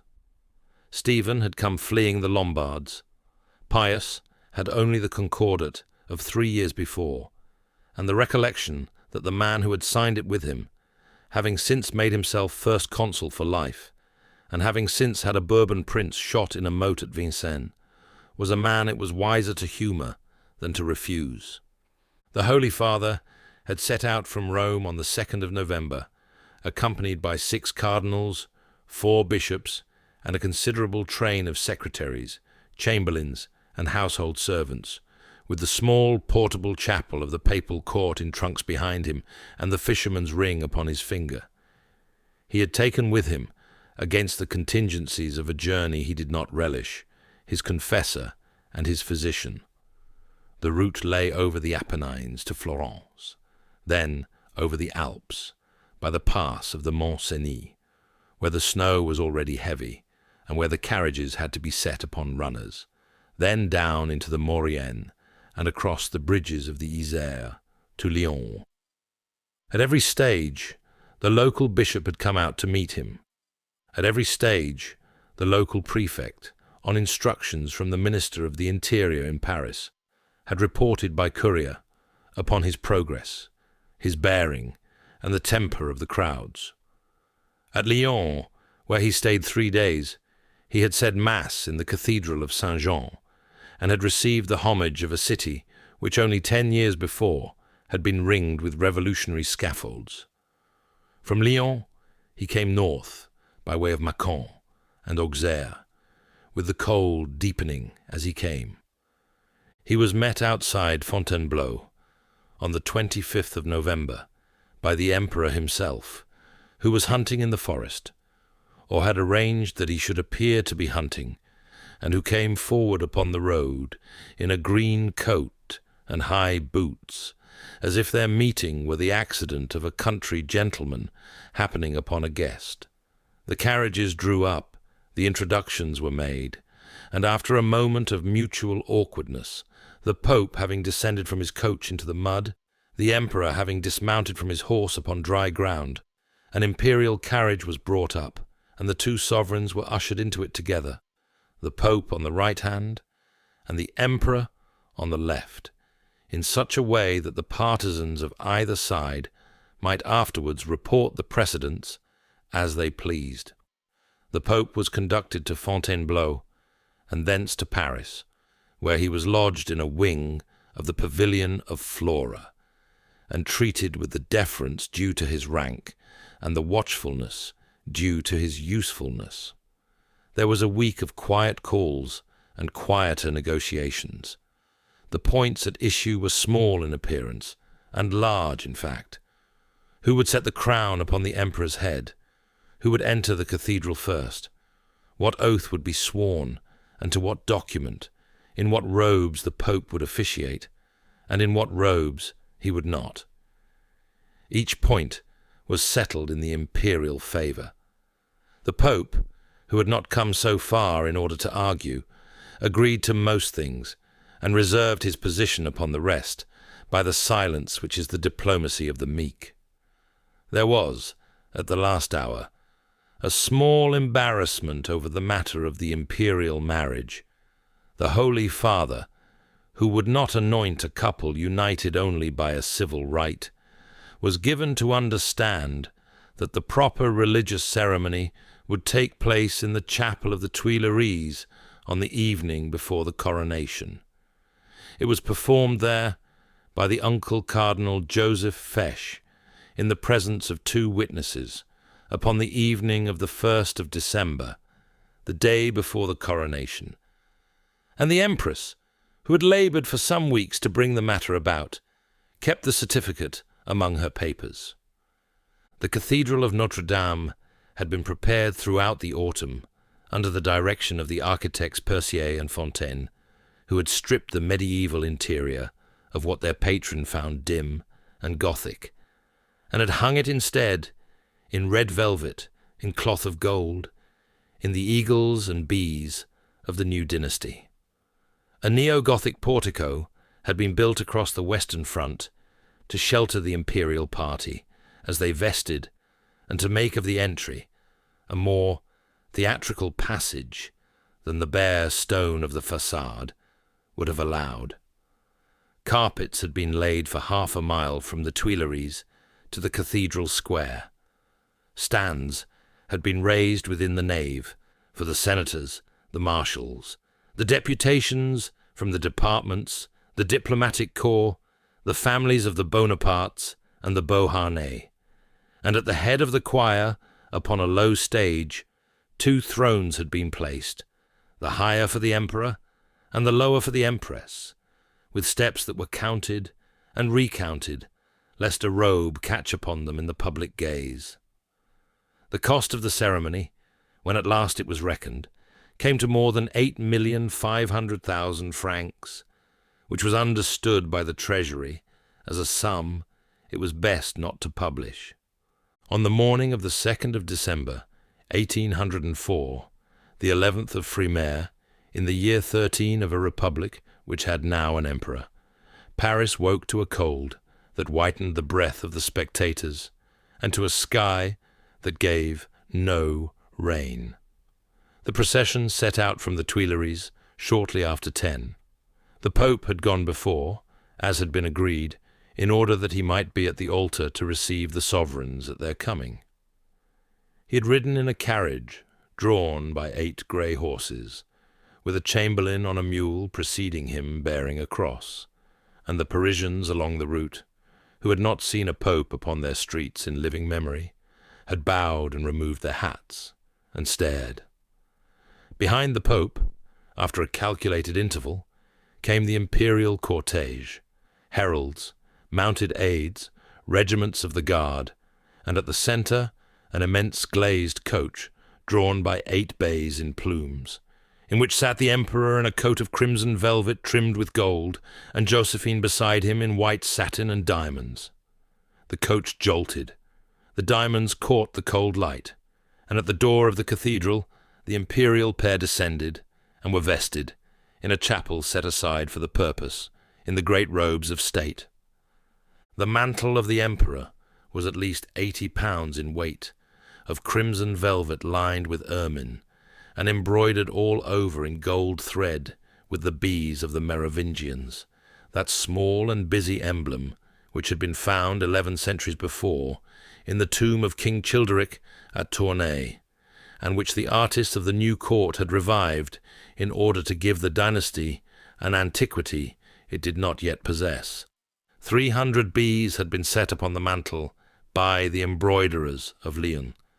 They lay there in the cold light of the cathedral, gold upon red, an image at once industrious and a little absurd, a man who in the lifetime of his elder brother had eaten his bread, without butter, was about to walk in 80 pounds of velvet and gold, under the swarm of insects that had ornamented a barbarian tomb. The emperor bore the weight without sign, his head erect under a wreath of gilded laurel that had been shaped at the suggestion of his master of ceremonies in the manner of the Caesars. Josephine beside him carried the train upon her own shoulders, with the assistance of the 4 princesses of the family who had been assigned to her, the sisters, Caroline, Pauline, and Elisa, and her own daughter Hortense, and who, it was afterwards said by those who watched closely, were less helpful in their carrying than was strictly required. Within the cathedral, the Pope had been waiting for some hour and a half, having arrived early, as protocol demanded. The choir had sung. The cold had bitten through the slippers of the cardinals. The Bonaparte mother, Letizia, the Roman matron of Ajaccio, who had not after all reconciled herself in time to her son's quarrel with his brother Lucien, and who was at that hour in Rome, had been painted into the great canvas afterwards as though she had been present, the painter having received a private instruction upon the matter. The emperor and empress entered together to the music of an anthem composed for the occasion by Paisiello, walked the length of the nave in their slow wait, mounted the steps, and were seated. The mass began. It proceeded with the unhurried order of a Latin rite, which both parties understood. The Pope anointed the imperial brow and the imperial hands with the holy oils. He blessed the regalia laid upon the altar, the sword, the sceptre, the hand of justice, the orb, the great crown of laurel. He prayed. He turned, in the place where for centuries the popes had turned, to set a crown upon a Carolingian or a Bourbon head, with the crown in his hands. He did not set it. The emperor took it from him. The act had been prepared, and was not in any strict sense an affront. The Pope had been informed in advance, and had given his consent, with the qualification that the gesture would be interpreted as the world chose. The emperor lifted the laurel wreath from his own brow, took up the imperial crown from the cushion held by the pontiff, raised it above his own head, and placed it there himself. He stood a moment so crowned. Then he turned, took up the smaller crown that had been prepared for the empress, a coronet of gold set with diamonds, surmounted with a small cross, and placed it upon the head of Josephine, who knelt before him on the step of the throne. A later tradition would have it that he first set the coronet a moment upon his own head, before setting it upon hers, as if to confer its sanctity by his own touch. The witnesses of the day differ among themselves, and the canvas of David shows no such gesture. There was no precedent in the Roman or the French tradition for any of it. Josephine wept. The diamonds shook. The Pope, who had made his concession to the world of forms, stood a little to one side and did not raise his hand. there remained the civil oath. The emperor was to swear, upon the constitution of the year XII, to maintain the integrity of the republic, the equality of rights, the liberty of cults, the irreversibility of the sale of the national lands. The Pope, having no part to take in the swearing of an oath upon a republican constitution, had been excused. He withdrew with his cardinals before the formula was pronounced.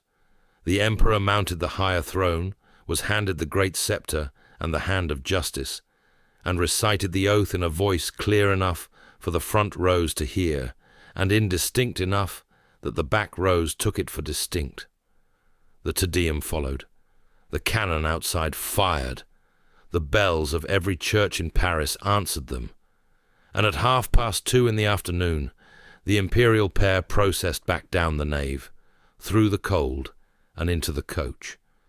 In a corner of one of the stands, a painter named David, who had been commissioned afterwards rather than during, but who had attended in order to take the likenesses of those he would have to set down, sat with a sketchbook on his knee and watched. The great canvas he would compose from his notes, the empress kneeling, the pope seated and faintly absent, the family ranged like a frieze, the mother present who had not been present, would in time be the official memory of the day, and would teach posterity what the day had looked like, by an arrangement that the day itself had not quite achieved. That, too, is among the offices of paint. In the evening, there was a banquet at the Tuileries. In the city below, the streets had been hung with lanterns, and the fountains had been made to run with wine. And the Parisians, who in the matter of public spectacle were the most knowledgeable critics in Europe, judged the day on the whole a success. The bulletins of the next morning recorded the order of the procession, the bearing of the imperial couple, the gravity of the Holy Father, and the enthusiasm of the populace, in language which had been settled with the editors the week before. In the cabinets of the foreign ministers, the dispatches were less formal. An émigré correspondent in London, who had not been present, wrote that the Republic had at last paid for itself in red velvet. The Austrian, who had been present, wrote that he could not say whether what he had witnessed was a coronation, a baptism, or a play, but that whatever it was, the man at the centre of it was now to be addressed as sire. The Tsar at St. Petersburg, who had broken off relations with Paris over the affair of the Duc d'Enghien, and who would not recognize the new title for some years, read the dispatches in silence and laid them aside. 3 days later, on the field that had been called the Champ de Mars, the next ceremony was held. A platform had been raised at the centre of the Champ. Upon it was set the emperor's throne, the standards of every regiment present in Paris and of many that were not, and a tall pyramid of new eagles, cast in gilded bronze, mounted upon poles, designed in imitation of the eagles which the legions of the Roman Republic had carried before they too had gone the way of all republics. The day was wet, the troops had stood since dawn, and when the emperor came out, in a uniform less heavy than his coronation robes, but still hung with stars and the great cross of the Légion d'honneur, he climbed the platform, made the soldiers and the marshals swear their oath of fidelity to the eagles and to him, and gave the eagles into their hands. The colonels came up by regiment, knelt, took the staff of the eagle, kissed the bronze, and returned to their squares. The cross of the Legion was on every veteran's coat, the small 5-pointed star which 2 years before he had instituted, and which, when first proposed, had been called by some senators a bauble, fit only to lead men. He had observed at the time, or was said to have observed, that with such baubles men were led, and now the bauble was on every breast in the reign, and the bronze birds were being raised, regiment by regiment, into the wet air over the Champ de Mars. Whatever the eagles were, the army carried them. Wherever they were carried, in time, would prove to be the empire. The Pope remained in Paris through the rest of December and into the spring, 4 months in all, longer than he had intended, and much longer than he had been encouraged to hope. He had thought, having performed the office for which he had been brought, to return to Rome with such concessions on the questions still outstanding between the Holy See and the Empire as a grateful sovereign would surely accord him. The restoration of the legations, the revision of certain articles of the Concordat, the position of the French clergy in the Italian dominions. He obtained none of them. He was visited at the pavilion of Flora by the great of the empire and by the curious of Paris, who came to be blessed and to look upon the man. He was conducted on excursions to the chateau of Saint-Cloud and to the schools of the city. He sat for his portrait, which David also painted, and at the close of his visit he was given a tiara of considerable value and a service of porcelain from the imperial manufactory, and was conducted by easy stages back to Rome, where he arrived in May, having been absent from his see for half a year. He had crowned an emperor. The emperor had crowned himself. And what the Pope brought home with him from the affair was a deeper acquaintance with the man whose temper he would, in the years still to come, have further occasion to learn. There remained the affairs of the family. A senatus consultum of the spring had made the dignity hereditary in the male line. The brothers were now to be princes, the sisters to be princesses, the brothers-in-law to be marshals or grand officers as their utility required. Joseph, the eldest, was made Grand Elector and Imperial Highness. Louis, the brooding brother, was made Constable of the Empire. Lucien, the orator brother, who had quarrelled with the Emperor over an unsuitable marriage and would not surrender his wife, was given nothing and lived in Italy as a private gentleman of taste. Jérôme, the youngest, was at sea on a frigate. The sisters bore worse than the brothers. Caroline became Princess Murat. Pauline, Princess Borghese, already by her own marriage, was confirmed in her rank. Elisa, newly sovereign of Piombino, received Lucca as well. Murat was made Marshal of the Empire and Prince. Bernadotte was made Marshal.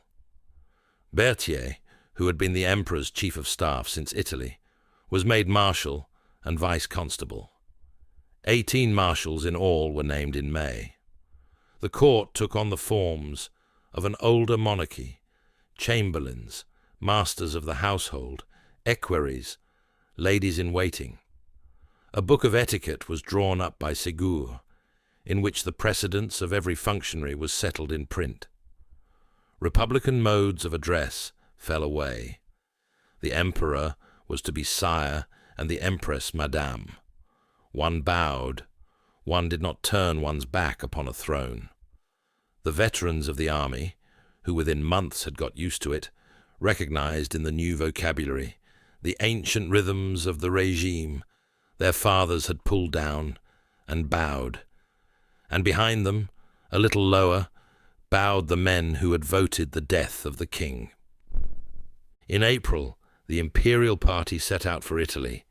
The Senate at Milan, having extinguished what remained of the Cisalpine Republic, had asked that the Italian Republic, of which the emperor was already president, be transformed into a kingdom, and that he, the emperor of the French, should also be its king. He had agreed on the condition that the crown not be passed to any of his brothers, who were to be French only, and that the Italian crown should descend to a son of his own, when there should be one, or in default of that, to his stepson, Eugène. The journey south was an unhurried progress through Lyons and Turin, and across the Lombard plain, with arches of welcome at every market town, and addresses of homage in 3 languages, at every cathedral door. The party arrived at Milan in early May. The cathedral, the Duomo of white marble, whose Gothic spires the emperor admired in the manner of a man permitting himself a foreign taste, had been prepared in the same manner as Notre Dame, with the same stands and the same red velvet and the same eagles, but with the further addition of the regalia of the Kingdom of Lombardy, which had been brought from Monza for the occasion under armed escort. On the 26th of May, 1805, in the Duomo of Milan, the Emperor of the French was crowned King of Italy. The Pope had not been invited. It had been thought best, on this occasion, to dispense with him. The Archbishop of Milan officiated. The Mass proceeded in the Ambrosian rite. At the moment of the coronation, the iron crown of the Lombards was brought forward upon a cushion. It was a circlet of gold, set with enamels and gems, which, according to its tradition, contained within its hoop a thin band of iron beaten from one of the nails of the cross. The gift, the legend ran, of the Empress Helena to her son, and the crown by which tradition held Charlemagne had been made King of the Lombards in the year 774. A long line of his successors was said to have worn it after him, though the learned had begun by the 19th century to sift the documented coronations from the legendary ones, and to find the documented much the shorter list. The emperor took the crown from the archbishop's hands, raised it, set it upon his own head, and he is said to have repeated, in the manner of the Lombard kings, the old formula of the Iron Crown, which speaks of the gift of God and warns who shall touch what God has given. The cathedral heard him, the Lombards heard him, the diplomatic corps, which had grown accustomed to such moments, heard him. The Mass continued. He went out of the Duomo crowned with the iron of an older empire, and rode through the streets of Milan under canopies, and dined that night beneath frescoes of an Italy that had once belonged to the Sforzas. He stayed in Italy through the spring and into the summer, ordering the affairs of his new kingdom. Eugene, the stepson, was made viceroy at the age of 23 and given a household and an apartment at Monza. Melzi d'Eril, the old Cisalpine, was kept on as chancellor. The Italian army was reorganized in French patterns. The conscription was extended. The code, but lately promulgated in Paris, was to be promulgated in Italian translation in Milan. He rode out to inspect the field of Marengo, 5 years after the day, and ordered a column to be erected upon it. He visited the Republic of Genoa, which had endured under French protection since the days of the Directory, and which now, under the impressment of an Italy entirely organized in his hand, sent its doge to ask in the most courtly French that the Ligurian Republic be incorporated into the empire of the French. The request was received with a public reluctance and a private satisfaction. The Senate of Paris was directed to provide for the annexation. The matter was settled before midsummer. It was while he was at Milan, and afterwards at Mantua and Bologna and Modena, that the news of the new coalition reached him in such installments as the couriers from Paris could deliver. Pitt the Younger returned to office at Westminster the year before with the single purpose of organizing the continent against the man who now wore 2 crowns, had spent the spring negotiating with Vienna and St. Petersburg the terms of an alliance which had been concluded at St. Petersburg in April. The Tsar had subscribed. The Habsburg, who had not yet recovered from Luneville, and who had watched the annexation of Genoa with particular alarm, was preparing to subscribe. The King of Prussia was hesitating. The King of Sweden was already engaged. The Emperor read the dispatches with the slow concentration of a man considering chess, and gave such orders as were necessary. The Italian army was placed upon a war footing under his stepson. The garrisons of the Rhine were reinforced. The marshals at Boulogne were instructed to hold their men in readiness for whatever direction events might require. For 2 summers now, the camp at Boulogne had drawn upon the imagination of the empire and upon the patience of England. 200,000 men had been encamped along the chalk cliffs of the Channel, between Etaples and Ostend, drawn from every department of the new realm, drilled in the manoeuvres of disembarkation, taught to row and to swim, lodged in long lines of wooden barracks within sight of the white coast they were to attack. A flotilla of more than 2,000 flat-bottomed boats had been built in the yards of Antwerp, of Boulogne itself, of Dunkirk and Honfleur and Etaples, designed each to carry a section of infantry across the narrow sea on a calm tide.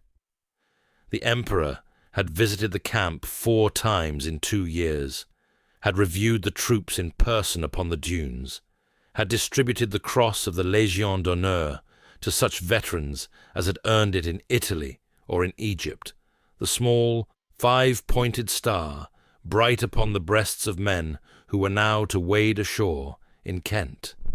He had had medals struck in advance with the legend Frappé à Londres. He had ordered a triumphal column at Boulogne to commemorate the descent before the descent was made. The whole apparatus had required an admiral with a fleet upon the open sea who could, for some 6 weeks, hold the Channel against the British. The admiral chosen had been Villeneuve, who at the moment, by an elaborate combination of feints across the Atlantic to the West Indies and back, was being directed to bring the combined French and Spanish fleets up from Cadiz to the Channel by such a route that Nelson should be deceived. The combination had not yet failed, but it had not yet succeeded. The summer wore on. The flat-bottomed boats lay drawn up upon the beaches. He returned to Paris by way of Genoa, which had asked to be annexed, and was annexed. And he returned to find his ministers already at work on the war that the British, the Russians, and the Austrians had agreed among themselves to wage. The camp at Boulogne, where 200,000 men had spent 2 summers learning to embark in flat-bottomed boats, was already breaking up. The eagles, which the army had carried east in their travelling cases, were unfurled. Chapter 10. Son of Austerlitz. At the end of August, 1805, the Grand Army of England turned its back upon the Channel and began the long march into Germany. 2 summers it had spent on the dunes above Boulogne, drilling at the embarkation of flat-bottomed boats and waiting upon a fleet that did not come. 2 winters it had hutted itself in the lee of the cliffs and watched the British topsails offshore. Now, in the warm dust of late summer, it abandoned the camp without ceremony and turned east, by columns marching upon roads laid out for them, by staff officers who had been at their tables for weeks.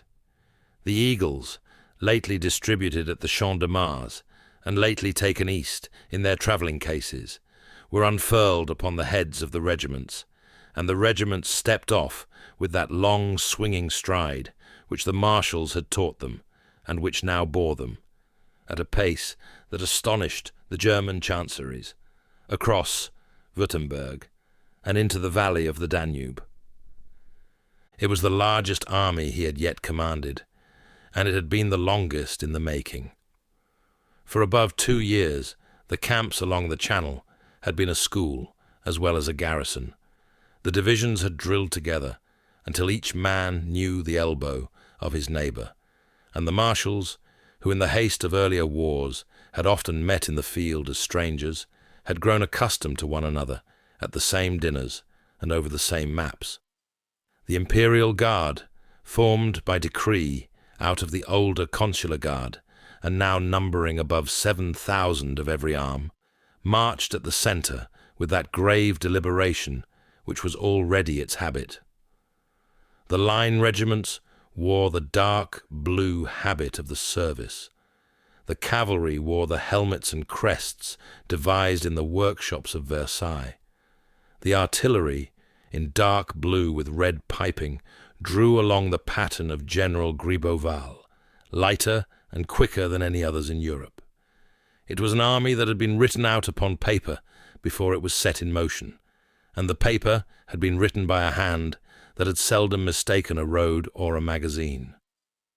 The cause of this sudden eastward movement was a coalition that had been some months in the assembling. Britain, which had paid for it, was joined by Russia, whose young Tsar had crossed his frontier at the head of an army, by Austria, whose Habsburg emperor had agreed at last to march again, by Sweden, and by Naples in secret.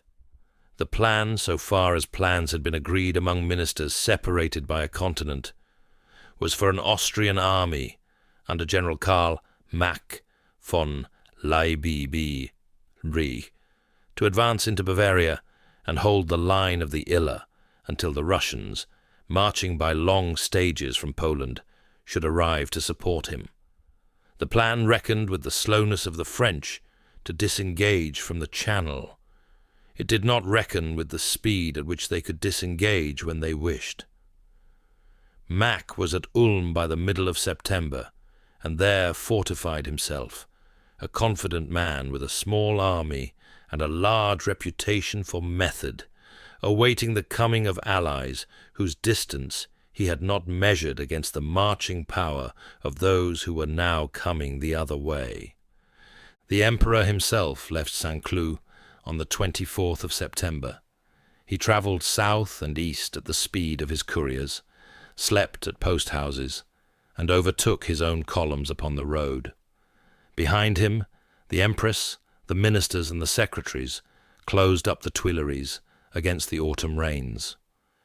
Before him stretched a road of his own, choosing through the lands of his German allies, Bavaria, Württemberg, Baden, whose princes had already given their assent to the passage, and would, before the year was out, find their fortunes considerably altered by it.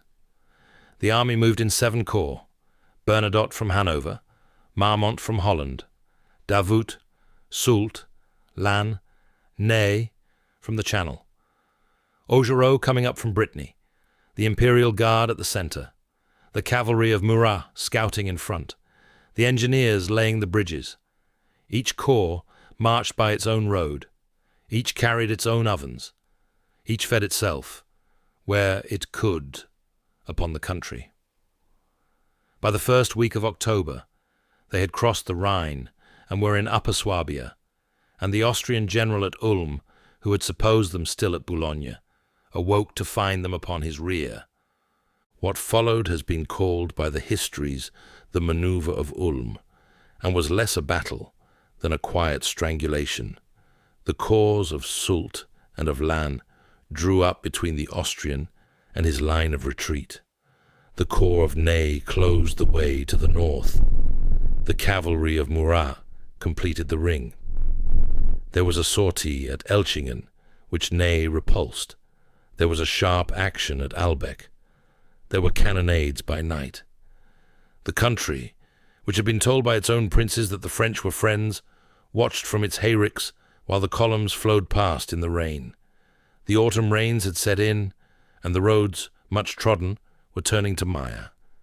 The artillery teams hauled their pieces to their assigned positions through clay that took a man to his calf, and the staff officers of Berthier rode to and from the Emperor's quarters at Augsburg with dispatches written in haste upon saddle-tops. By the 16th of October the city was invested, and the white flag was already shown from the walls. On the 17th and the 18th the negotiations were conducted. On the 20th the Austrian columns marched out, laid down their muskets in heaps upon the plain, and gave up their colours to the French staff. Some 27,000 men laid down their arms upon the Michelsberg on that day alone, and with the columns already broken out and picked up in the preceding week, the total of the campaign ran to near 60,000 Austrians taken, with their generals, their guns, and their standards, without the issue of a great battle. Mack himself, who had been induced to capitulate by the impossibility of his position rather than by any disaster in the field, presented his sword and was civilly received. He was permitted to return to Vienna, where the Aulic Council would in due course try him for surrendering an army that he had been given no means to save. Other Austrian columns under the Archduke Ferdinand had broken out to the north before the ring closed, and these were pursued and dispersed by Murat in the next days. Some 6,000 of them came in upon Bohemia. The rest were scattered. The emperor, riding into the captured city through streets lined by his own grenadiers, had cause to write to the empress that he had accomplished what he had intended without the loss of a single ranked battle. While this had been doing in Swabia, a second drama, of which the army upon the Danube knew nothing for some weeks, had reached its conclusion at sea. The combined fleet of France and Spain, which had been ordered to clear the Channel, and which had failed to clear it, lay at Cadiz, under the command of Vice-Admiral Pierre-Charles Villeneuve.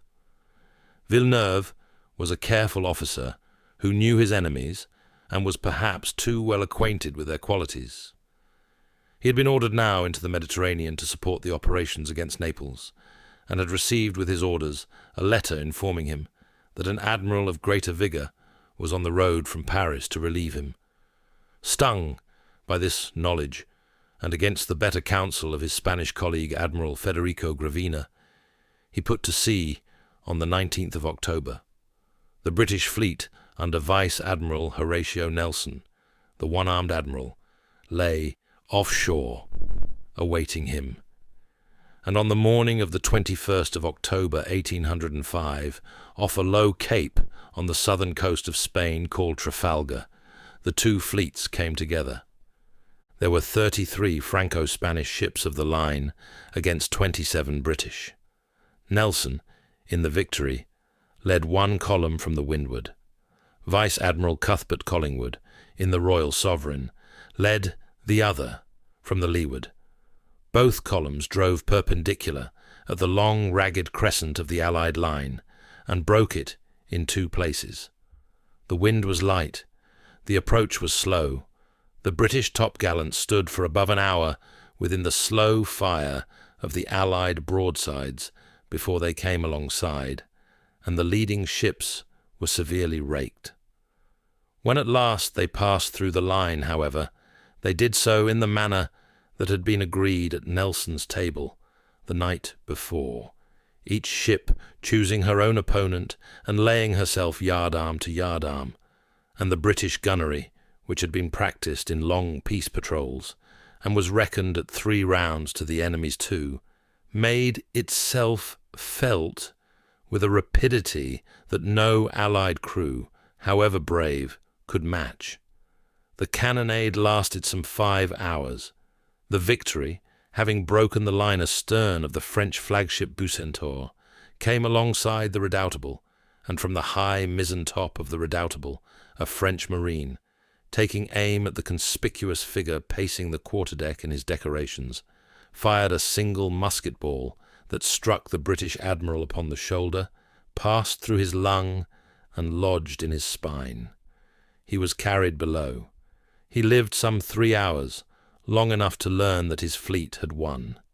He died about 4:30 in the afternoon.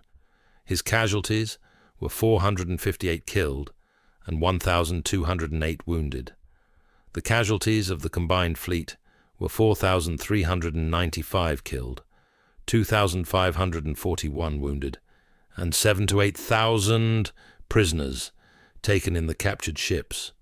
The British took 17 of the line and burned a further. They lost none of their own. Villeneuve was carried to England a prisoner. Gravina, mortally wounded, lived a few months more in Cadiz and died of his injuries. The great storm that came on the day after the action drowned many of the prizes and drowned much of the surviving crew of the combined fleet with them. The news of this disaster travelled slowly. It reached the emperor at his headquarters in Germany some weeks later, in the small hours of a working day. He was at work upon a campaign that had not yet pronounced itself, and he received the dispatch with the laconic comment that he could not be everywhere. The bulletins of the Grand Army made no mention of it for some days, and when they did so, they treated it as a misfortune of the seas rather than as a turning of the tide. In substance, however, the matter was settled. The plan of an invasion of England, postponed in August for a season, was now postponed without season. The army would march in Europe and would not embark. The ocean was passed into other hands. The continent remained. The British, who would in due course bury Nelson in the crypt of St. Paul's with the honours of a sovereign, took possession of the seas without dispute, and would hold them through every season that remained of the war. The French navy, which had been built and rebuilt at great cost since the wars of the elder Bourbons, withdrew into its harbours and would not again offer battle in line. The two empires now confronted each other, the one upon water and the other upon land, with no element common to them but money, and so the contest stood, with the Channel a moat and the continent a field. Vienna fell to him on the 13th of November. The Habsburg Emperor had withdrawn northward into Moravia to join the Russians coming up from the east. The imperial city, undefended, opened its gates, and the French marshals took up their lodgings in the palaces. Murat rode the cavalry forward to seize the great bridge over the Danube at Tabor, by a stratagem of parley and persuasion that the Austrian engineer who held the charges had not had time to discover for what it was. The bridge stood, the army crossed, and the road north into Moravia lay open. The supply lines lengthened and grew thin. The country was cold and emptying. The army marched upon what it could find. Behind it, the Austrian Archduke Charles, with the only intact army the empire still possessed, was hurrying north out of Italy by the Alpine passes, to come up, if he could, before the matter was decided. The Tsar and the Habsburg, joining their forces, drew up to the southeast of Brünn, at a small town called Austerlitz, in a country of low hills and frozen ponds, and the French army, having advanced as far as it dared without supports, halted upon the road and waited. The position into which the army had now come was not an easy one. Bernadotte's corps was off to the northwest, watching the road into Bohemia. Davout's corps was still south of Vienna, and would have to be brought up by forced marches. The army at hand, even when concentrated, would barely outnumber the Allied vanguard, let alone the army that would join it when the Russian columns coming up under Buxtehude completed their march. The country had been picked over, bread was short, the men slept under cloaks in the open. The emperor moved his headquarters to a windmill on the road from Brünn to Olmütz, and went out daily upon the ground with a small escort, marking the contours and the soft places. He sent envoys to the Allied camp under colour of negotiation, General Savary among them, whose business was less to negotiate than to observe, and who returned with reports that the young Tsar's headquarters were full of confidence and short of patience, and that the emperor's apparent eagerness for terms was being read at Olmütz as the eagerness of a man on the edge of retreat. This was the impression he had wished to give. The emperor had now rather under 70,000 men and 157 guns. The Allies, when their last contingents came up, had perhaps 85 to 90,000, and something under 300 guns. He had reason, and he showed reason to wish for battle before the Archduke Charles should arrive from the south, or the Prussians, who had been threatening at Berlin for some weeks, should declare. He had ridden the ground himself. He had marked, with that eye for terrain, which was the sign of his trade, a long ridge running north and south, called the Pratzen, dominating the country between two streams. He had marked also the chain of small ponds and meres, then frozen, that lay below the southern shoulder of the ridge. He had made dispositions accordingly. He had drawn back his right under Davout, who had marched the Iron Marshal's corps 80 miles in 2 days from Vienna, and was even now coming up. He had let his line south of the Pratzen seem thin and tempting. He had ordered Soult, with the strongest of his corps, to lie hidden in the morning fog beneath the western face of the ridge, ready to climb it. He had let, in short, the heights be taken. He had let the long Allied columns slide southward toward what they took for his weakness.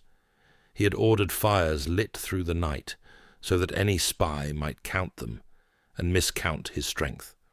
On the 2nd day of December, in the year 1805, the sun rose late over the cold ponds of Moravia, and found 2 empires already deployed against a third.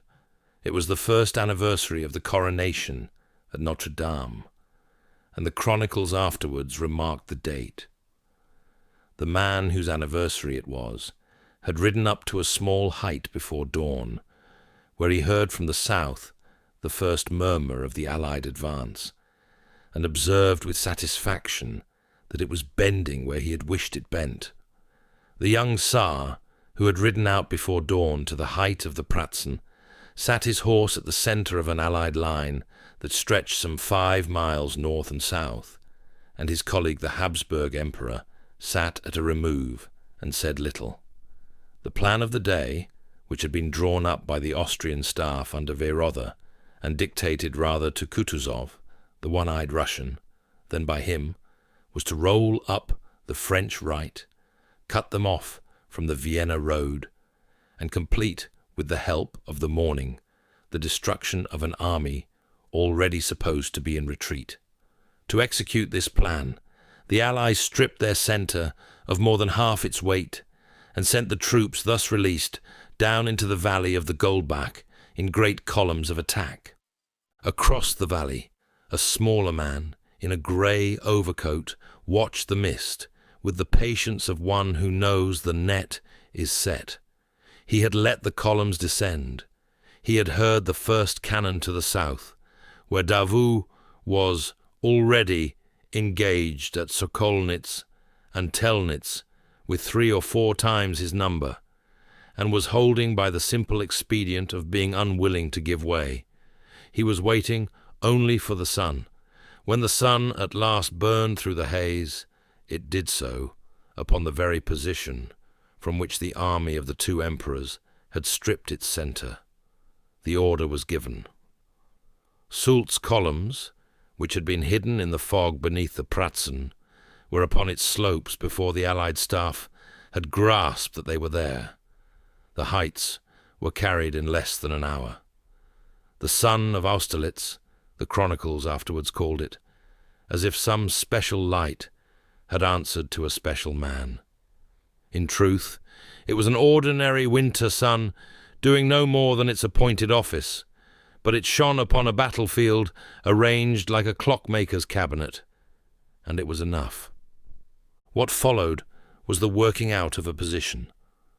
Once the Pratzen was in French hands, the long Allied column to the south found itself with the French at its back, between it and the only line of retreat that remained to it. The Allied right, under Bagration, fighting Lannes and Murat across the Brunn road to the north, was held in its place. The Allied centre, what was left of it, gave ground under the personal direction of the Tsar, whose Russian Imperial Guard came forward in a magnificent and useless charge that was broken by Bessieres' Guard cavalry and the Mamelukes of the Imperial Guard within sight of the heights. The Russian eagles, gilt and crowned in the manner of the northern court, fell into French hands and were carried back to be paraded before the emperor. The eagles of his own army, planted upon the Pratzen, looked southward upon the working out of his design. The one-eyed Russian, who had had no faith in the day's plan from the beginning, and who had been overruled by his sovereign and by the Habsburg staff, was seen riding from one threatened point to another, attempting with the steadiness that was his particular quality to give some shape to the disaster. He was wounded in the cheek by a splinter of shell and continued in the saddle until his suite led him from the field. Behind him, the Russian columns under Dokhtoroff and Langeron were now bent backward upon themselves, and the Austrian brigades upon the southern flank, having no command from any direction in which they could turn, gave way one upon another like a row of boards. By the early afternoon, the Allied left had been driven back upon the frozen meres.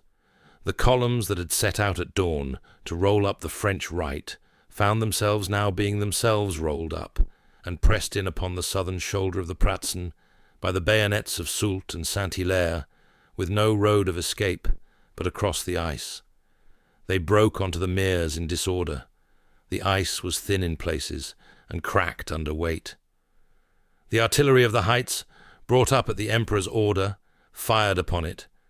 The ice gave way. Men and horses went into the cold water beneath. The cold stones at the bottom of the Pratzen ponds, the French gunners afterward said, had drunk an army. The boast was much repeated, and ought, like all such boasts, to be taken with the discount that becomes a soldier's tale. The Allied losses upon the meres were grievous, but not of the magnitude the gunners afterwards claimed. What the meres did was set a seal upon a defeat that was already complete in the morning's design. By dusk, the field was won.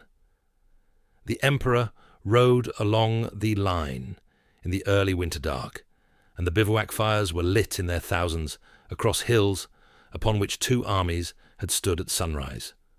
The wounded were gathered, of friend and of foe alike, and laid in the village barns. The captured standards were collected. The prisoners, of whom there were upwards of 20,000, and many of them officers, were marched under guard toward Brunn. The casualties told what the day had been. The French had lost some 9,000 killed and wounded, perhaps 13 in the 100 of those engaged.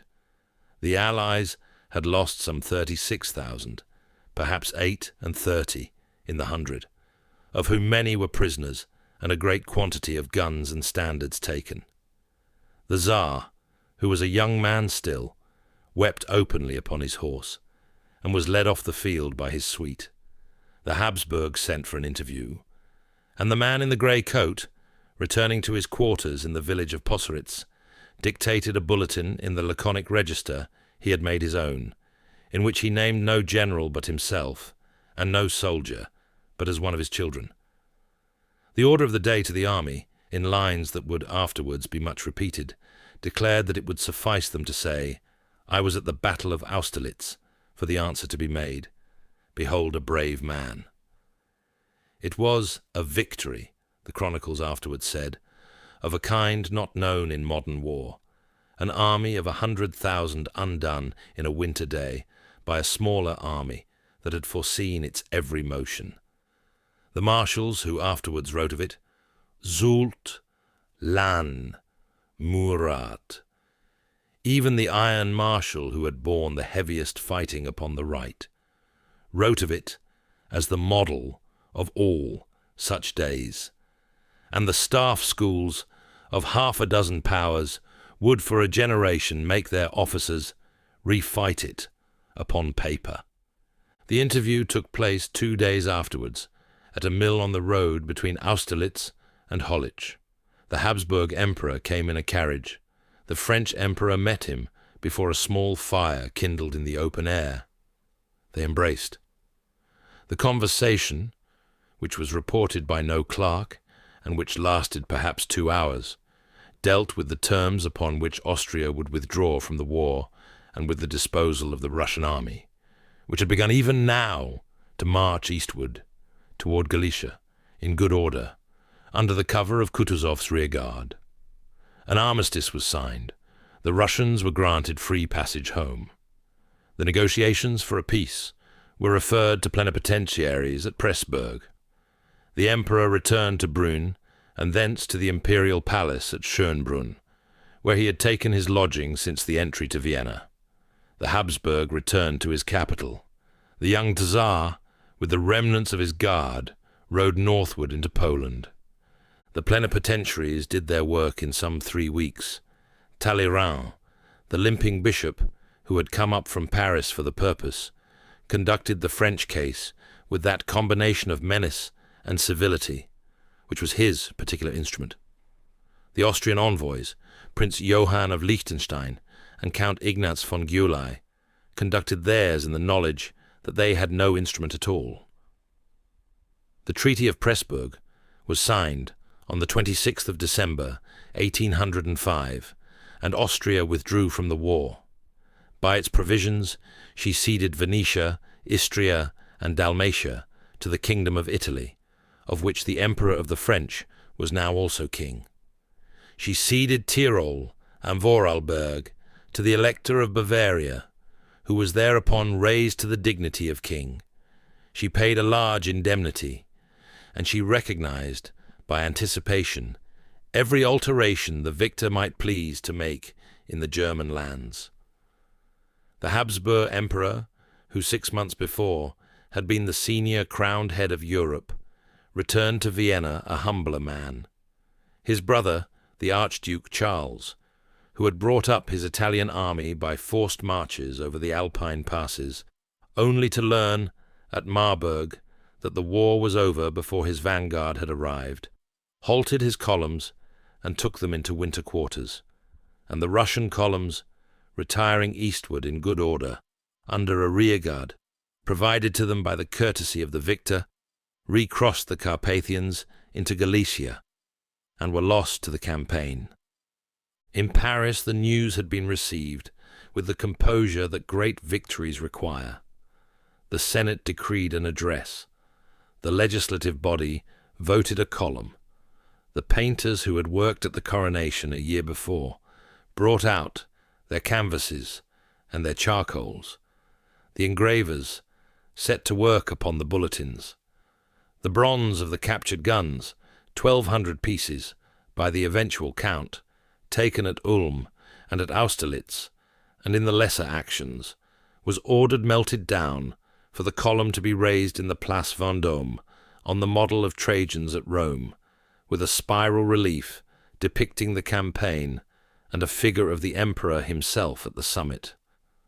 The veterans returning to the depots wore the cross of the Légion d'honneur upon coats that had taken some hard wear in Moravia, and the empress, who had not seen her husband since the autumn, made ready to receive him at Munich, where he stopped on the road home to attend the marriage of his stepson Eugène to the Bavarian princess Augusta Amelia, a match that was as much an instrument of the new German policy as it was a domestic occasion. The young Tsar departed northward with what remained of his guard. The Habsburg returned to Vienna, a humbler man. In Paris, the bulletins were published. A column was begun in the Place Vendôme of bronze, cast from captured cannon. And at Trafalgar, of which the news was slow in reaching the imperial cabinet, the ocean was now beyond the army's reach. The Holy Roman Empire, which had not yet been formally dissolved, sat in its old chair, waiting to be told it was no longer needed. Chapter 11. The Marshalate. The Corps of Marshals of the Empire was created by decree upon the 19th of May, 1804, 2 weeks before the coronation, as a restoration of an old honour of the French monarchy to a regime that was a monarchy in form only. 18 men received their batons in the first promotion. 8 more would be added over the following 11 years, as the empire acquired victories, and as the Marshalate acquired the names by which those victories are now remembered. The baton itself was of blue velvet, worked at either end with golden eagles. Upon it was written, in Latin, that the sword of France was the terror of her enemies and the hope of her friends. It was carried in the saddle upon campaign, laid upon a table in headquarters tents, buried with the man upon his death, or in certain cases, returned to the widow in black cloth. Before the army turns its columns east toward Prussia, in the summer of 1806, the 26, who wore the gold-embroidered uniform, deserved to be named. Catherine Dominique de Perignon was a Gascon who had served the early Republic upon the Pyrenean frontier against the Spanish, and had been retired thereafter into diplomatic postings and a seat in the Senate. He was 55 at his elevation, retired in all but name before the baton reached him, and he held no command in the field under the Empire. He was made a Count of the Empire in 10, governed the minor province of Parma for a season, and lived out his years upon his estates in Languedoc without further incident. His baton was a gesture toward the old Pyrenean army, and he understood it as such. He died in his bed at Montec in the December of 1818, the first of the marshals to go.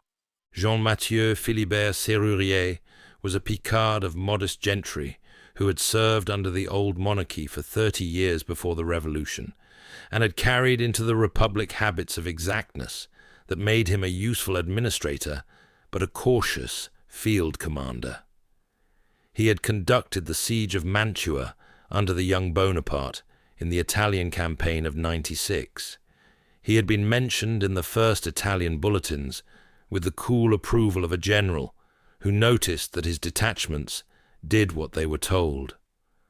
Under the Empire, he was governor of the Invalides, in which capacity he lived in a set of apartments overlooking the courtyard through which, 28 years after his own death, the body of the emperor would be carried to the crypt.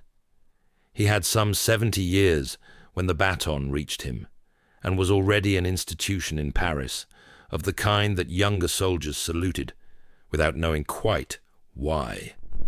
Bon-Adrien de Jeannot de Moncey was a lawyer's son from the Doubs, who had gone into the army at the age of 15 against his father's wishes, and had served the Republic in Spain with a steady competence which recommended him to the regime that had not yet been imagined.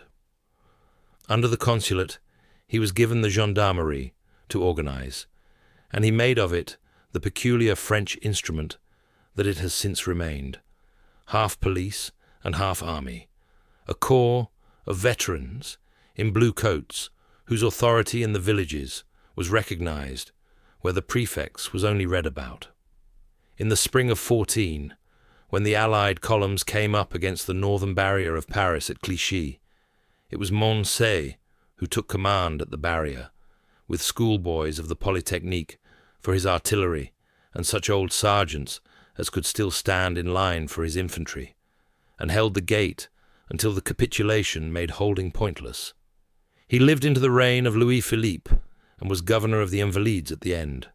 His last public duty, in the December of 40, was to receive at that same gate the coffin of the emperor.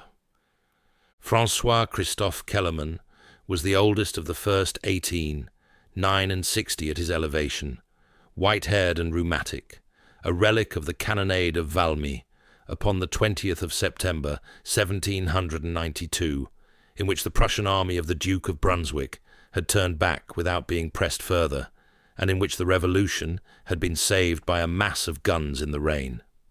It was for Valmy, and not for any subsequent action, that he held his baton. He took no part in the campaigns of the Empire in the field.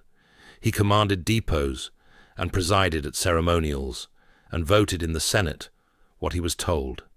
His son, Kellerman the Younger, would matter more in the strict narrative of battle, having brought up the cavalry at the hinge of the afternoon at Marengo and broken the Austrian column. But the elder Kellerman is named among the marshals because his name was upon the list, and because Valmy, though it was not a battle in the sense a professional would use the word, was the opening note of the music of which the Marshalate was a coda. Jean-Baptiste Jourdan had won Fleurus on the 26th of June, 1794, the only major action of the Revolutionary Wars in which a military balloon was used for observation, and had driven the Austrians out of Belgium, opening to the Republic the Low Countries that it would hold for 20 years. He was a Gascon of mild temper, honest to a degree that annoyed those who held politics to require other qualities. Under the Empire, he was more ornamental than useful.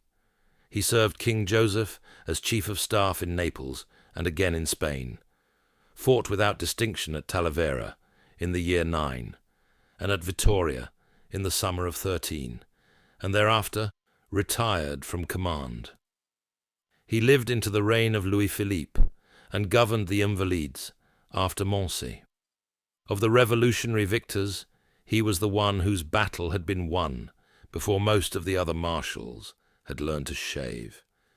François-Joseph Lefebvre was an Alsatian peasant's son who had been a sergeant of the old Garde Française, had enlisted in the army of the Republic when it was formed, and had risen through the ranks to divisional command by the simple means of being present at every action and surviving it.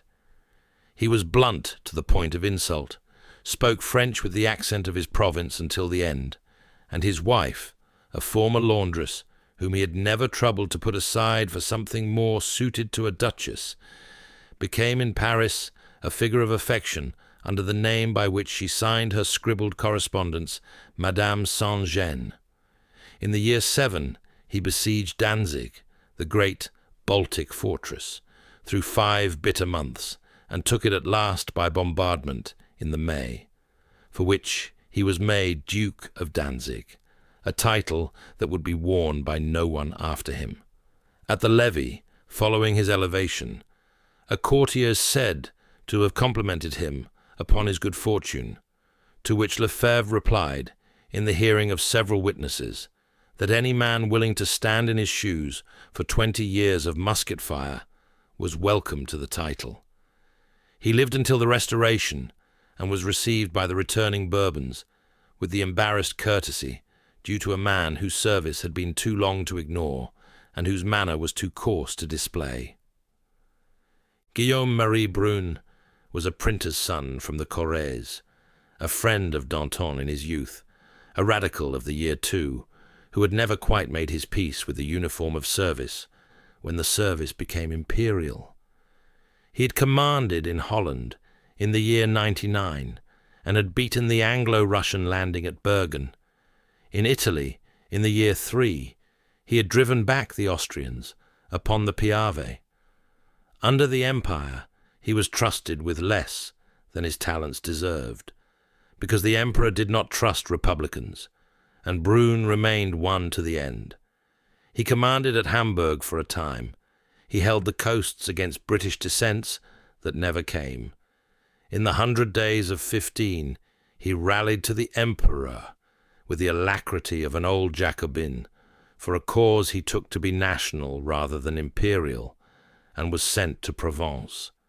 After Waterloo, in the White Terror of that summer, a royalist mob at Avignon, a town whose taste for such things was old, dragged him from his lodging in the Palais Royal and murdered him in the street, his body being thrown afterwards into the Rhône. His death was, of the Marshalate, the one least like a soldier's, and the more bitter for that. Emmanuel de Grouchy was a marquis by birth and a cavalryman by inclination, a gentleman of the pre-revolutionary service who had managed the remarkable feat of retaining both his head and his commission through the year 2, and of emerging from the Republic a competent divisional officer without the conviction of either side. He served creditably in Italy, creditably in Spain, creditably in Russia, where he commanded the cavalry of the centre at Borodino. He was, in the phrase his detractors afterwards used, an excellent major general. He received his baton in the April of 15, in the 100 Days, and was thus the last man elevated to the corps. 2 months later, on the 18th of June, with some 33,000 men under his independent command, he was sent in pursuit of the Prussians after the action at Ligny. Old forwards slipped him.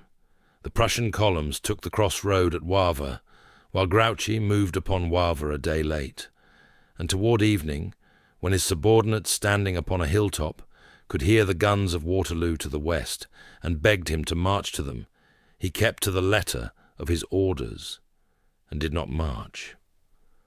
Whether he should have marched to the guns is a question which was argued in his lifetime and will be argued after his death. His defenders point to the ambiguity of his instructions, his detractors to the ambiguity of his temper. He lived until 47, protesting his reputation in pamphlet after pamphlet, and died in his bed, and was buried in Père Lachaise under a stone that says nothing of Waterloo. Charles-Pierre Augereau was the roughest man ever to wear the embroidered coat, a Parisian of the Faubourg Saint-Marceau, whose early career had been of a variety that respectable biographers prefer to summarize. He had been a fencing master, a footman in an émigré household at Dresden, a mercenary in the army of Prussia, from which he deserted, a trooper in the army of Naples, a watch-seller in the intervals of employment. He had killed a man or two in duels before the Revolution made him a respectable soldier. He came to Italy in 96 with the young Bonaparte, charged at the bridge of Arcola, and won at Castiglione upon the 5th of August of that year, the action from which he took his ducal title. At Jena, in the year 6, he was solid. At Eylau, upon the 9th of February 7, he was catastrophic. His corps, ordered forward through a driving snow to relieve a threatened centre, lost direction in the whiteout, emerged at close range in front of 70 Russian guns, and was shredded before the gunners had finished loading. Some 5,000 men were on the ground in under a quarter of an hour. Augereau himself was carried from the field wounded. His corps, as a formation, ceased to exist. He served thereafter in Spain and Germany with diminishing distinction, accepted the Restoration with an alacrity his old comrades found excessive, and was greeted upon the return of the Emperor in 15 with a coldness that left him without command. He died the next year at his estate, unattached. Claude Victor Perrin was a drummer boy of the old Royal Army, who had enlisted at 15 and risen through the Revolution by the same means as Lefebvre, which was by being present. He was steady, unshowy, careful of his rations and his men. He lacked the spark of the great captains, and did not miss it. He fought at Marengo in the year 8, when he was still called simply Victor. He was made Duke of Belluno in the year 7, after Friedland. He commanded at Talavera in Spain, where the sepoy general held his ground against him for 2 days, and withdrew in good order. He held the bridgehead on the Berezina in the November of 12 for Oudinot, upon the far bank, with a steadiness that saved what was to be saved of the Guard. After the Restoration, he accepted a command under Louis XVIII and served as Minister of War in the Second Restoration. His old comrades from the Empire observed that he had accepted the change of uniform with less difficulty than might have been expected, and the observation was not kind. He died in 41, having lived long enough to see the ashes of the Emperor carried under the dome. Jean-Baptiste Bernadotte was a Gascon of Pau. the son of a prosecutor of the local court, red-haired, sharp-tongued, vain without Murat's frankness, to redeem the vanity. He had commanded divisions upon the Rhine and in Italy, had been briefly the French ambassador to Vienna in 98, and had married in that same year Désirée Clary of Marseille, who had been in her youth engaged for a moment to the young General Bonaparte, and had chosen, or had been made to choose, the other man. Thereafter, Bernadotte carried through his life the curious eminence of the man who had married the emperor's first love. The matter was never mentioned between them, and was never forgotten. At Austerlitz, his corps moved slowly. At Jena and Auerstedt, it moved more slowly, with the result that his corps took no part in either of those actions upon the day, a negligence which Davout, whose own corps had fought the larger of the two Prussian armies unaided, afterwards commented upon in terms that almost caused a duel. He quarrelled with the emperor repeatedly, and was forgiven repeatedly. He was trusted with independent command and disappointed every expectation of it. In the August of 10, by one of those accidents which the historians of the period still find difficult to explain, the Riksdag of Sweden, seeking an heir for the childless King Charles XIII, and wanting a soldier to face the Russians, offered the succession to the French marshal, who had lately treated certain Swedish prisoners after Lubeck with a civility the Swedish officers remembered. Bernadotte accepted. The emperor, neither trusting nor forbidding, let him go.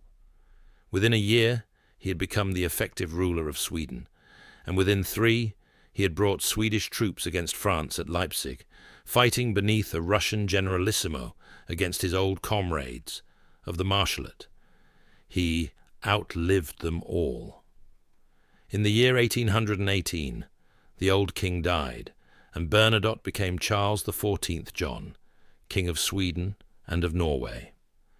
His descendants sit upon the Swedish throne to this day, and the red hair of the prosecutor of Pau is still occasionally discernible in the photographs of his great-great-grandchildren when they open Parliament. Auguste Marmont had been the emperor's friend from Toulon, from the artillery batteries of the year 93, from the staff in Italy and in Egypt, where he had served as aide-de-camp and marched back to France upon the same frigate. He had been the second youngest of the first generation of the emperor's intimates, promoted early and raised with care, and he repaid the care with a steady, if unremarkable, competence in command. He was given Dalmatia in the year 6, Portugal in the year 10, after Massena broke before the lines at Torres Vedras, and the 6th Corps in the German campaign of 13.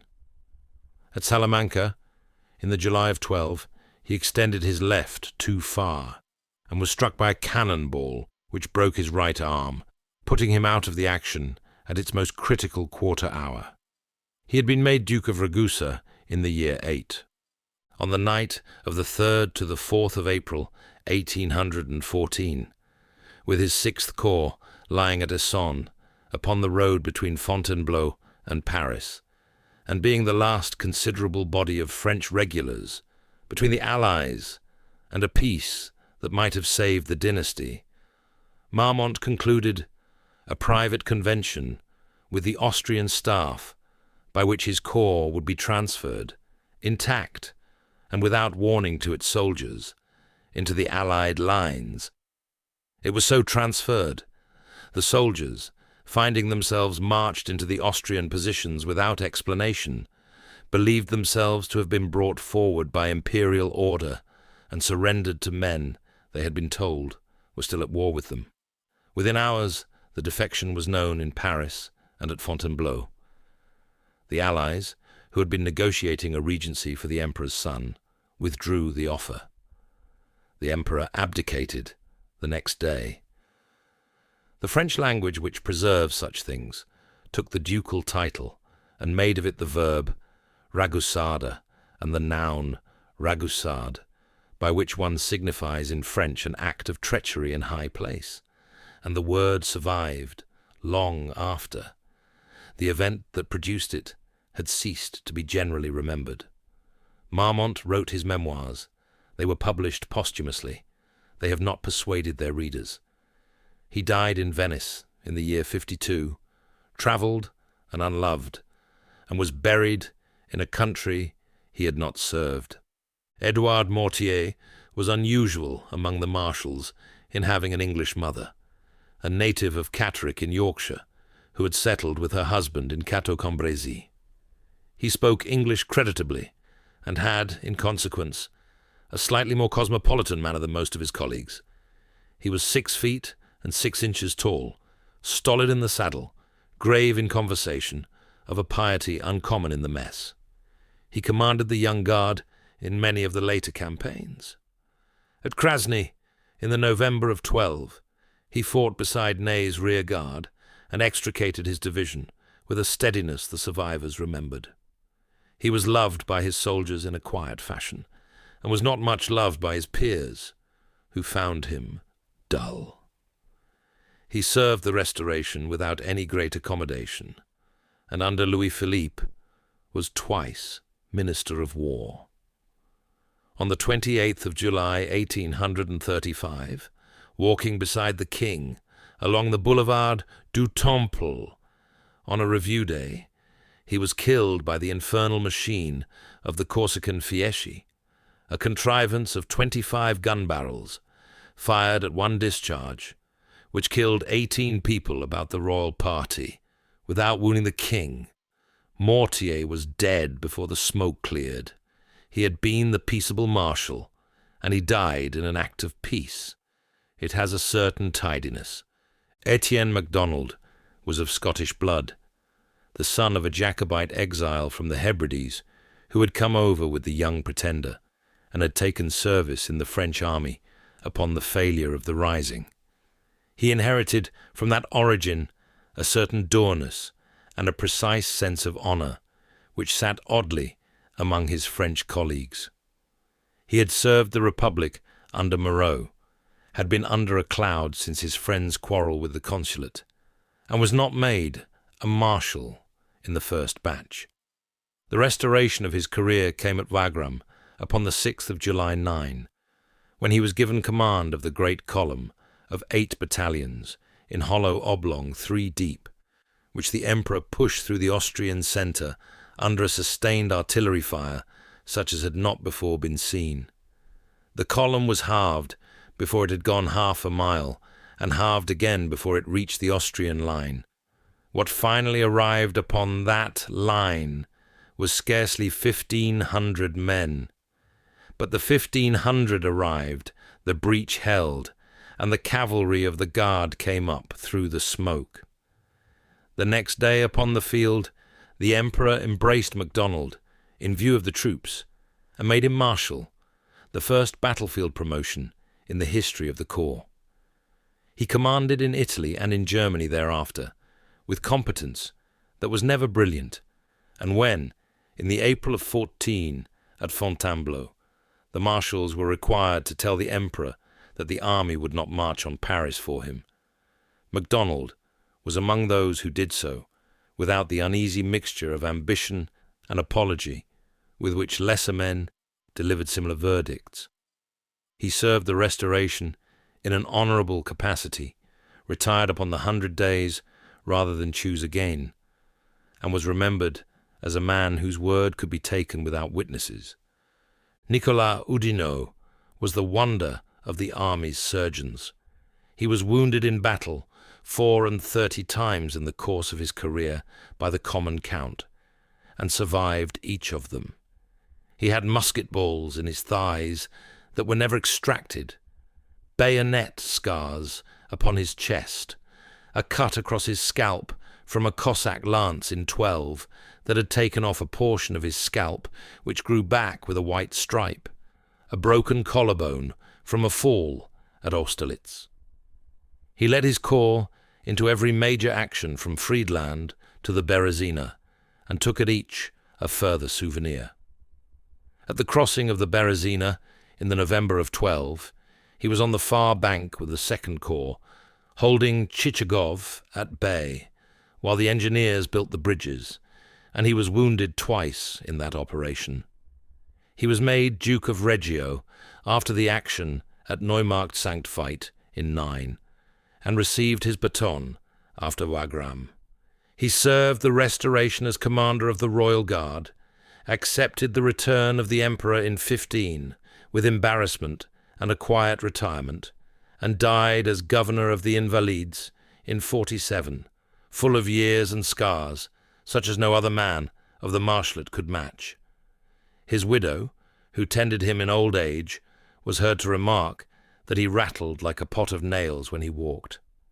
Laurent de Gouvion-Saint-Cyr was the anomaly of the company.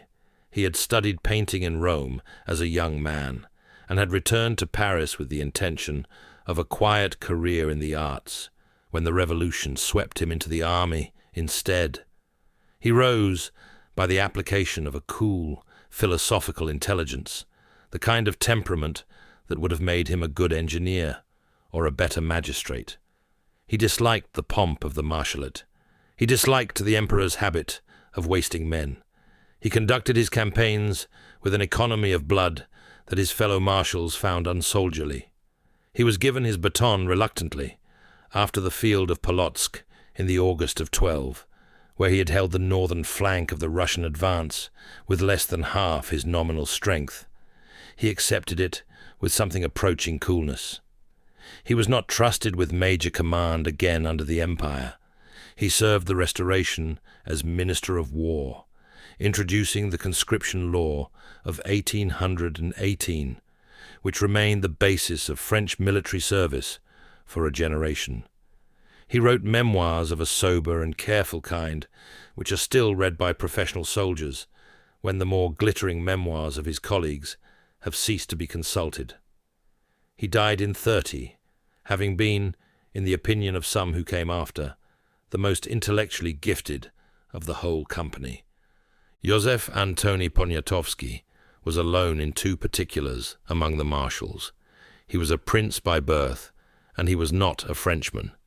He was the nephew of the last king of Poland, of a dispossessed royal house of a dispossessed nation, and he had offered his sword to the emperor, because the emperor had offered to Poland the only hope of resurrection she then possessed. Under his hand, the Polish army of the Grand Duchy of Warsaw became one of the finest contingents to serve the empire, devoted to an idea as French soldiers were not required to be devoted, and never were. He commanded the Polish contingent at Borodino, where his corps held the flank beyond the Utitsa wood against Tukov's Russians through a long day. He fought through the retreat. At Leipzig, upon the 19th of October 13, he commanded the rear guard of the whole army as it withdrew into the city. Upon that same morning, in the garden of his lodging with the guns already sounding, the emperor sent for him, and upon the grass gave him the marshal's baton, the only battlefield promotion of a foreigner in the history of the corps. Some hours later, the Ulster bridge was blown by an unwitting sergeant, a full hour before the rear guard was clear. Poniatowski, already wounded twice that morning, rode his horse into the river to swim the farther bank, weighed down by his uniform and his boots, and by a sabre cut that had torn his side, and sank. His body was found by Polish fishermen 3 days later, and was brought back to Krakow in the following year, and laid among the kings of Poland in the cathedral upon Wawel Hill. The baton he had received upon the grass at Leipzig was with him. It is in Krakow still. Jean-Baptiste Bessières was a surgeon's son from the Quercy, a cool and private man who had risen through the Italian campaigns to command the emperor's personal escort. He was the marshal most constantly near the emperor's person after Berthier, and was given in consequence the command of the guard cavalry, which he held through every major battle from Marengo to Wagram. At Marengo, the flanking charge was his. At Austerlitz, he broke the Russian Imperial Guard with the Mamelukes and the horse chasseurs of the Guard. At Eylau, he charged beside Murat when 80 squadrons went across the snow. In Spain, he beat Cuesta at Medina de Rioseco. At Wagram, he commanded the Guard cavalry at the crisis of the afternoon. He was the Emperor's chosen instrument of last resort, and was used accordingly. In the councils before an action, he rarely spoke, but when battle was joined, it was Bessières who rode at the Guard's head, and Bessières, whose cuirassiers the Emperor kept within reach for the decisive hour. In the May of 1813, at Rippach in Saxony, on the eve of the Battle of Lutzen, a chance cannonball from an unseen battery struck him down as he rode forward to reconnoitre the Prussian position. He was dead before he reached the ground. He was 46 years of age and had served his master since Italy. The Emperor had the body carried back under cover and would not have it shown to the Guard before the action of the next day, lest the sight of their commander upon a bier unsteady them. Lutzen was won, but without him, and of all the deaths the Emperor had yet suffered in his circle since Lannes, this was the one he took hardest. For Bessières had been the constant shape beside him in every battle of the long middle years, and his absence from the line at the head of the squadrons was, upon every battlefield afterwards, a shape the Emperor looked for without finding. Joachim Murat was an innkeeper's son from La Bastide-Fortunière in the Quercy, very tall, very handsome, with the instincts of a peacock and the courage of a lion. He dressed for every campaign, as though for a ballet, in plumes of heron and ostrich and pelisses of fur, in velvet breeches and boots of red Moroccan leather, mounted upon stallions, chosen for the whiteness of their coats and the glitter of their harness. The peasants of Poland and of Spain, seeing him ride at the head of his cavalry, took him for the sun in person, which was not wholly an error, since the sun also accomplishes much by being bright. He had helped to sweep the royalist sections from the streets of Paris in the Vendémiaire of '95, with the guns brought from Sablons at the gallop that had given the young Bonaparte his career. He had charged at Aboukir in Egypt. He had married the Emperor's sister Caroline in the year I, which raised him to the rank of brother-in-law and gave him an interest in the family business. He led the cavalry at Jena, at Eylau, where his charge of 80 squadrons across the snow saved the centre of the French line, and was perhaps the greatest single stroke of horse ever delivered in Europe. At Friedland, at Wagram, at Borodino, where he rode through the smoke untouched, while lesser men went down around him. In 1808, he was made King of Naples in the place of the Emperor's elder brother, and applied himself to the business of kingship with more earnestness than had been expected. He reformed the laws, patronized the scholars, and was loved by his new subjects for those same qualities of bravery and brilliance which made him an indifferent statesman. In 13, seeing the tide, he negotiated privately with Austria to keep his throne. In the 100 Days of 15, repenting of it, he rose prematurely against the Austrians in Italy, was beaten at Tolentino, fled to Corsica, and, in the October of that year, landed in Calabria with a handful of men in the hope of raising his kingdom. He was seized at Pizzo, tried by a commission of the restored Bourbons, and shot against a wall of the castle upon the 13th of October. He gave the word to fire himself, they say, and asked the firing party not to spoil his face. If the story is not true, it ought to have been. And of the 26, Murat was the one whose life most insisted upon being remembered as a painting. Jean de Dieu Soult was the son of a notary of the Tarn country in Languedoc, and carried into the army the careful, calculating temper of a professional man. He was called in the service bras de fer, the iron arm, for his tenacity in holding a position once taken. He was made Duke of Dalmatia in the year VIII, though he had never set foot in Dalmatia in his life, which the Austrians found less amusing than the emperor. It was Soult's columns that climbed the Pratzen in less than an hour at Austerlitz on the 2nd of December 1805, and carried the heights in the very minute the sun came through the fog. And it was Soult who was entrusted from the year VIII onwards with the senior French command in the peninsula, a war which he conducted for 6 years without decisive victory, but without ever being destroyed. Against the sepoy general, he was beaten more often than he won. But he kept his corps intact, in retreat after retreat. He was always in the field in the following spring, and he possessed the rare gift of losing a battle without losing his army. At Albura, in the May of 11, he fought Beresford to a standstill in a single day of such butchery that his own returns were understated to spare Paris the shock. He accommodated himself to the succession of regimes that followed the empire with a flexibility that was remarked upon in all of them. He served the First Restoration as Minister of War, rejoined the Emperor in the 100 Days as Chief of Staff in Berthier's absence, served the Second Restoration as Minister of War again, served the July Monarchy as Minister of War for a 3rd time, and afterwards as Prime Minister of the King.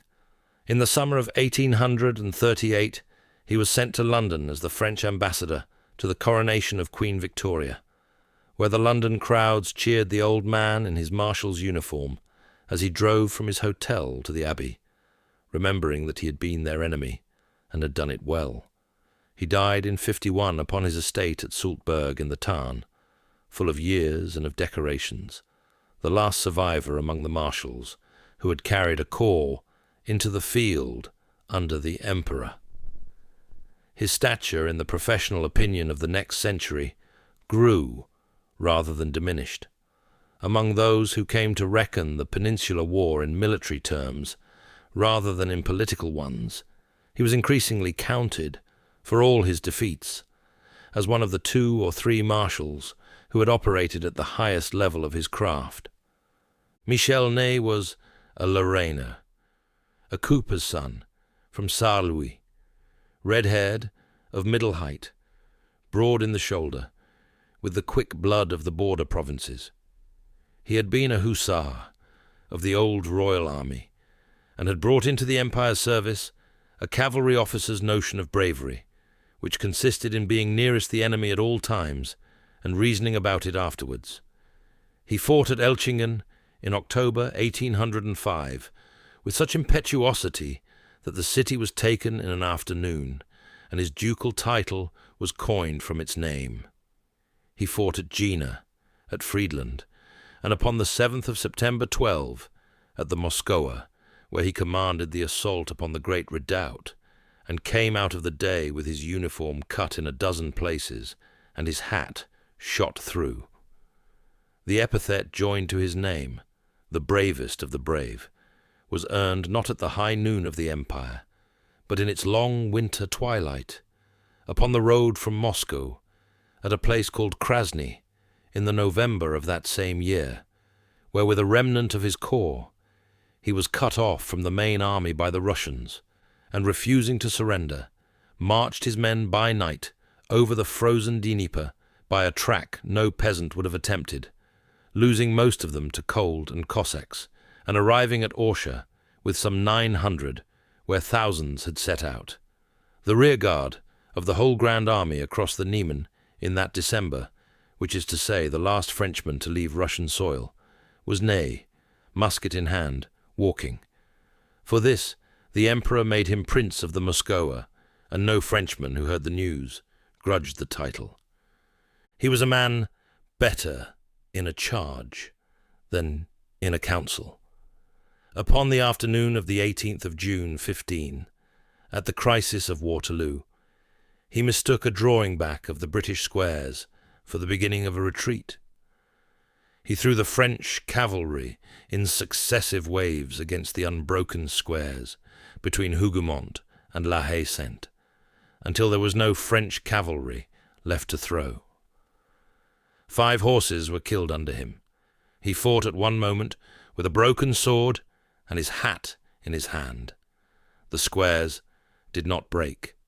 6 months afterwards, upon the 7th of December, 15, in the garden of the Luxembourg Palace, at the foot of a wall not 30 paces from the apartments where he had lodged in the great days, he stood before a firing party of his own countrymen, assembled under the orders of the restored Bourbons. He refused the blindfold. He refused to kneel. He placed his own hand upon his heart to mark the spot. He commanded the volley with his own voice. He said, by the accounts of those who were present, that he had fought in 100 battles for France and in none against her, and that the soldiers before him should do their duty and aim well. The ball which killed him passed through the breast of the Prince of the Muscoa, at the place where the star of the Legion of Honor had so often been pinned. He was 46. The wall against which he fell is still to be seen upon a side street of the Luxembourg Gardens, and is still shown. Louis Gabriel Suchet was a silk merchant's son from Lyons, a man of method and of moderate ambition, who had risen through the Italian campaigns by being quietly competent in a service in which competence was the rarest quality. He was made marshal in the July of 11, later than many of his contemporaries, and was given Aragon to govern. Aragon was in Spain, which was a theatre in which most marshals built reputations only in the sense that a glass-blower builds vases, by blowing steadily and accepting the proportion that would break. Suchet did not break. He fortified his roads. He sent his foragers out in brigades strong enough to return. He paid the peasantry for what his commissaries took, rather than requisitioning it. He distinguished between guerrillas in arms and peasants in the fields, and he treated the first with severity and the second with consideration. He took Lerida in the May of 10, after a siege of a month. He took Tortosa in the January of 11. He took Tarragona in the June of 11, after a siege of 2 months of a brutality that even he did not defend. He took Valencia in the January of 12, after a winter campaign in which the Spanish general Blake surrendered his entire army of some 18,000 men. By the end of 12, he was in possession of the greater part of eastern Spain, and governed it through a French administration that collected taxes, kept the roads open, ran a newspaper in Saragossa, and paid its officials, a pattern of orderly conquest which no other French marshal in Spain had contrived, and which the English observers who afterwards analysed the Peninsular War attributed to a discipline of character more than of military method. He was made Duke of Albufera in the year 12, after a lagoon near Valencia, whose name few in Paris could pronounce, and which was named upon his letters patent, because the titles from more famous places had already been used. He was the only marshal of the empire to return from the peninsula with his reputation enhanced. He served the Restoration in a minor capacity, was made a peer of France, and retired to his estates in the Rhone Valley. He died in 26, young for a marshal, having been the one whose career ended while the memoirs of the others were still being written. Among later soldiers of a professional caste, he has since been placed in the company of Davout as one of the 2 French commanders of the period whose practice of their trade bore inspection at every particular. Louis-Alexandre Berthier was a topographical engineer by training, the son of a military engineer of the old royal service, and had gone to America with Rochambeau in his youth. He was not, in any ordinary sense, a great commander. In the one independent command he was given, the opening weeks of the Austrian War of '9, he contrived to disperse the army in Bavaria with such precision that the Archduke Charles could have destroyed him in detail had he moved faster. Put at the right hand of the Emperor, however, he became the instrument through which the Emperor's mind reached the core, and the instrument was of such exactness that the Emperor, who was not given to complimenting his subordinates, said in the hearing of several of them that without Berthier he could not have fought. What the Emperor conceived, Berthier wrote down in orders so clear that they could not be misread. He knew the march tables of every corps. He knew the state of every park. He knew the names of the battery commanders. He could be woken at 3 a.m. and asked where Oudinot's 2nd Brigade was, and he would answer without consulting a paper. He slept 5 hours a night or less in campaign. He worked at his desk through the morning of a battle, and upon horseback through the afternoon. He wrote a legible hand, even at the gallop, in pencil upon his saddle.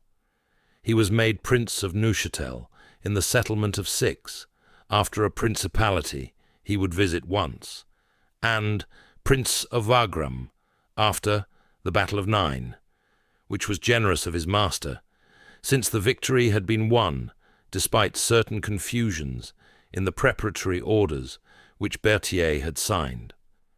It was said of him that he was the Emperor's wife in matters of business, that he knew his mind better than the Empress did, and that he was the one officer in the Empire whose removal would have made every subsequent order less exact.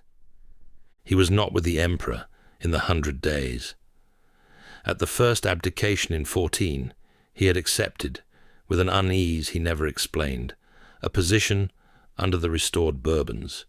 When the Emperor landed at the Gulf of Juan in the March of 15, Berthier was at Bamberg in Bavaria with his wife's family. He did not come south. On the 1st of June, at 4 in the afternoon, hearing from an upper window of his lodging the trumpets of a Russian column passing below upon the road toward the French frontier, he either fell or threw himself from the window, and was dead by the time they reached him in the street.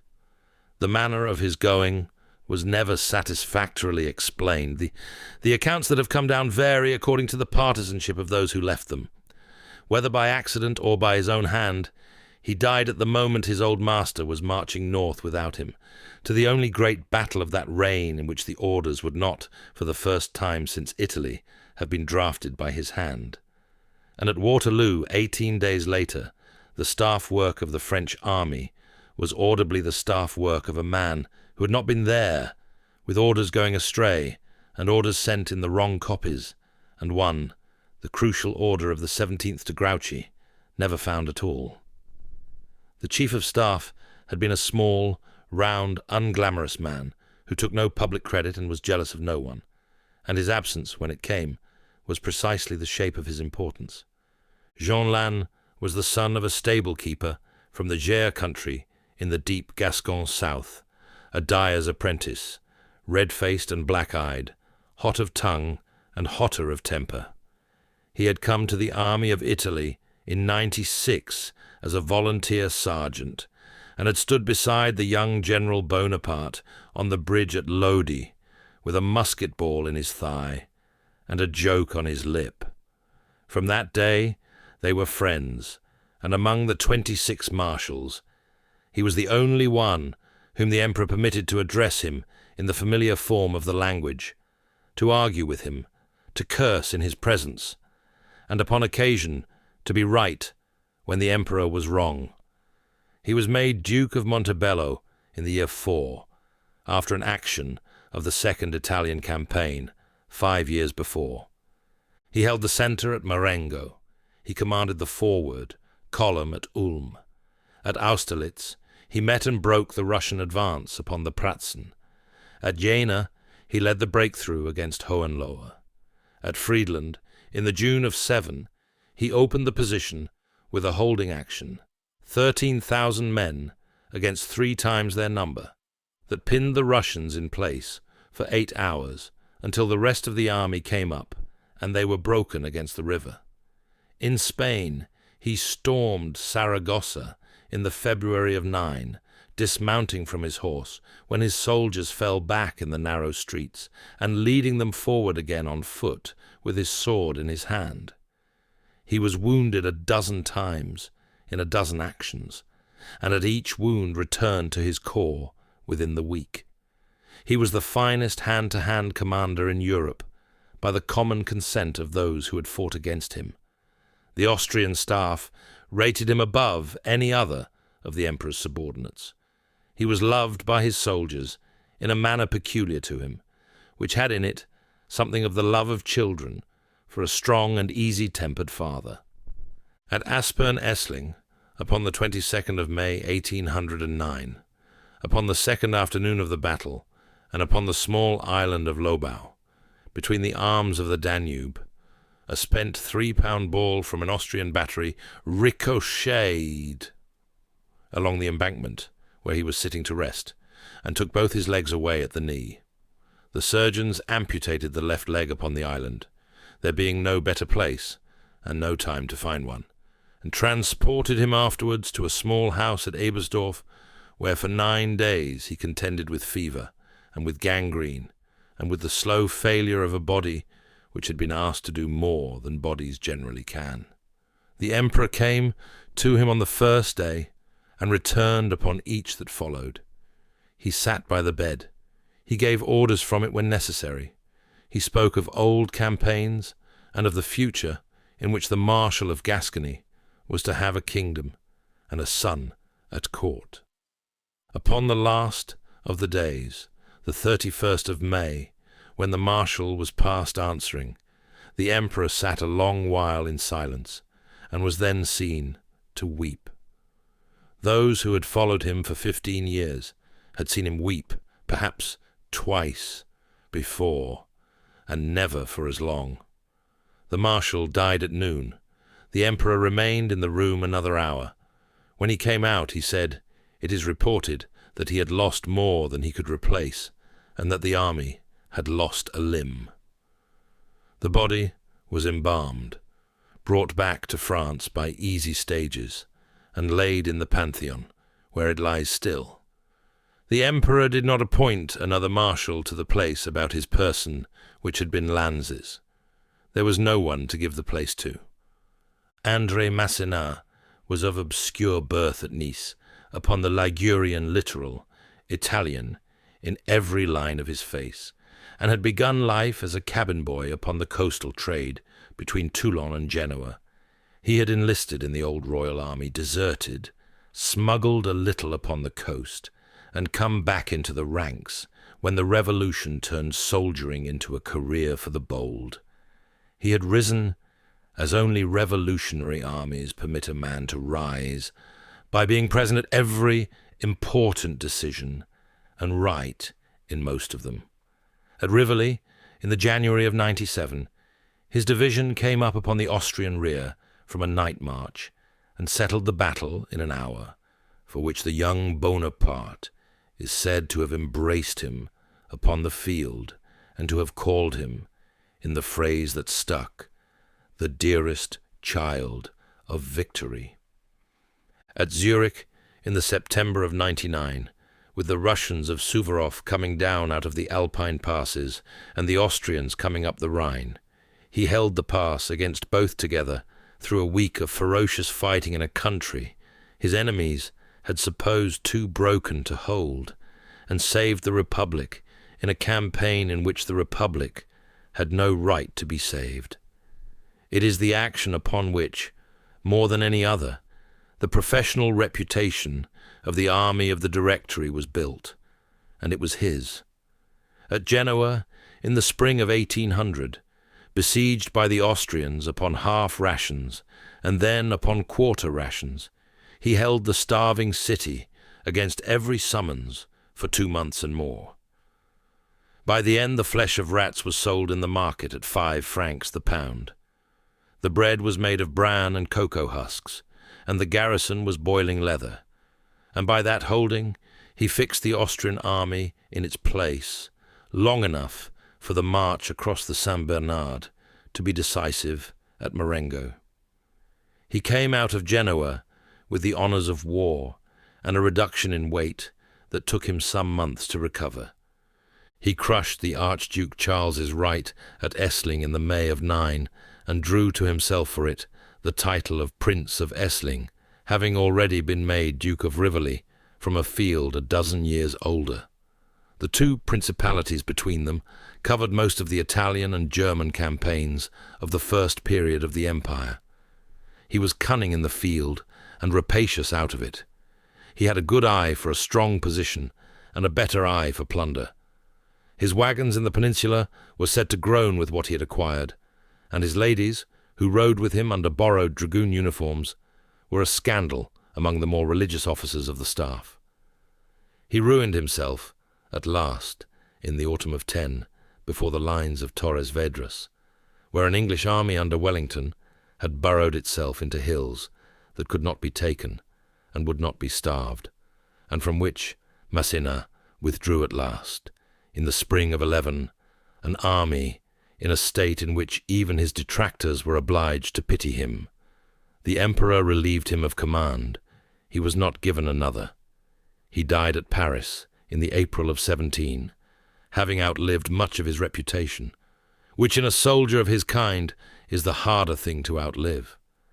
It is only in the professional reassessments of the next century, when his 3 holding actions, at Zurich, at Genoa, at Essling, came to be understood as the defensive feats of an era, that his place in the first rank of the emperor's lieutenants ceased to be disputed. Louis-Nicolas Davout was a Burgundian gentleman of small and ancient nobility, a classmate of the young Bonaparte at the Brienne military school in the years before the Revolution, bespectacled, bald beneath the cocked hat, of an austerity that in a priest would have passed for holiness, and in a soldier looked uncommonly like cruelty. He neither drank deeply, nor kept women in his baggage, nor took what did not belong to him. And for these reasons he was not loved in the mess. He was not ingratiating. He did not court the emperor. He could be silent for hours upon end in councils of war, and then speak, when he spoke, with a precision that closed the matter. Among the 26, he was the one upon whom the pattern of the service rested most heavily, and the one concerning whom the verdict of later professional opinion has been, at this distance, unanimous. At Austerlitz, upon the 14th of October, 1806, with about 27,000 men of the Third Corps, he met upon the plateau the main body of the Prussian army under the Duke of Brunswick himself, some 63,000 in the field, with the King of Prussia present upon the ground, and, while the Emperor was some 12 miles to the south, destroying a Prussian wing at Jena, in the belief that it was the main army, Davout, without fuss, destroyed the main army. The Duke of Brunswick was struck in the face by a musket ball in the morning, and carried mortally wounded from the field. His second in command was killed. The king hesitated. The Prussian columns were committed piecemeal and broken in detail. By early afternoon the larger Prussian army was in flight, having been beaten by the smaller. It was without parallel in the tactical records of the era, and it was done by a corps commander of 3 days' seniority against the last instrument of the late Frederick. When the news reached the emperor that the Iron Marshal had fought and won the larger of the 2 battles with the smaller of the 2 French forces, he was at first incredulous. Then, having been convinced by Davout's customary brevity of report, he ordered that Davout's corps should have the honour of leading the entry into Berlin. The honour was given and was taken. Davout was made Duke of Austerlitz upon the settlement. At Eckmühl, in the April of '9, where he held the line of the Laber against the Archduke's main body, with the same phlegm, while the emperor came up by forced marches from the south. He added to his titles the Principality of Eckmühl. Few subjects of any sovereign have been ennobled twice by the places of their own victories. In Russia, in 12, he commanded the First Corps, the largest in the Grande Armée, and fought at the Moskowa on the 7th of September at the head of the right wing. He was wounded in the assault upon the Flèches, continued in command, and brought his corps out of the retreat in a condition superior to that of any other formation of the line. In 13, he was sent to Hamburg with the 13th Corps, and orders to hold the place against the Allied advance. He held it through a winter siege in which the garrison was reduced to eating horses, and the civil population suffered considerably, and he refused, upon the emperor's abdication in the April of 14, to surrender the place to any authority he did not recognize. He came out at last, upon orders from Paris signed by the new government, with the honours of war, his garrison's eagles uncased, and his dignity intact. The new king could find no charge against him that would stick. He was sent into retirement upon his estates, refused to swear the new oath, and was not forgiven for the refusal. He returned to service in the 100 Days as Minister of War, did what could be done for the organization of the new army, and did not himself take the field. The emperor would rather have had him at Waterloo than any of the marshals who were there, but it was thought the ministry required him in Paris more than the army required him at the front, and Davout, who was too disciplined an officer to argue with a sovereign's deployment of his own ministers, obeyed. What difference his presence upon the field might have made is among the questions which the counterfactual histories of Waterloo have never been able to leave alone. He died in Paris in the June of 1823, at 53 years of age, of a consumption picked up during the siege of Hamburg and never shaken. He was buried in Père-Lachaise without state honours. The restored Bourbon would not grant them, but with the entire body of the garrison of Paris turning out unasked along the route of the hearse to stand at attention as he passed. It was observed by those who had known him that he was perhaps the only marshal of whom the emperor, in the bitterness of St. Helena, never spoke an unkind word, and by those who came to assess the military record of the period that he was the only marshal of whom it could be said, when the reckoning came to be made, that he had never lost a battle under his independent command. Among the 26, the Iron Marshal stood first.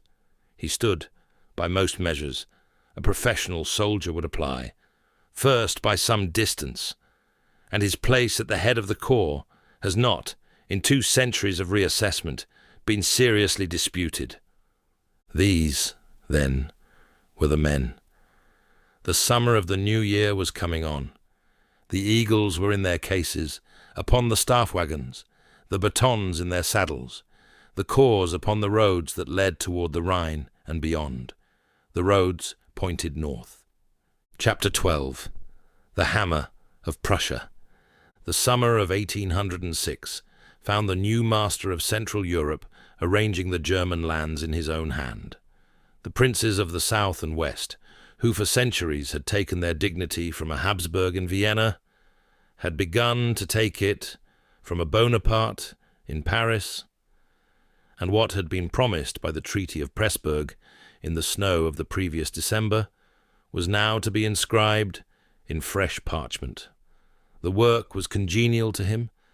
He had a cartographer's pleasure in the redrawing of frontiers, and he treated the German map as another man might treat a chess problem in the long evening of a country house. The dispatches went out in bundles from the cabinet at Saint-Cloud through the spring and into June. The limping bishop, who still sat at the foreign ministry, as he had these several years, drafted the elegant preambles. The emperor altered them in his own hand, and returned them with marginal notes that the secretaries copied out fair before the morning courier left.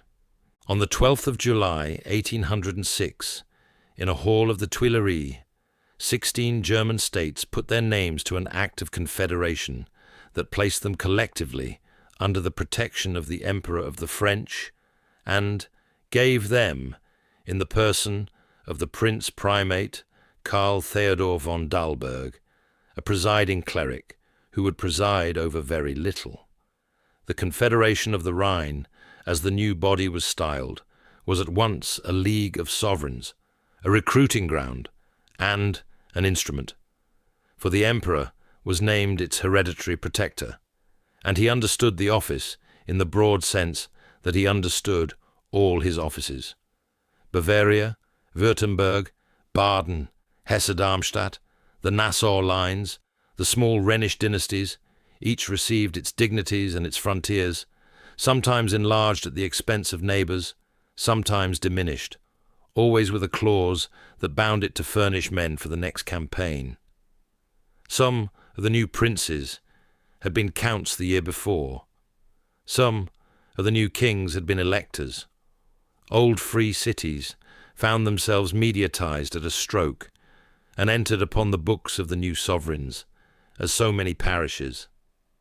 The mediatization, which had begun as a German affair some years earlier, was now completed in Paris. On the 1st of August, the members of the new league formally seceded from the Holy Roman Empire, and the old fabric, which the preceding chapter had left sitting in its old chair, waiting to be told it was no longer needed, was at last informed. On the 6th of August, 1806, the Habsburg Emperor, Francis II, who had foreseen the act and prepared for it, declared the Holy Roman Empire of the German nation dissolved, and laid down a crown that had passed in unbroken succession from Charlemagne. Thereafter, he styled himself Francis I of Austria, having had the foresight some 2 years earlier to take that other title in advance. So, an empire of 1,000 years was wound up in the manner of an estate whose heir is unfit.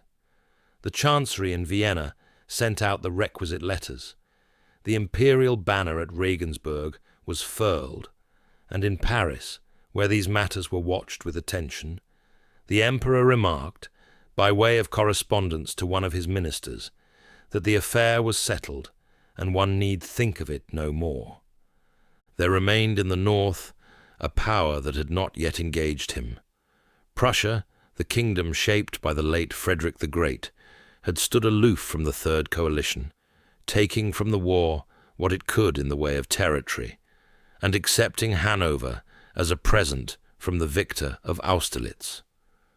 But the cession of Hanover to Prussia had been suggested in such a fashion that the British were informed of it. The King of Prussia, Frederick William III, found himself thereby alienated at once from London and from his own self-respect. He was a careful and unhappy man, of moderate parts and an honest disposition, who in any other century might have made a tolerable elector of Brandenburg, and who had had the misfortune to be born to a kingdom on the eve of its trial. He distrusted his own ministers. He distrusted the Tsar, who courted him. He distrusted the Emperor, who flattered him. He distrusted, with the keenest distrust of all, his own resolve. Through the spring and summer of 1806, the war party at Berlin gathered strength. The Queen Louise, who was beautiful and brave, Prince Louis Ferdinand, who was eager, the staff officers, who recalled the marches of the great Frederick, and supposed that the army of those marches still lived. The young officers of the Guard sharpened their sabres upon the steps of the French embassy, where the gesture was witnessed and reported. By August, the king had been brought to mobilize. By September, he had dispatched to Paris an ultimatum requiring the withdrawal of French forces beyond the Rhine. The note was delivered on the 8th of October. The emperor, who had been, on the main, since late September, with 200,000 men disposed in 3 corps along the line of the Frankenwald, regarded the document as no more than the formal cause of a war he had already begun to fight. He had told his marshals some weeks before that the Prussians would oblige him by attacking, that he would be in Berlin by the end of the month, and that he proposed to be done with this affair before the bad weather. They had taken him at his word, as it had become their habit to do. The Prussian army that took the field that autumn was a museum piece of the military art of 50 years before.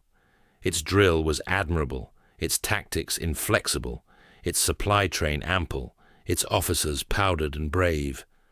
It marched in line and fired in volley, and in any contest with a similarly archaic enemy it would have done well. Against the long columns and the swift battalion squares of the Grande Armée, it was a body waiting for the mason's chisel. Its supreme commander, the elderly Duke of Brunswick, had soldiered in the 7 Years' War. Its second column was led by the Prince of Hohenlohe. Its reserves wandered some marches behind, under Ruchel and the King. The councils of war at headquarters were prolonged and inconclusive. Orders were drafted and countermanded. Generals quarrelled over precedence. The Chief of Staff was overruled by the favourite of the day. The army moved upon the chessboard in the manner of a piece pushed by several hands at once. The French, who advanced through the Thuringian forest in the 2nd week of October by the bataillon carré of 3 corps abreast and 3 behind, found their enemy strung out along an arc of 50 miles and incapable, in any reasonable time, of concentrating against them. The Emperor, who had ridden through the night to come up with his vanguard, examined the ground from a hilltop near the village of Jena on the evening of the 13th, and observed that the Prussian army had at last halted. He proposed to attack at first light.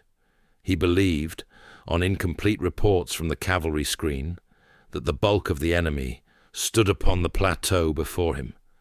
He was mistaken in his belief, but the mistake would prove of small consequence.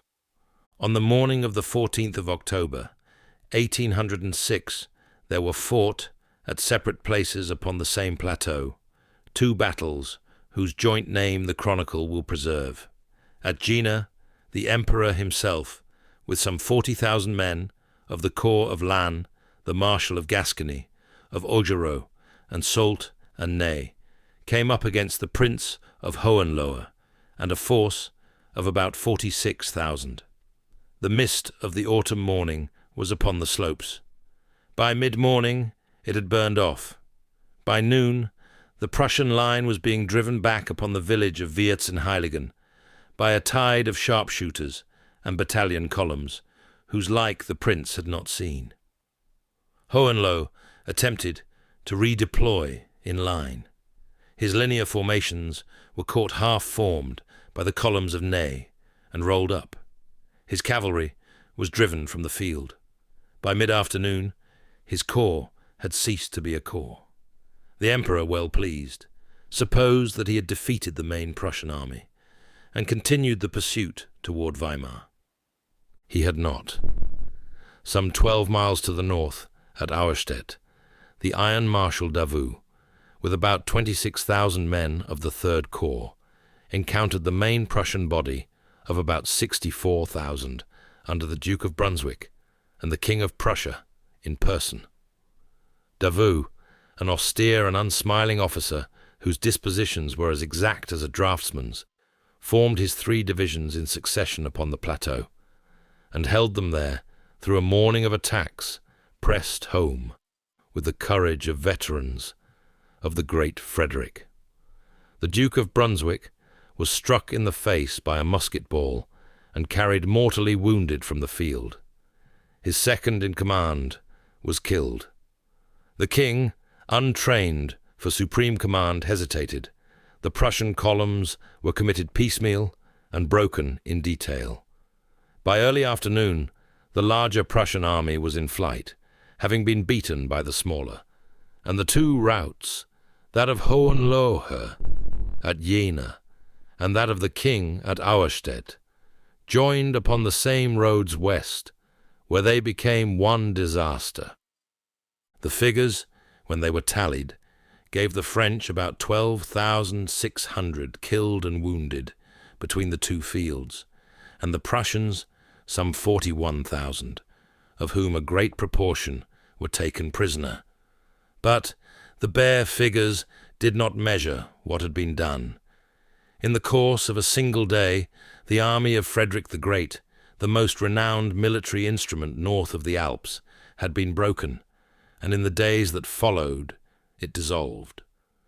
When the news reached the emperor that the Iron Marshal had fought and won the larger of the two battles with the smaller of the two French forces, he was at first incredulous. Then, having been convinced by Davout's customary brevity of report, he is said to have observed that he could not always be everywhere at once, and to have ordered that Davout's corps should have the honor of leading the entry into Berlin. The honor was given and was taken. The marshals of the empire pursued the broken columns across the North German plain with a thoroughness that has few equals in the annals of pursuit.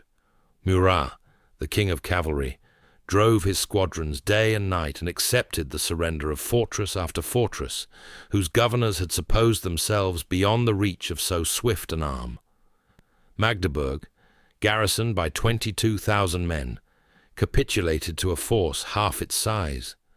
Erfurt and Spandau opened their gates. Stettin, on the Oder, was rendered up to a brigade of hussars by a governor whose commander-in-chief was unable to be found. The fortress of Küstrin fell upon the appearance of a single regiment. In the space of 3 weeks, the kingdom whose army had been the wonder of Europe possessed neither field force nor stronghold of consequence west of the Vistula. On the 27th of October, 1806, the emperor entered Berlin at the head of his guard. The capital of Prussia, which had not seen a foreign army in its streets since the Russians in the 7 Years' War, watched in silence from its windows. The procession came in by the Brandenburg Gate, beneath the bronze quadriga of victory, which the emperor would presently order, taken down and crated for shipment to Paris, there to remain in its crates until the Prussians reclaimed it in 14. The gesture had its symbolic meaning and was understood by all who saw it. The grenadiers of the guard marched with the parade, pace they reserved for the capitals of beaten kings. He took up residence at Charlottenburg, then in the royal palace itself. He visited the tomb of Frederick the Great at Potsdam, and stood in the crypt for some moments without speaking. He ordered the sword of the great king and the sash of the Order of the Black Eagle to be sent to the Invalides in Paris, where, he observed, they would be better appreciated. To his marshals at the supper table, he is said to have remarked that, had Frederick still lived, they should not have stood where they stood. He turned the room of the great king into his own bureau, and worked there into the small hours, dictating dispatches to 2 and sometimes 3 secretaries at once. The King and Queen of Prussia had fled north and east, first to Königsberg, then to Memel on the Baltic shore. The royal court was reduced to a few coaches, the royal army to a few brigades, the royal lands to a strip of coast. It was at Berlin, on the 21st of November, 1806, that the emperor signed the decree, which has since been known by the name of the city. The Berlin Decree declared the British Isles in a state of blockade. All commerce and correspondence with them was forbidden upon pain of confiscation. British subjects within the territory of any state under French influence were to be considered prisoners of war. British goods, whether the property of British or of neutrals, were to be seized as lawful prize.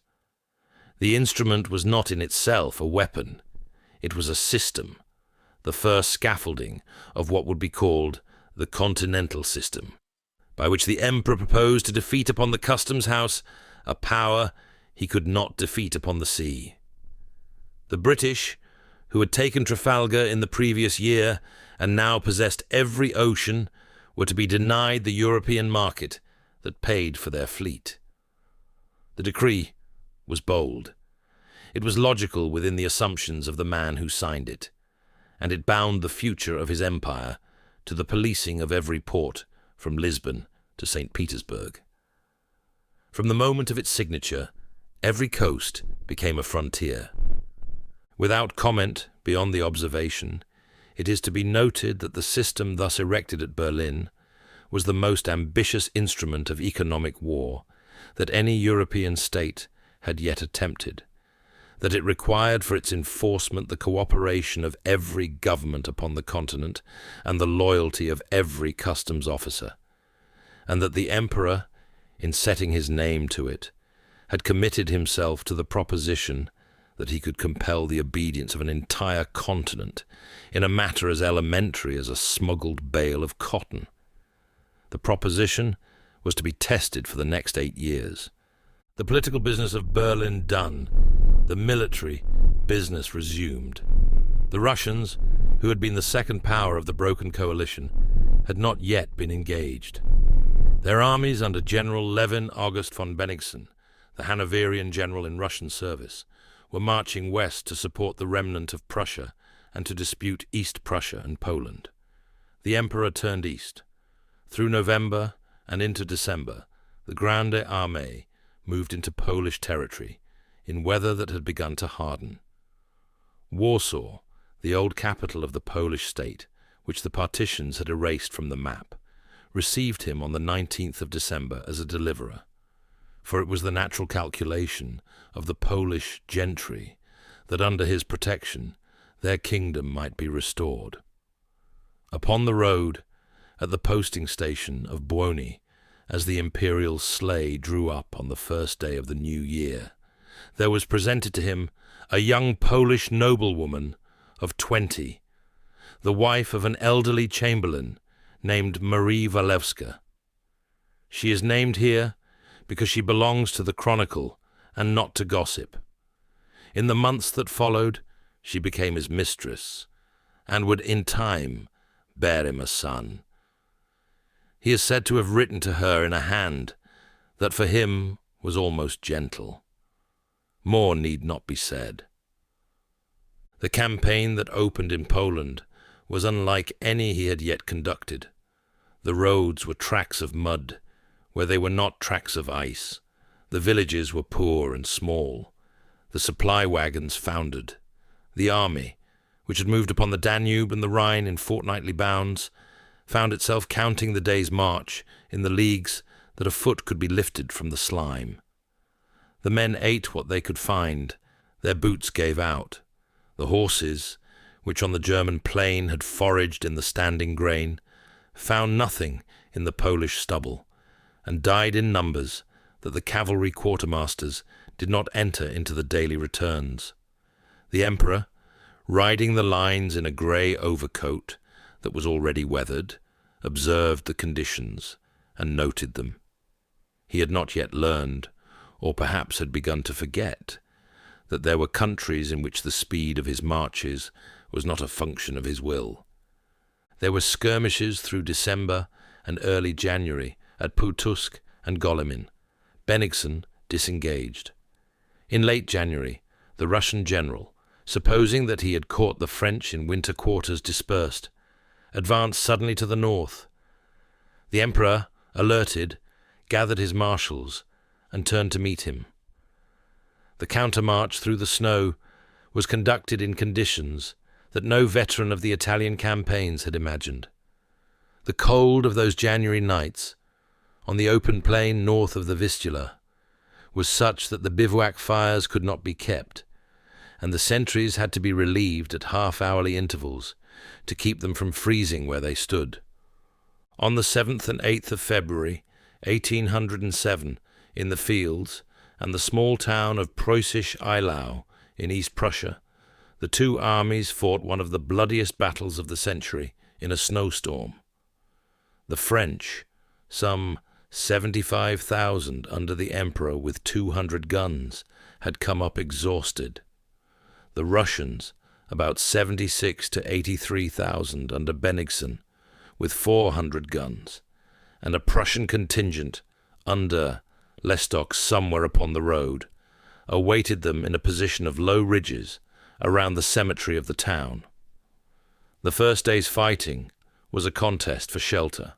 On the morning of the second, the snow began to fall in earnest, sometimes so thickly that the lines of either army lost sight of one another. Augereau's corps, ordered to march upon the Russian centre, lost direction in the whiteout and emerged in front of the Russian guns. In a few minutes it was destroyed. The Russian columns advanced. Eylau itself was in their hands. The imperial headquarters in the cemetery was threatened. To save the day, the Emperor ordered Murat forward at the head of some 80 squadrons. The charge of the cuirassiers and dragoons through the snow upon the Russian line, the largest cavalry attack of the era, broke the Russian centre at the cost of the cavalry. Davout, coming up upon the right, drove the Russian left back upon the village of Kushiten. Lestock's Prussians arrived in the late afternoon and stabilized the position. By nightfall, both armies stood upon the field where they had begun, and both withdrew under cover of the dark, the Russians a little farther. The casualties cannot be given with precision. Estimates of the French dead and wounded run from 10,000 at the lowest reading to more than 29,000 at the highest. Estimates of the Russo-Prussian losses are scarcely less wide. What is certain is that the snow that night lay over a field of horror seldom equalled. The Marshal Ney, riding over the position the next morning, is said to have remarked that it was a slaughter without result. Such phrases are given here with the caution proper to their kind. The bulletins of the army, when they were drafted, claimed Eylau as a victory. In private, the Emperor knew what it was. It was the first serious check the Grande Armée had received in the field, and the snow that fell upon Eylau, settling upon the dead and upon the unburied horses through the long February night, would lie upon the narrative for some chapters yet, as a foretaste of greater snows. The army went into winter quarters along the passage. For 4 months there were no great movements, only the careful work of supply, the bringing up of conscripts from depots in Germany and France, the construction of bridges, the laying in of biscuit. The Emperor moved his headquarters to the chateau of Finkenstein, where he was joined for some weeks by the Polish countess, and where the imperial chancery dealt with everything from the affairs of Constantinople to the price of cloth in Lyon. He worked, as he had always worked, 12 and 14 hours a day. He received envoys from the Sultan. He dispatched a mission to the Shah of Persia. He read reports upon the silk harvest of Piedmont and the customs receipts of Antwerp. He ordered the foundation of new lycées and the regulation of the dramatic theatres of Paris. The continent was governed from a Polish manor. In May, the great fortress of Danzig, besieged by Lefebvre, capitulated. The Marshal received in reward the title of Duke of Danzig, the first of a series of such titles that the Emperor would soon distribute among his commanders, attaching to each great victory a duchy that bore its name. By the end of that month, the army numbered some 200,000 under arms. By the first week of June, it was again moving against Bennigsen. The campaign that followed was brief and decisive. Bennigsen took the offensive, fought a sharp action at Heilsberg, and withdrew toward the river Aller. The Emperor, marching by Friedland with the corps of Lannes in the van, came up on the morning of the 14th of June, 1807. It was the 7th anniversary, day for day, of the field of Marengo, and the coincidence was not lost upon him. The Russians, perhaps 50,000 strong, were drawn up with the river at their back, in a loop of the Alle that left them with one bridge and a few pontoons. Their line bent forward into the loop and was bisected by a stream and a mill pond, which made of their position two armies that could not easily reinforce each other. Lannes, with the Marshal of Gascony's habitual instinct for the moment, held the position with 13,000 men through the morning, until the rest of the army came up. By afternoon, the Emperor had 80,000 on the field, with 118 guns. The Russian commander still kept his men in the loop. The attack went in at 5 in the evening. Ney, on the right, drove forward upon the Russian left. The great battery of Saint-Amand advanced to within 60 paces of the enemy, broke the Russian columns by close fire. Lannes and Mortier pressed the centre. The Russian line, pinned against the river by its own dispositions, had nowhere to go. The bridges were choked, then fired. The men crowded into the Alle and were swept away.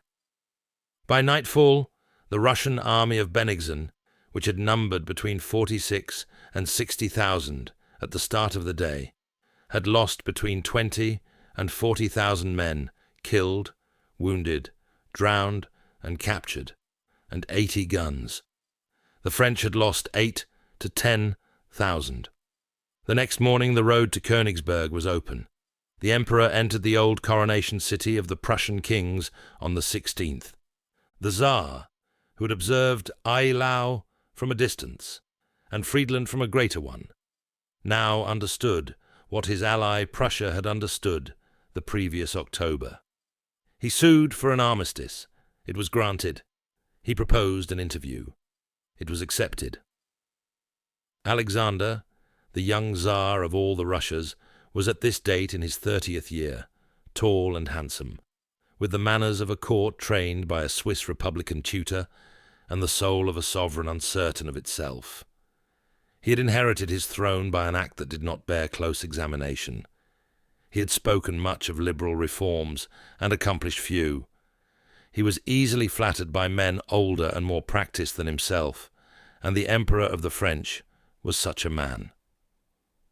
Negotiations were conducted in the Niemen at Tilsit, a small town upon the river that here marked the frontier of Russia. Because no sovereign would agree to set foot upon the soil of the other, a raft with 2 pavilions, one larger than the other, was moored in the middle of the stream. The larger pavilion bore upon its roof the entwined initials A and N, picked out in some quickly painted device. The smaller was for the suites. The arrangement was the Emperor's, and was understood by all observers to be an arrangement. The Tsar would cross to him, and the King of Prussia would cross only when invited. The 2 banks were lined with the regiments of the respective guards, in their best uniforms, the bands playing alternately the airs of each empire, while the boats put out from either side. It was a piece of theatre, as carefully composed as the coronation, and the Emperor, who had ordered the ceremonial, watched it from a window of his quarters with the quiet satisfaction of a man whose stagecraft had again served his policy. The conferences continued for some days, in the pavilion upon the river by morning, and in the lodgings at Tilsit by afternoon. The Emperor flattered the young Tsar. He spoke of the affairs of the Levant, of India, of the petition of the Ottoman possessions. He hinted at a great continental alliance from the Atlantic to the Bosphorus that should leave the British without a friend upon any sea. The Tsar, who was susceptible to such conversation, and who had been brought to it by his own army's defeat, listened and answered in kind. The Queen of Prussia came down from Memel, and pleaded for her husband's possessions in person. The emperor received her with elaborate courtesy and gave her nothing. On the 25th of June, the emperor and the Tsar were rowed out from opposite banks and met upon the boards of the larger pavilion. They embraced upon the raft on the Niemen, as if they were brothers. They spoke alone for hours. The King of Prussia waited upon the bank in a misting rain, and when at last he was admitted to the conversation, it was as a junior to two arbiters of his fate. The treaties were drafted, redrafted, and signed. The Franco-Russian on the 7th of July, 1807, the Franco-Prussian on the 9th. Prussia surrendered half her territory and almost half her people. The Tsar undertook to enter the continental system and, in time, to make war upon his late allies. A duchy was created in Warsaw, a kingdom in Westphalia for the youngest of the Bonaparte brothers. The emperor returned to Paris in the last week of July 1807, the master, in name or in fact, of every great power on the European mainland. Chapter 13. The Spanish Ulcer. It was at this height, when there remained no army to defeat upon the continent, that he chose to march into Spain. The decision, like many of his decisions in this period, wore the aspect of a small administrative arrangement and concealed a question of the first magnitude. The Kingdom of Spain was the oldest of his allies. It had furnished the ships that had been broken at Trafalgar. Its Bourbon king, Charles IV, was a hunting man content to leave his affairs to the favourite Godoy, who in turn was content to leave them to the emperor. And its long Atlantic coast and longer Atlantic empire were nominally closed to British commerce. Yet Portugal was not closed. Portugal, the ancient client of England, had refused the Berlin Decree, and Portugal, therefore, was to be reduced. By a convention signed at Fontainebleau in October 1807, the Spanish court agreed to permit the passage of French troops across the peninsula and to share, when the operation was concluded, in the partition of the smaller kingdom. The convention was understood by those who signed it as one thing, and by him who proposed it as another. It would be the door through which the empire entered Iberia, and through which, in time, it would be obliged to withdraw. Having followed his subject through Italy and Egypt and the long sweep from Boulogne to the Niemen, the narrative pauses here to remark a change in its temperature until the summer of 1807. The emperor had moved against organized states with armies in the field and ministers in their cabinets. He had defeated them, dictated to them, and rearranged them upon the map. Spain offered no such convenient adversary. Its sovereigns were absurd. Its ministers were corrupt. Its armies were ill-fed, ill-paid, and indifferently led. None of these conditions, as he supposed, ought to have rendered the kingdom less, but rather more, susceptible of regulation. He was deceived in this. The state of Spain was contemptible. The Spanish themselves were not. He had encountered, without yet recognizing it, the first opponent in his career, whom he could not defeat by the destruction of an army, because what he had to defeat was not an army. The impulsive general was given the column. Junot crossed the Bidassoa on the 18th of October 1807 and marched south by Salamanca and Ciudad Rodrigo and over the bare Beira mountains in autumn rain, by roads which no army of size had used in living memory and which his commissariat had not surveyed. The men ate what they could carry, and afterwards what they could take. Cannon were left at the verges. Horses fell in the passes. He came down upon the Tagus, at the head of a force already half dissolved by hunger and by mud, and entered Lisbon on the 30th of November, to find that the prize had escaped him. The Prince Regent, who would later reign as John VI, had embarked the day before upon the Portuguese fleet, with his mother the Queen, his court, his treasury, his archives, and the lay clergy of his capital, and stood out into the Atlantic under British escort for Brazil. The impulsive general looked from the wharves of the Tagus upon the receding sails and took possession of an empty palace. So the first object had been gained in a manner. The second was at hand. Through that winter and into the new year, French divisions, by twos and threes, crossed the passes of the Pyrenees and occupied the fortresses of northern Spain. Pamplona, Barcelona, San Sebastian, Figueras, each in turn passed under French garrison by stratagems which the Spanish governors, having no orders, did not resist. By February 1808, there were upwards of 100,000 French soldiers within the Spanish kingdom, and the Spanish court, which had concluded a treaty for the partition of Portugal, perceived too late that it had concluded a treaty for the partition of itself.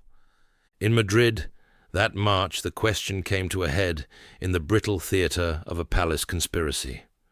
Ferdinand, the Prince of the Asturias, who hated his father's favourite and was hated by his father, raised the populace at Aranjuez, dragged Godoy from a rolled carpet in which he had hidden, and procured the abdication of Charles IV in his own favour. He proclaimed himself Ferdinand VII, and rode into the capital on horseback, amid such acclamations as the Spaniards rarely gave their princes. The acclamations were premature. The king of cavalry, Murat, was already at the gates with a corps of the Grande Armée, and Murat would acknowledge no king of Spain who had not been acknowledged by his brother-in-law in Paris.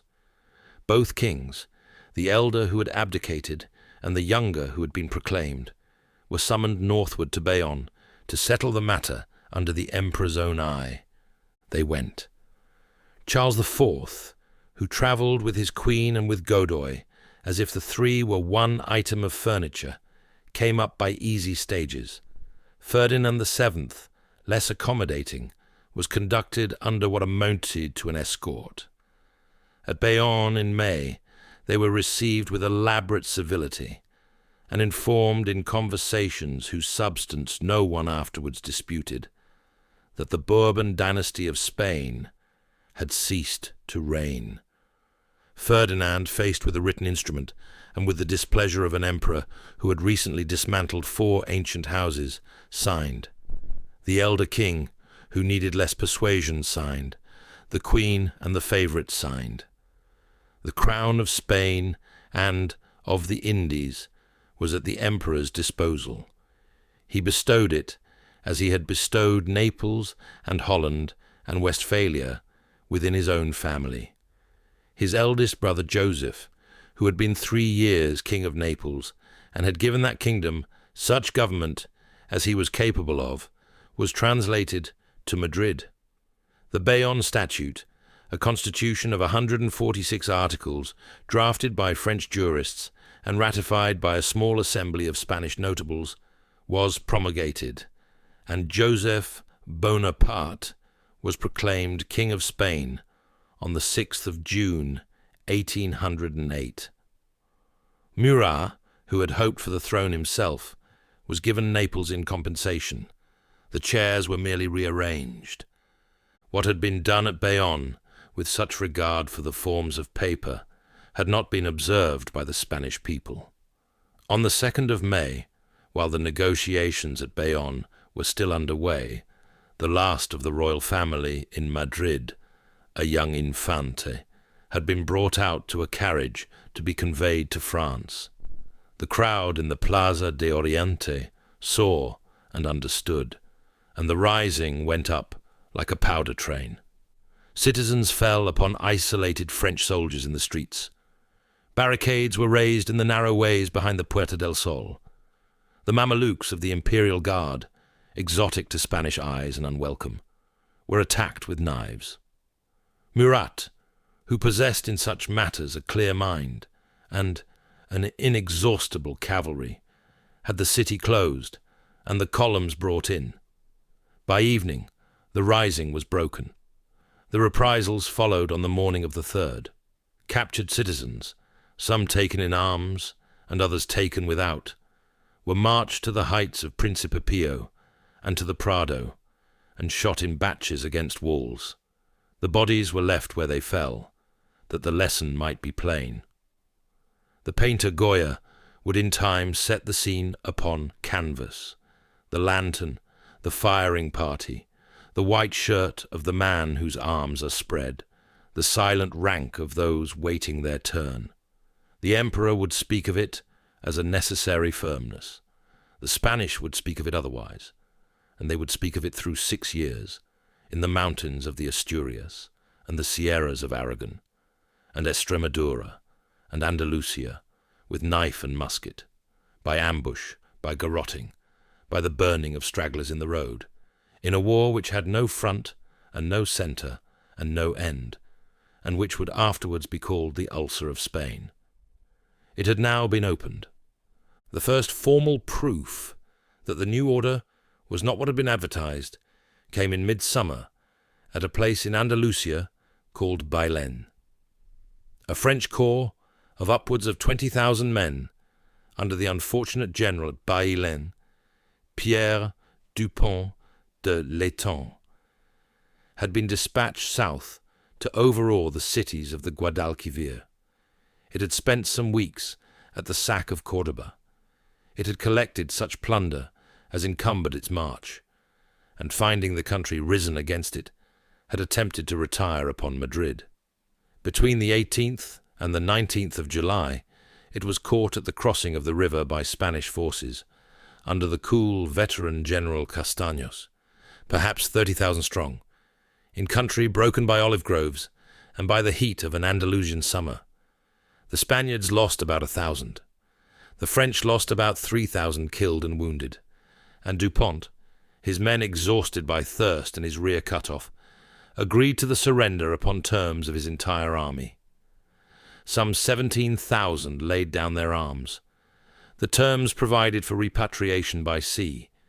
The terms were not honoured by the Spanish authorities, which had no ships and less inclination, and the prisoners were transported instead to the rock of Cabrera off the coast of Mallorca, where they were left to live or die as the elements should determine. Most died.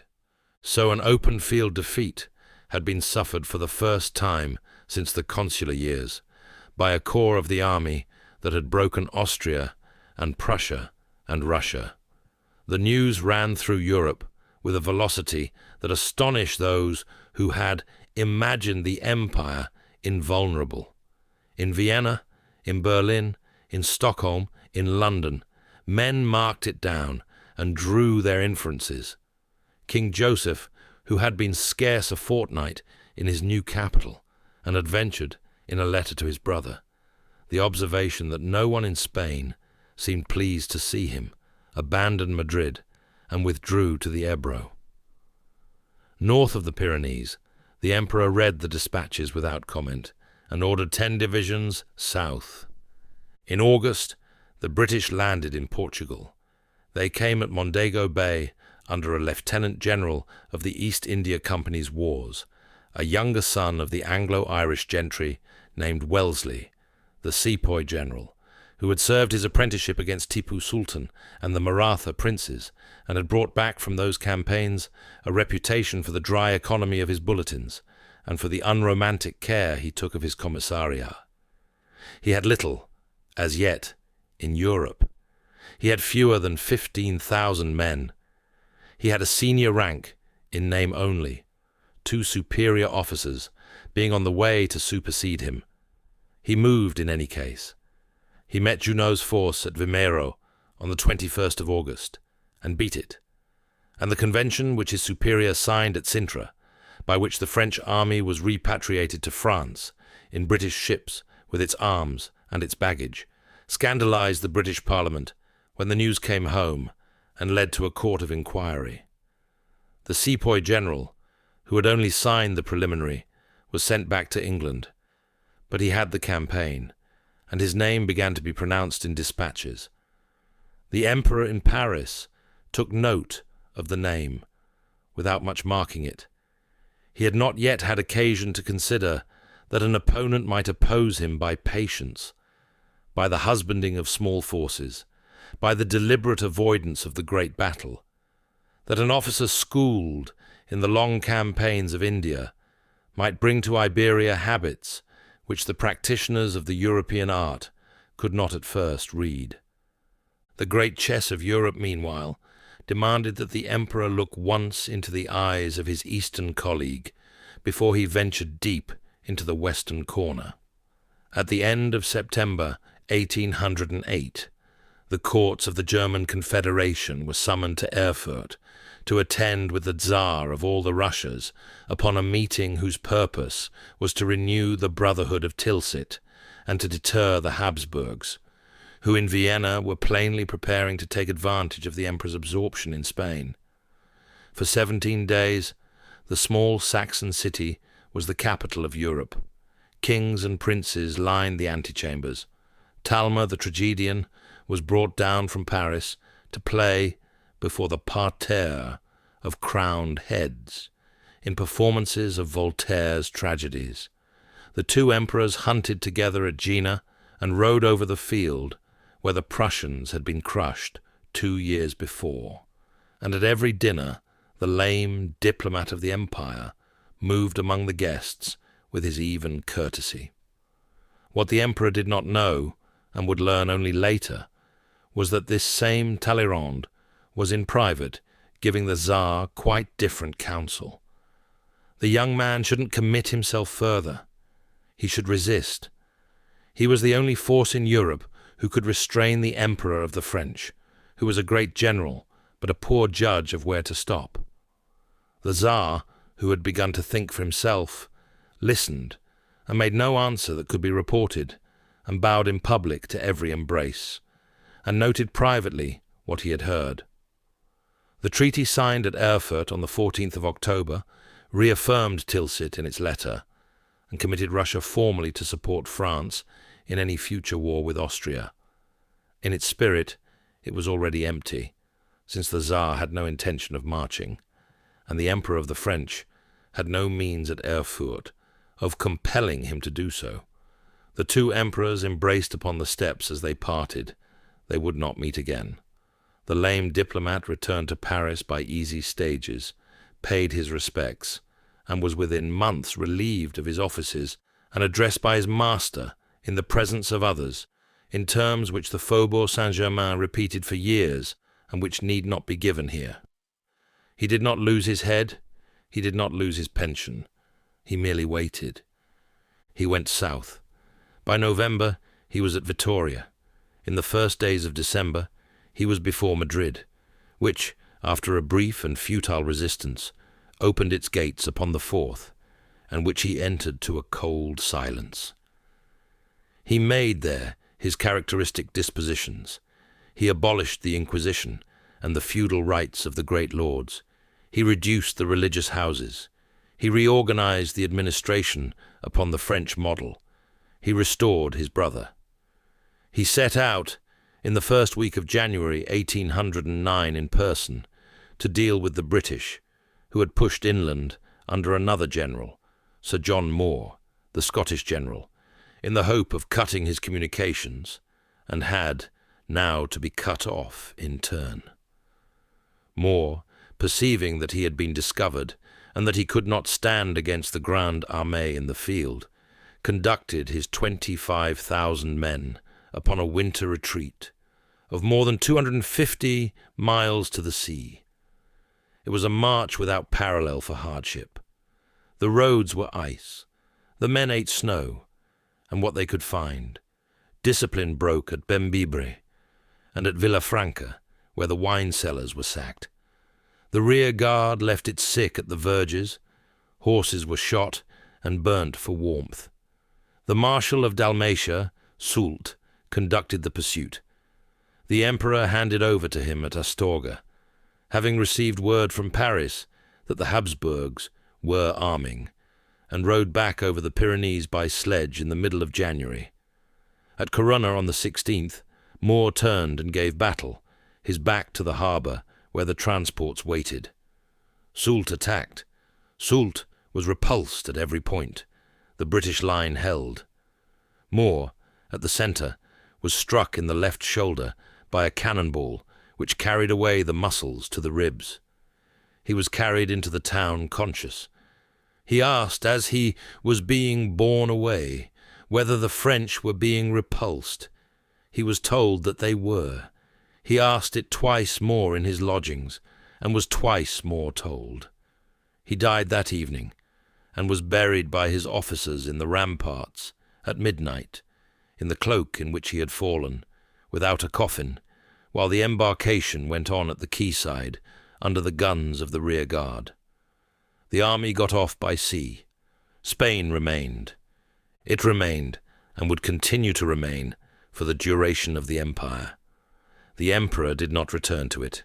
He had concluded, perhaps wrongly, and perhaps not, that the matter could be left to his marshals, that what required his presence was the Habsburg quarrel which the Erfurt embraces had failed to forestall.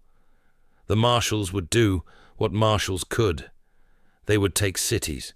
They would beat such Spanish armies as ventured into open ground. They would push the British back to Lisbon and Oporto and to the sea, and behind them, as soon as their backs were turned, the country would rise again. Convoys would be cut in the defiles. Messengers would be taken. Small garrisons would be murdered in their beds. The priests would preach, in the mountain villages, a war of the cross against the sons of the Revolution. And the cost in men, paid out by drafts of conscripts arriving at the depots and never returning, would mount through the years. It would be reckoned, when at last the figures could be reckoned, at upwards of 250,000 French dead. He never spoke of it as a mistake. One is not obliged to follow him in this reticence. He handed the pursuit of Moore to the Marshal of Dalmatia at Astorga, having received word from Paris that the Habsburgs were arming, and turned for the Pyrenees upon the first day that his presence could be spared. The sepoy general was already in Portugal, and would soon be over the passes again. The ulcer in Spain would bleed through every year that remained to the empire, and would, in its patient way, take 250,000 men from the French before it was done. But the emperor himself did not return to it. The wound he would answer with his own hand in the spring of that year lay upon the Danube, not upon the Manzanares, and to the Danube the narrative must now follow him. Chapter 14. The Danube in flood. The couriers had been overtaking him on the road since the first days of the year, while the emperor was yet at Valladolid, settling Spanish accounts which would not be settled. The dispatches came up from behind him in relays, post horses, each one a little more insistent than the last, and what they said, with the varied voices of ambassadors, spies, and common travellers from Vienna, was always the same thing in the end. Austria was arming. It was doing so in a manner unlike her former armings, without the fanfare and without the customary delays. It had been doing so, quietly and with deliberation, since the morrow of Austerlitz, and the war party in the Hofburg gathered about the Minister Stadion, and drawing its confidence from English subsidies and from the reports out of Spain, had now persuaded a hesitant Emperor Francis that the hour had struck. He had left Madrid to his lieutenants and had ridden north. He crossed the Pyrenees in a night, and in Paris, where the Creole widow received her visitors with a composure which would not much longer be hers, he sat for a fortnight in the cabinet of the Tuileries, reading dispatches and doing arithmetic. What he found was unwelcome, without being unfamiliar. The Austrian army had been reorganized since its humiliations upon the Pratzen by a prince of unusual gifts. The Archduke Charles, brother of the Emperor Francis, a reformer who had laboured 4 years with that stubborn patience which is sometimes granted to men who have been beaten and mean not to be beaten again. He had adopted, so far as the Habsburg genius would allow, the French corps system. He had enrolled a Landwehr. He had given his infantry a new drill and his staff a new doctrine. And he had at his disposal, when at last the word was given, some 300,000 men under arms. Of the great adversaries whom the emperor had faced, he was perhaps the only one to whom the emperor paid the compliment of speaking with something like respect in private, calling him, on one occasion, the only general in Europe who understood him. It was a compliment given with the reservation that understanding is not the same as defeating, but it was given. On the 9th of April, 1809, without the formality of a declaration that would have given time for the French to concentrate, the Archduke crossed the Inn at the head of 6 corps and invaded Bavaria. The Austrian proclamations spoke of the liberation of Germany. The German princes, whose thrones had been newly gilded by the Confederation of the Rhine, answered by sending their contingents to the emperor. Bavaria, loyal for the present, fell back before the invasion, and couriers rode westward through the spring rains with the news that the war had begun, and that the French army, scattered in cantonments along the Danube from Ratisbon to Augsburg, was in imminent danger of being taken in detail. The chief of staff had been left to oversee the concentration. Berthier was a man of remarkable industry in executing another man's orders, and of no imagination whatever in framing his own. And upon this occasion, furnished with a set of instructions which the emperor had written with one eye upon the post map, and the other upon an Austria not yet in motion, he had contrived to disperse the army in precisely the pattern most agreeable to an invader. Davout's corps lay at Ratisbon, Massena's about Augsburg, the Bavarians in the centre upon the Ardennes and the Isar, between them gaps into which an energetic enemy might pour without much need of energy. When the emperor descended upon his headquarters at Donauwörth in the small hours of the 17th of April, having travelled from Paris in 4 days by post-horse, without sleeping above an hour at a time, he found a chief of staff in despair and an army scattered over half of Bavaria. He is said to have observed to Berthier, with that economy of phrase which he reserved for subordinates he did not wish to dismiss, that it was fortunate the Austrian was slow. What followed was, by general consent of those who have since studied the art, one of the most concentrated displays of operational genius which the annals of war afford. A campaign of 5 days, compressed into the narrow angle between the Danube and the Isar, in which an army dispersed upon the 17th of April was by the 23rd victorious and in possession of the strategic initiative. The emperor's first act was to issue, over his own signature, a series of marching orders which unscrambled in a single night what Berthier had scrambled in a month. His second act was to attack. On the 20th, at Abensberg, he threw his centre forward and drove a wedge between the Austrian left and centre. The blow was delivered by the Bavarians under his own eye, and it struck the junction of 2 Austrian columns which had imagined themselves safe in their supports. On the 21st at Landshut, he pursued the severed left and flung it across the Isar with the loss of its magazines. On the 22nd came the Iron Marshal's Day. Davout, with his own corps and some Bavarian divisions, had been holding the line of the Laber against the Archduke's main body, 3 corps and more. With that phlegm which in him passed for temperament, he had held and held and held again. And while he held, the emperor, having disposed of the left at Landshut came up by forced marches from the south. The Battle of Eckmühl was decided when Davout, hearing the guns of the relief behind the Austrian flank, swung his own line forward at the moment the Emperor's cavalry came up out of the dust.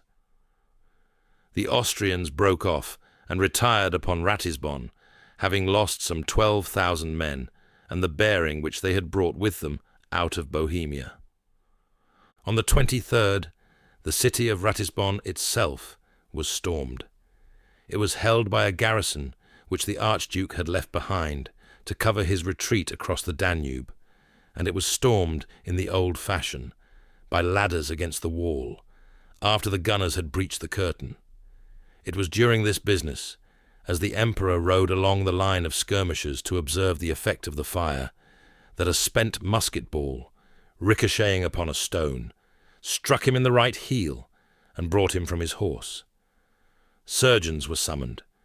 They found the ball had not broken the bone, but had bruised it severely, and within the hour he had caused himself to be remounted and carried along the length of the line, that the army might see that he was upon his feet. It was his first wound since the trenches of Toulon, a dozen years before, when he had been an unknown captain of artillery with a musket ball in his thigh, and the soldiers, seeing him pass with the blood upon his boot, cheered him as they hadn't cheered him since Eylau. The episode has not often been much remarked upon, for it ended without consequence. Yet an eye, attentive to the sequence of things, may observe that the bullet at Ratisbon was, in its modest way, a premonition. The Emperor had passed through 100 actions without a scratch. It was as if some immunity had been withdrawn, and as if the years which were to come would collect what the years that had gone by had spared. The Archduke withdrew across the Danube with his army intact, and that was the significant point. He had been beaten in 5 days. He had lost perhaps a third of the force he had brought into Bavaria, but he had not been destroyed, and he retired into Bohemia by the north bank of the great river, in the condition of a general who has been hurt but has not been broken. The Emperor, free upon the south bank, turned his face towards Vienna. He reached it upon the 13th of May. It was the second time in his career that the capital of the Habsburgs had opened its gates to him, and the ceremony had grown familiar on both sides. The court had withdrawn to Hungary. The walls were garrisoned by a token force, which made a show of resistance, and then negotiated a capitulation, and the Emperor established himself, as before, at the palace of Schönbrunn, in the rooms which Maria Theresa had inhabited, and in which, though he did not yet know it, he would one day receive the daughter of her great-grandson as a bride. The avenues of the park were full of grenadiers. The orangery housed a hospital, and the Emperor, limping a little still from the bullet of Ratisbon, walked in the gardens in the evenings and read his dispatches on the terrace where Maria Theresa had once received her own. Vienna, however, was not the war. Vienna was on the south bank, and the Archduke, with the main Austrian army, having come round from Bohemia, was now upon the north, and between them ran the Danube, which at that season and in that spring was not a river, but a flood. It had rained in the mountains, the snows of the Tyrol were melting, and the great stream, which at Vienna ordinarily divides itself into a principal channel and several lesser ones among willowed islands, had risen some feet above its usual height, and was running in a brown torrent, bearing trees and pieces of houses upon its back. To cross it in the face of an intact and now concentrated enemy was an operation the difficulty of which the Emperor had measured and chosen, as he thought, to minimize.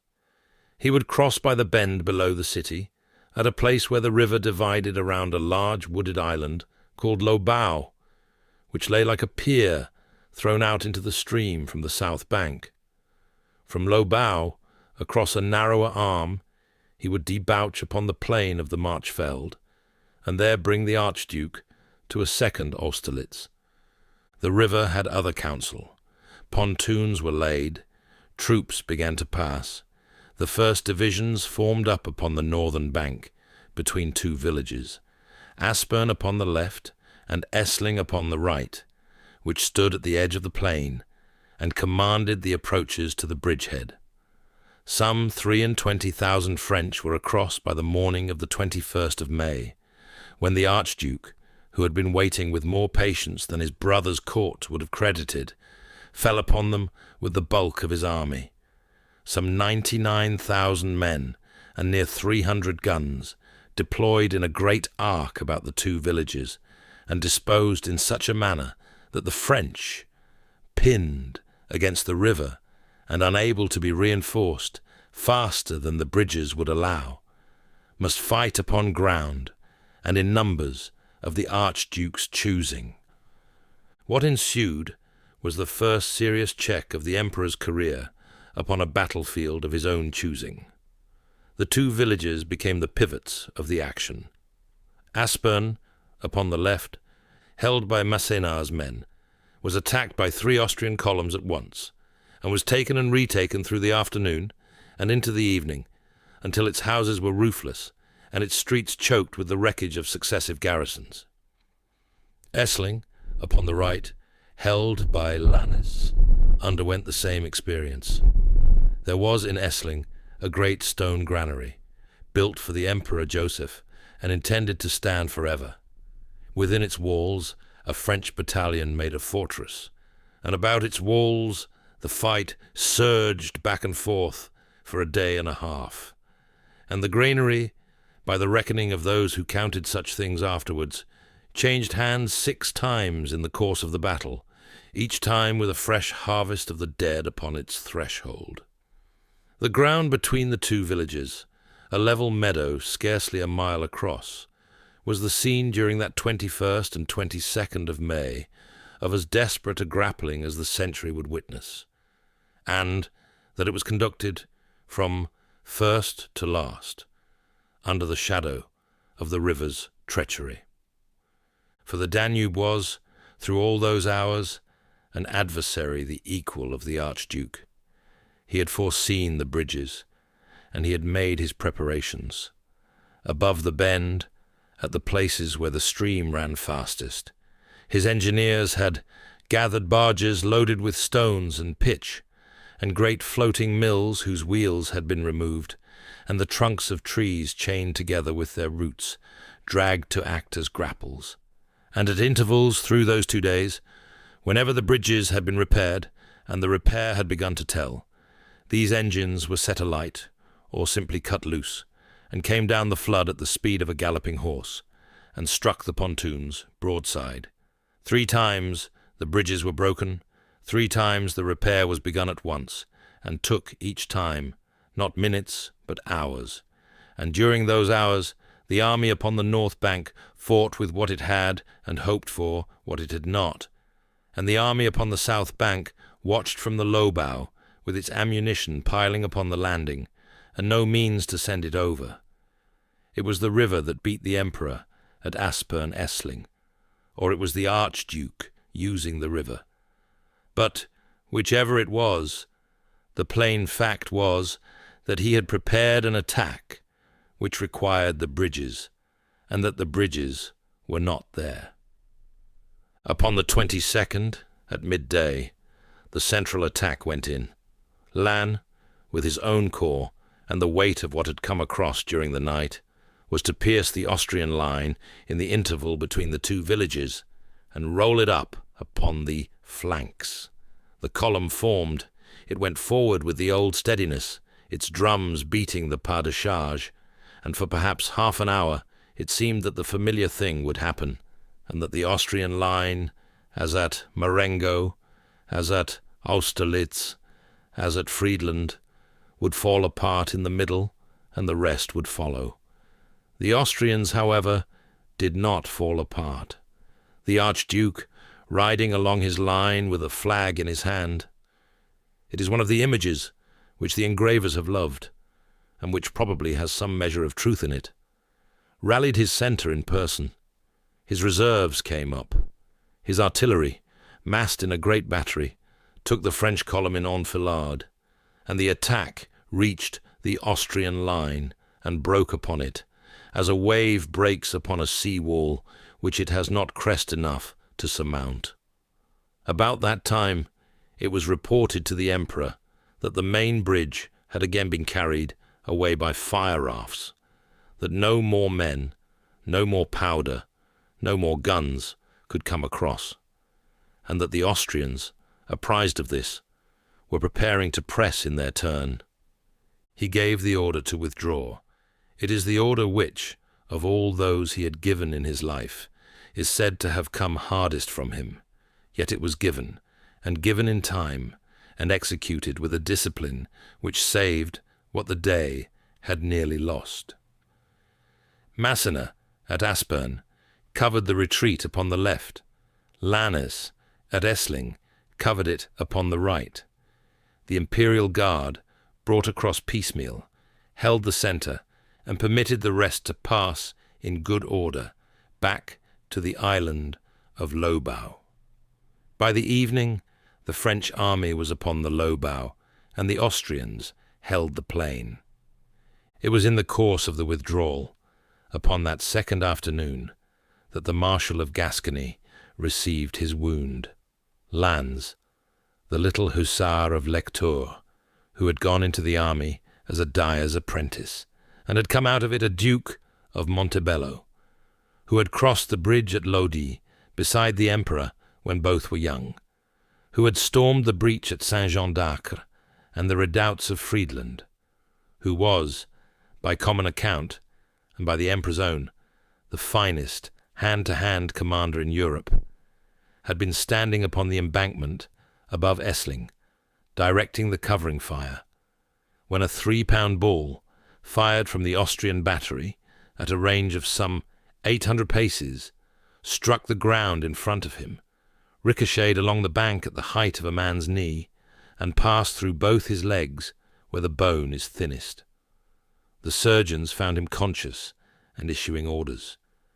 They brought him across the river upon a litter. They amputated the left leg upon Lobau, there being no better place and no time to find one. And they then transported him across the second arm to a small house in the village of Ebersdorf, where there were beds and clean linen, and where for 9 days he contended with fever and with gangrene, and with the slow failure of a body which had been asked to do more than bodies generally can. The Emperor came to him on the first of the 9 days, and returned upon each that followed. He sat by the bed. He gave orders from it when necessary. He spoke of old campaigns, and of the future, in which the Marshal of Gascony was to have a kingdom and a son at court. And upon the last of the days, the 31st of May, when the Marshal was past answering, he sat a long while in silence, and was then seen to weep. It was a thing which those who had followed him for 15 years had seen perhaps twice before, and never for as long. The Marshal died at noon.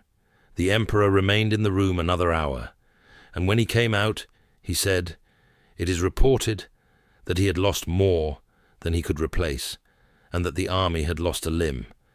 It is the tribute of one plain soldier to another.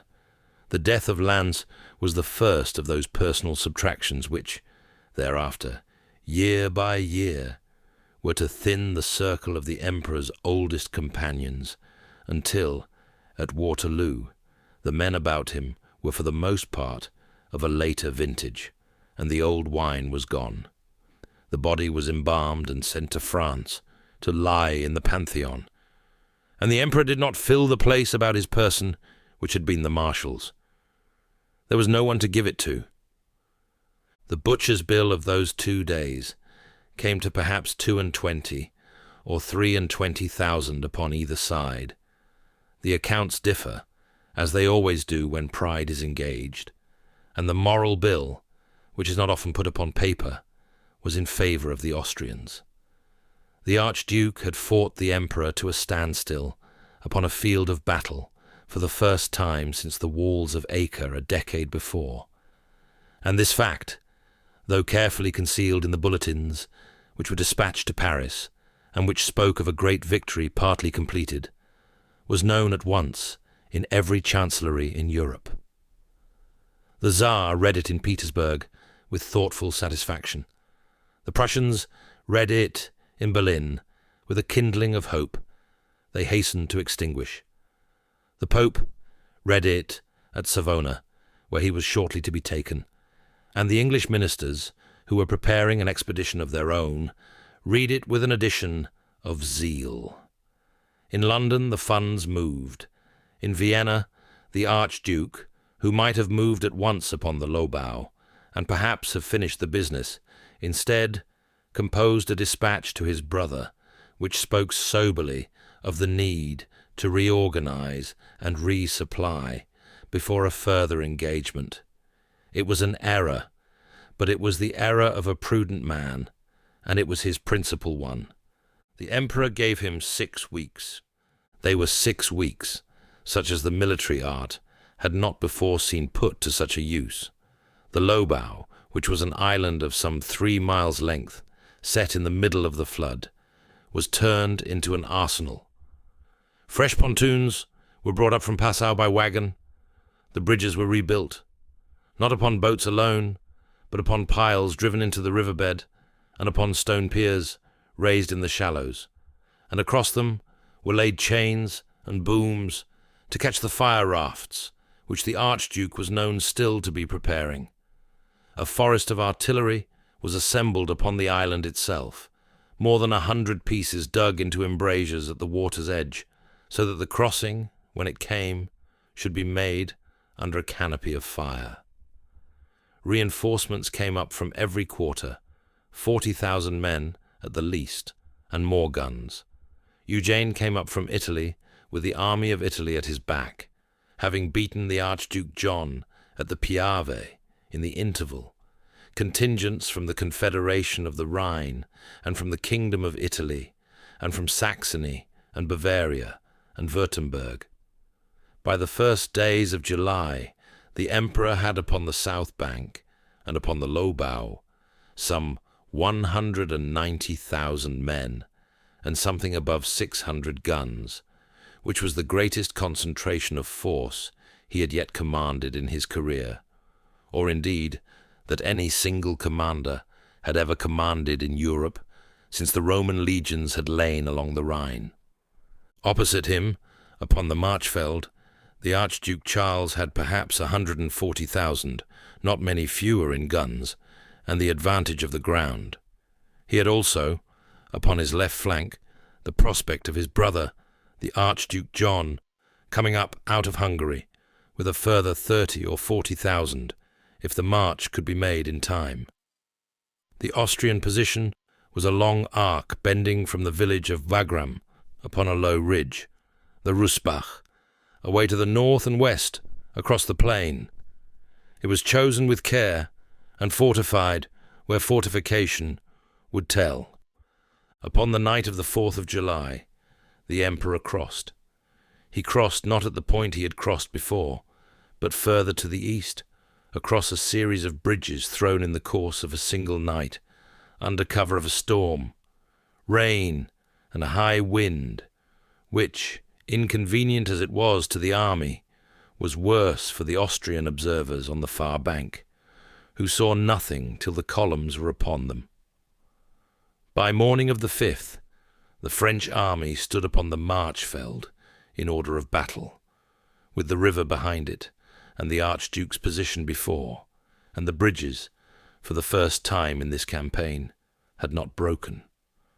The Battle of Wagram was fought upon the 5th and 6th of July, 1809, and it was the largest that had been seen in Europe to that date. Some 300,000 combatants upon a field which a man could walk across from end to end in an afternoon. The full anatomy would fill a volume. The bones of it may be given in a paragraph. Upon the afternoon of the 5th, the emperor launched his centre and right against the Austrian line along the Russbach, hoping to snatch the position before the Archduke had all his forces in hand. The attack was badly coordinated. It went in pieces. It was repulsed with considerable loss, and the army slept upon the field that night with the uneasy knowledge that a first assault had failed. Upon the morning of the 6th, the Archduke took the initiative in his turn. He had formed the design of turning the French left, the corps of Masséna, and rolling up the French line against the Danube, and at dawn his right wing moved forward with much vigour and some success. Masséna, the child of victory, had been thrown from his horse the previous day, and was too bruised to mount. He directed his corps throughout the morning, from an open carriage drawn by 4 white horses, which was conducted along the line at the speed of a walking horse, himself propped upon cushions, and issuing orders with such composure that the soldiers who saw him pass cheered him, as they would have cheered him upon horseback. His left gave ground, but it gave ground in order. The village of Adderclar was lost, and Aspern lost after it. The line bent, but did not break, and while it bent, the Emperor, watching from the rising ground in the centre, and reading the battle with the old clarity, took the measure of the moment and devised the stroke which was to decide it. He ordered Lauriston to assemble in the centre a grand battery of 112 guns, drawn from the reserve of the guard artillery, and from every corps which could spare a piece, and to open with this battery a fire upon the Austrian centre, such as no single mass of guns had yet delivered in any war. The battery opened about noon. It fired for some 2 hours with an intensity which those who had been in it would afterwards describe as a continuous earthquake. And behind its fire the Emperor formed, under the hand of MacDonald, a marshal of Scottish descent, whose Jacobite grandfathers had come over with the young pretender, a column of 8 battalions in a hollow oblong 3 deep, some 8,000 men in all, and sent it forward into the gap which the battery was making. MacDonald's column is one of the set pieces of the Napoleonic Wars, and deservedly so. It went forward at the step. It was taken at once in front and on both flanks by the Austrian guns. It was halved before it had gone half a mile, and halved again before it reached the Austrian line. And what finally arrived upon that line, according to the survivors who counted themselves afterwards, was scarcely 1,500 men. But the 1,500 arrived. They pierced the Austrian line. The breach into which they had marched was at once exploited by the cavalry of the Guard, which came up through the smoke at a heavy gallop, and the Archduke, perceiving that his centre was gone, and that a further engagement would be ruin, gave the order to retire. He retired in good order. That is the principal fact. It is the fact which distinguishes Wagram from Austerlitz, and which, being admitted, sets a limit upon the magnitude of the victory. At Austerlitz, the Allied army had ceased by nightfall to exist as a force. At Wagram, the Austrian army withdrew northward to the Moravian hills, and reconstituted itself there within days. The Emperor, with MacDonald's column bleeding in the centre, and his own cavalry blown, did not press the pursuit with the old vigour. The casualties had been of a severity unusual even for him. Some 34,000 French killed and wounded, some 40,000 Austrians, including the 20,000 or so taken prisoner or missing. A butcher's bill so heavy that when the lists were read to him, he is said to have been silent a long while, and then to have asked for them to be read again. Upon the field the next day, he performed one of those acts of public generosity, which were habitual to him, and which were, upon this occasion, particularly well placed. He caused MacDonald to be brought before him. He embraced him in view of the troops, and he created him There upon the ground he had won, a Marshal of the Empire. It was the first such promotion made upon a battlefield, and it was given to a man who had not been, till then, of the innermost circle, who had indeed been under a cloud since a quarrel with Moreau years before. And the generosity of the gesture was therefore the greater. The army marked it. 2 others, Oudinot and Marmont, were made marshals in the days that followed, bringing the corps of marshals, which had begun at 18, to 26. The Empire was acquiring captains in the proportion in which it was acquiring enemies. Upon the 12th of July, an armistice was concluded at Znaim, and thereafter, during 3 months of negotiation at Vienna and Altenburg, the long settlement was drawn. The Austrian plenipotentiary was a young man, of whom the emperor had heard, but upon whom he had not yet laid a sustained eye. Metternich, the former ambassador in Paris, who had watched the imperial court from the corner of his own amused and careful gaze for 3 years, and who had formed, during those years, opinions about the emperor's character and about the empire's durability, which he was now in a position to act upon. The smooth-tongued chancellor was not a man to show his hand. He had the art, which is rarer than it appears, of conducting a losing negotiation as though it were a victory deferred, and the treaty, which was signed at Schönbrunn upon the 14th of October, which stripped Austria of territories from Salzburg to the Adriatic, which reduced her army to 150,000, which imposed upon her an indemnity she could not easily pay, was accepted by him with the same equable countenance with which he had received the emperor's demands at the first audience. He signed, he bowed, he withdrew, and he began from that hour to plan the reversal which, 6 years distant, he should accomplish. The emperor, who prided himself upon reading men at a glance, did not read him. It was the one important reading he would ever miss. The negotiation coincided with other events, of which one deserves remark for its coincidence alone.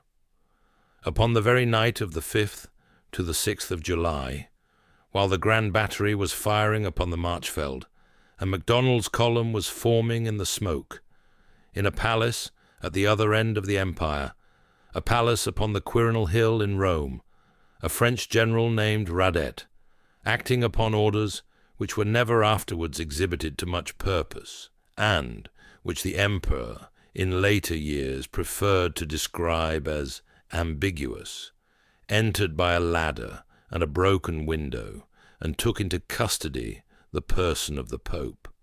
Pius VII had excommunicated, some weeks before, the despoilers of the patrimony of St. Peter, which is to say, the emperor and his agents, who had annexed the papal states to the empire, and the emperor's ministers at Rome had concluded, apparently on their own initiative and apparently on a reading of his general displeasure, that the Pope must be removed.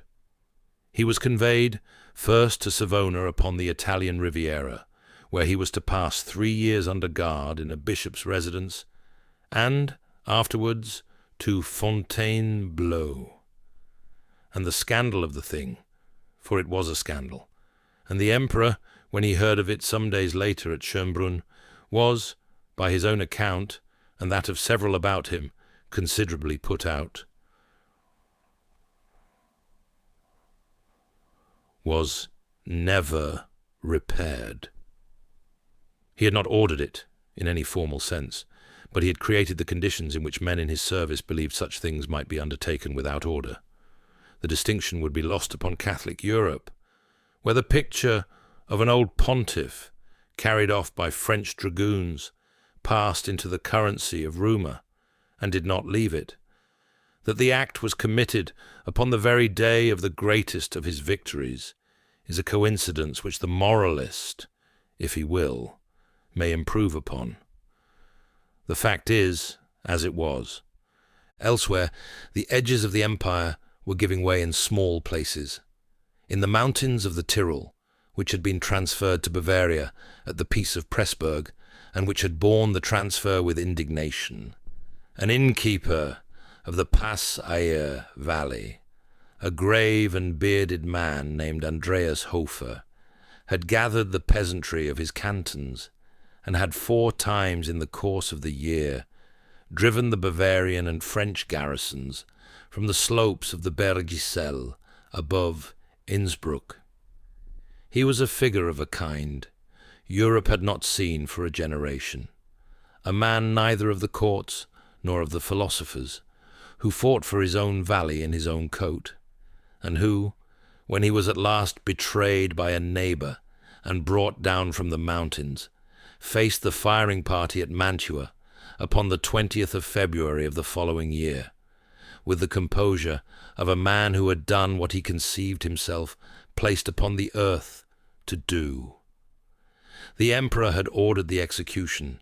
He had signed the paper without reading it, or had read it without reflecting, and the name of Andreas Hofer entered thereafter into the folklore of the German-speaking lands with a weight which, at the time, no chancellery appreciated. Upon the Scheldt, in the meanwhile, the English had been attempting that summer an enterprise of their own. They had landed some 40,000 men, an army larger than Wellesley then had in Portugal, upon the island of Walcheren, with the design of taking Antwerp and burning the French fleet in its yards, and their expedition, after consuming a month in indecision and 2 months in fever, had withdrawn in December, having accomplished nothing whatever but the filling of British hospitals with cases of a malarial ague which was thenceforward called the Walcheren fever, and which killed some 4,000 men, for whom no Frenchman had fired a shot. It was one more of those British expeditions to the continent which had been the comic opera obligato of the Emperor's wars, begun with flags and ended with coffin carts, and it confirmed in him the conviction, which was to prove premature, that England could not be made to count upon a battlefield east of the Channel. One further episode belongs to the close of that year, for it has a significance out of proportion to its physical compass. Upon the 12th of October, at a military review held in the courtyard of Schönbrunn, a young man of decent clothes and studious aspect approached the emperor with a petition in his hand. He was a student of Erfurt, named Friedrich Staps, the son of a Protestant pastor, and within the folds of his coat he carried a long kitchen knife. General Rapp, who was near the emperor's person and who had been made watchful by the young man's expression, intercepted him at the instant of the attempt. The knife was taken. Staps was conveyed to a guardroom, and the emperor, informed of the matter, caused him to be brought to an interrogation conducted by himself. The student was, by every account, an unremarkable young man in every particular save one. He was perfectly free of fear. The emperor questioned him courteously. He offered him his life if he would ask for it, and would express regret. Staps refused both. Asked if he repented, he answered that he regretted only his failure. Asked whether, if released, he would make the attempt again, he answered that he would. The emperor, who had begun the conversation with the urbanity of a sovereign toward an erring subject, ended it with the puzzled gravity of a man who has encountered a thing new to him. He caused the young man to be tried by a commission.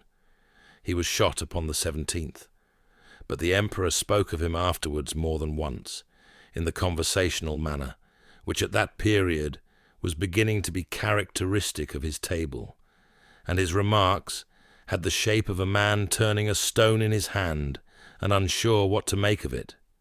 He had encountered, in a sallow boy from Saxony, a principle he had not encountered before in his opponents. The principle, not of kings defending their interests, but of a people discovering itself. And although he did not name the thing, and although it would not come to its full growth for another 4 years, he felt the edge of it and did not forget it. The Treaty of Schönbrunn having been signed, and the empire's enemies being for the present without means to renew the contest, the emperor returned by easy stages through Bavaria and Württemberg to Paris. He returned without the bullet of Ratisbon in his heel, but he carried elsewhere certain weights which had not been his in January. He had lost the Marshal of Gascony. He had been fought to a standstill at Aspern-Essling, the first of his set-piece battles, to end otherwise than in his favour. He had won at Wagram, but had won at a cost, and against an adversary who had withdrawn in good order and who was not destroyed. He had acquired, in Metternich, an opponent whose measure he had not taken, and he had seen, in the eyes of a Saxon student, the first clear reflection of that continental hostility which his own presence upon the continent was now generating faster than his victories could subdue. He had also concluded, in the long, slow negotiation at Altenburg, a conviction which had been forming within him for some time, that an empire so wholly founded upon his person must acquire, before that person ceased, an heir, and that an Habsburg bride, taken out of the family he had twice beaten, might bind the one enemy he could not subdue by arms. These were the debits. The credits were still prodigious. He came back to a capital whose streets were lined with eagles, and whose chambers hailed him as they had hailed him after Austerlitz.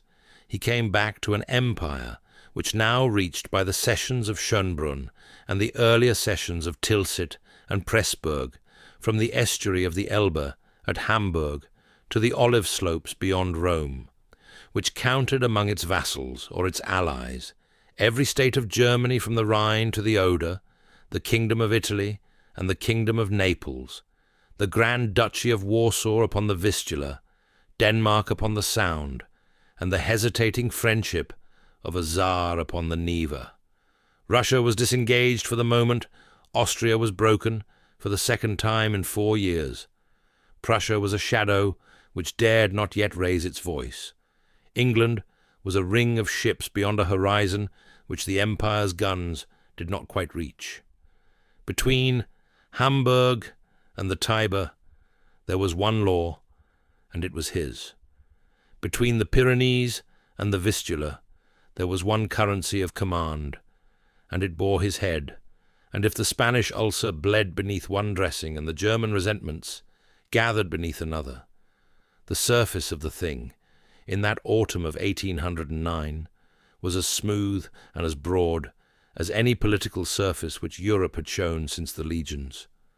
A man looking out from the gallery of Schönbrunn that October, and letting his eye travel west to the Atlantic and south to the sea, might have believed, without extravagance, that he beheld a continent which for a little while was as much one man's as any continent had ever been any man's, and the man at the window would not have been wrong.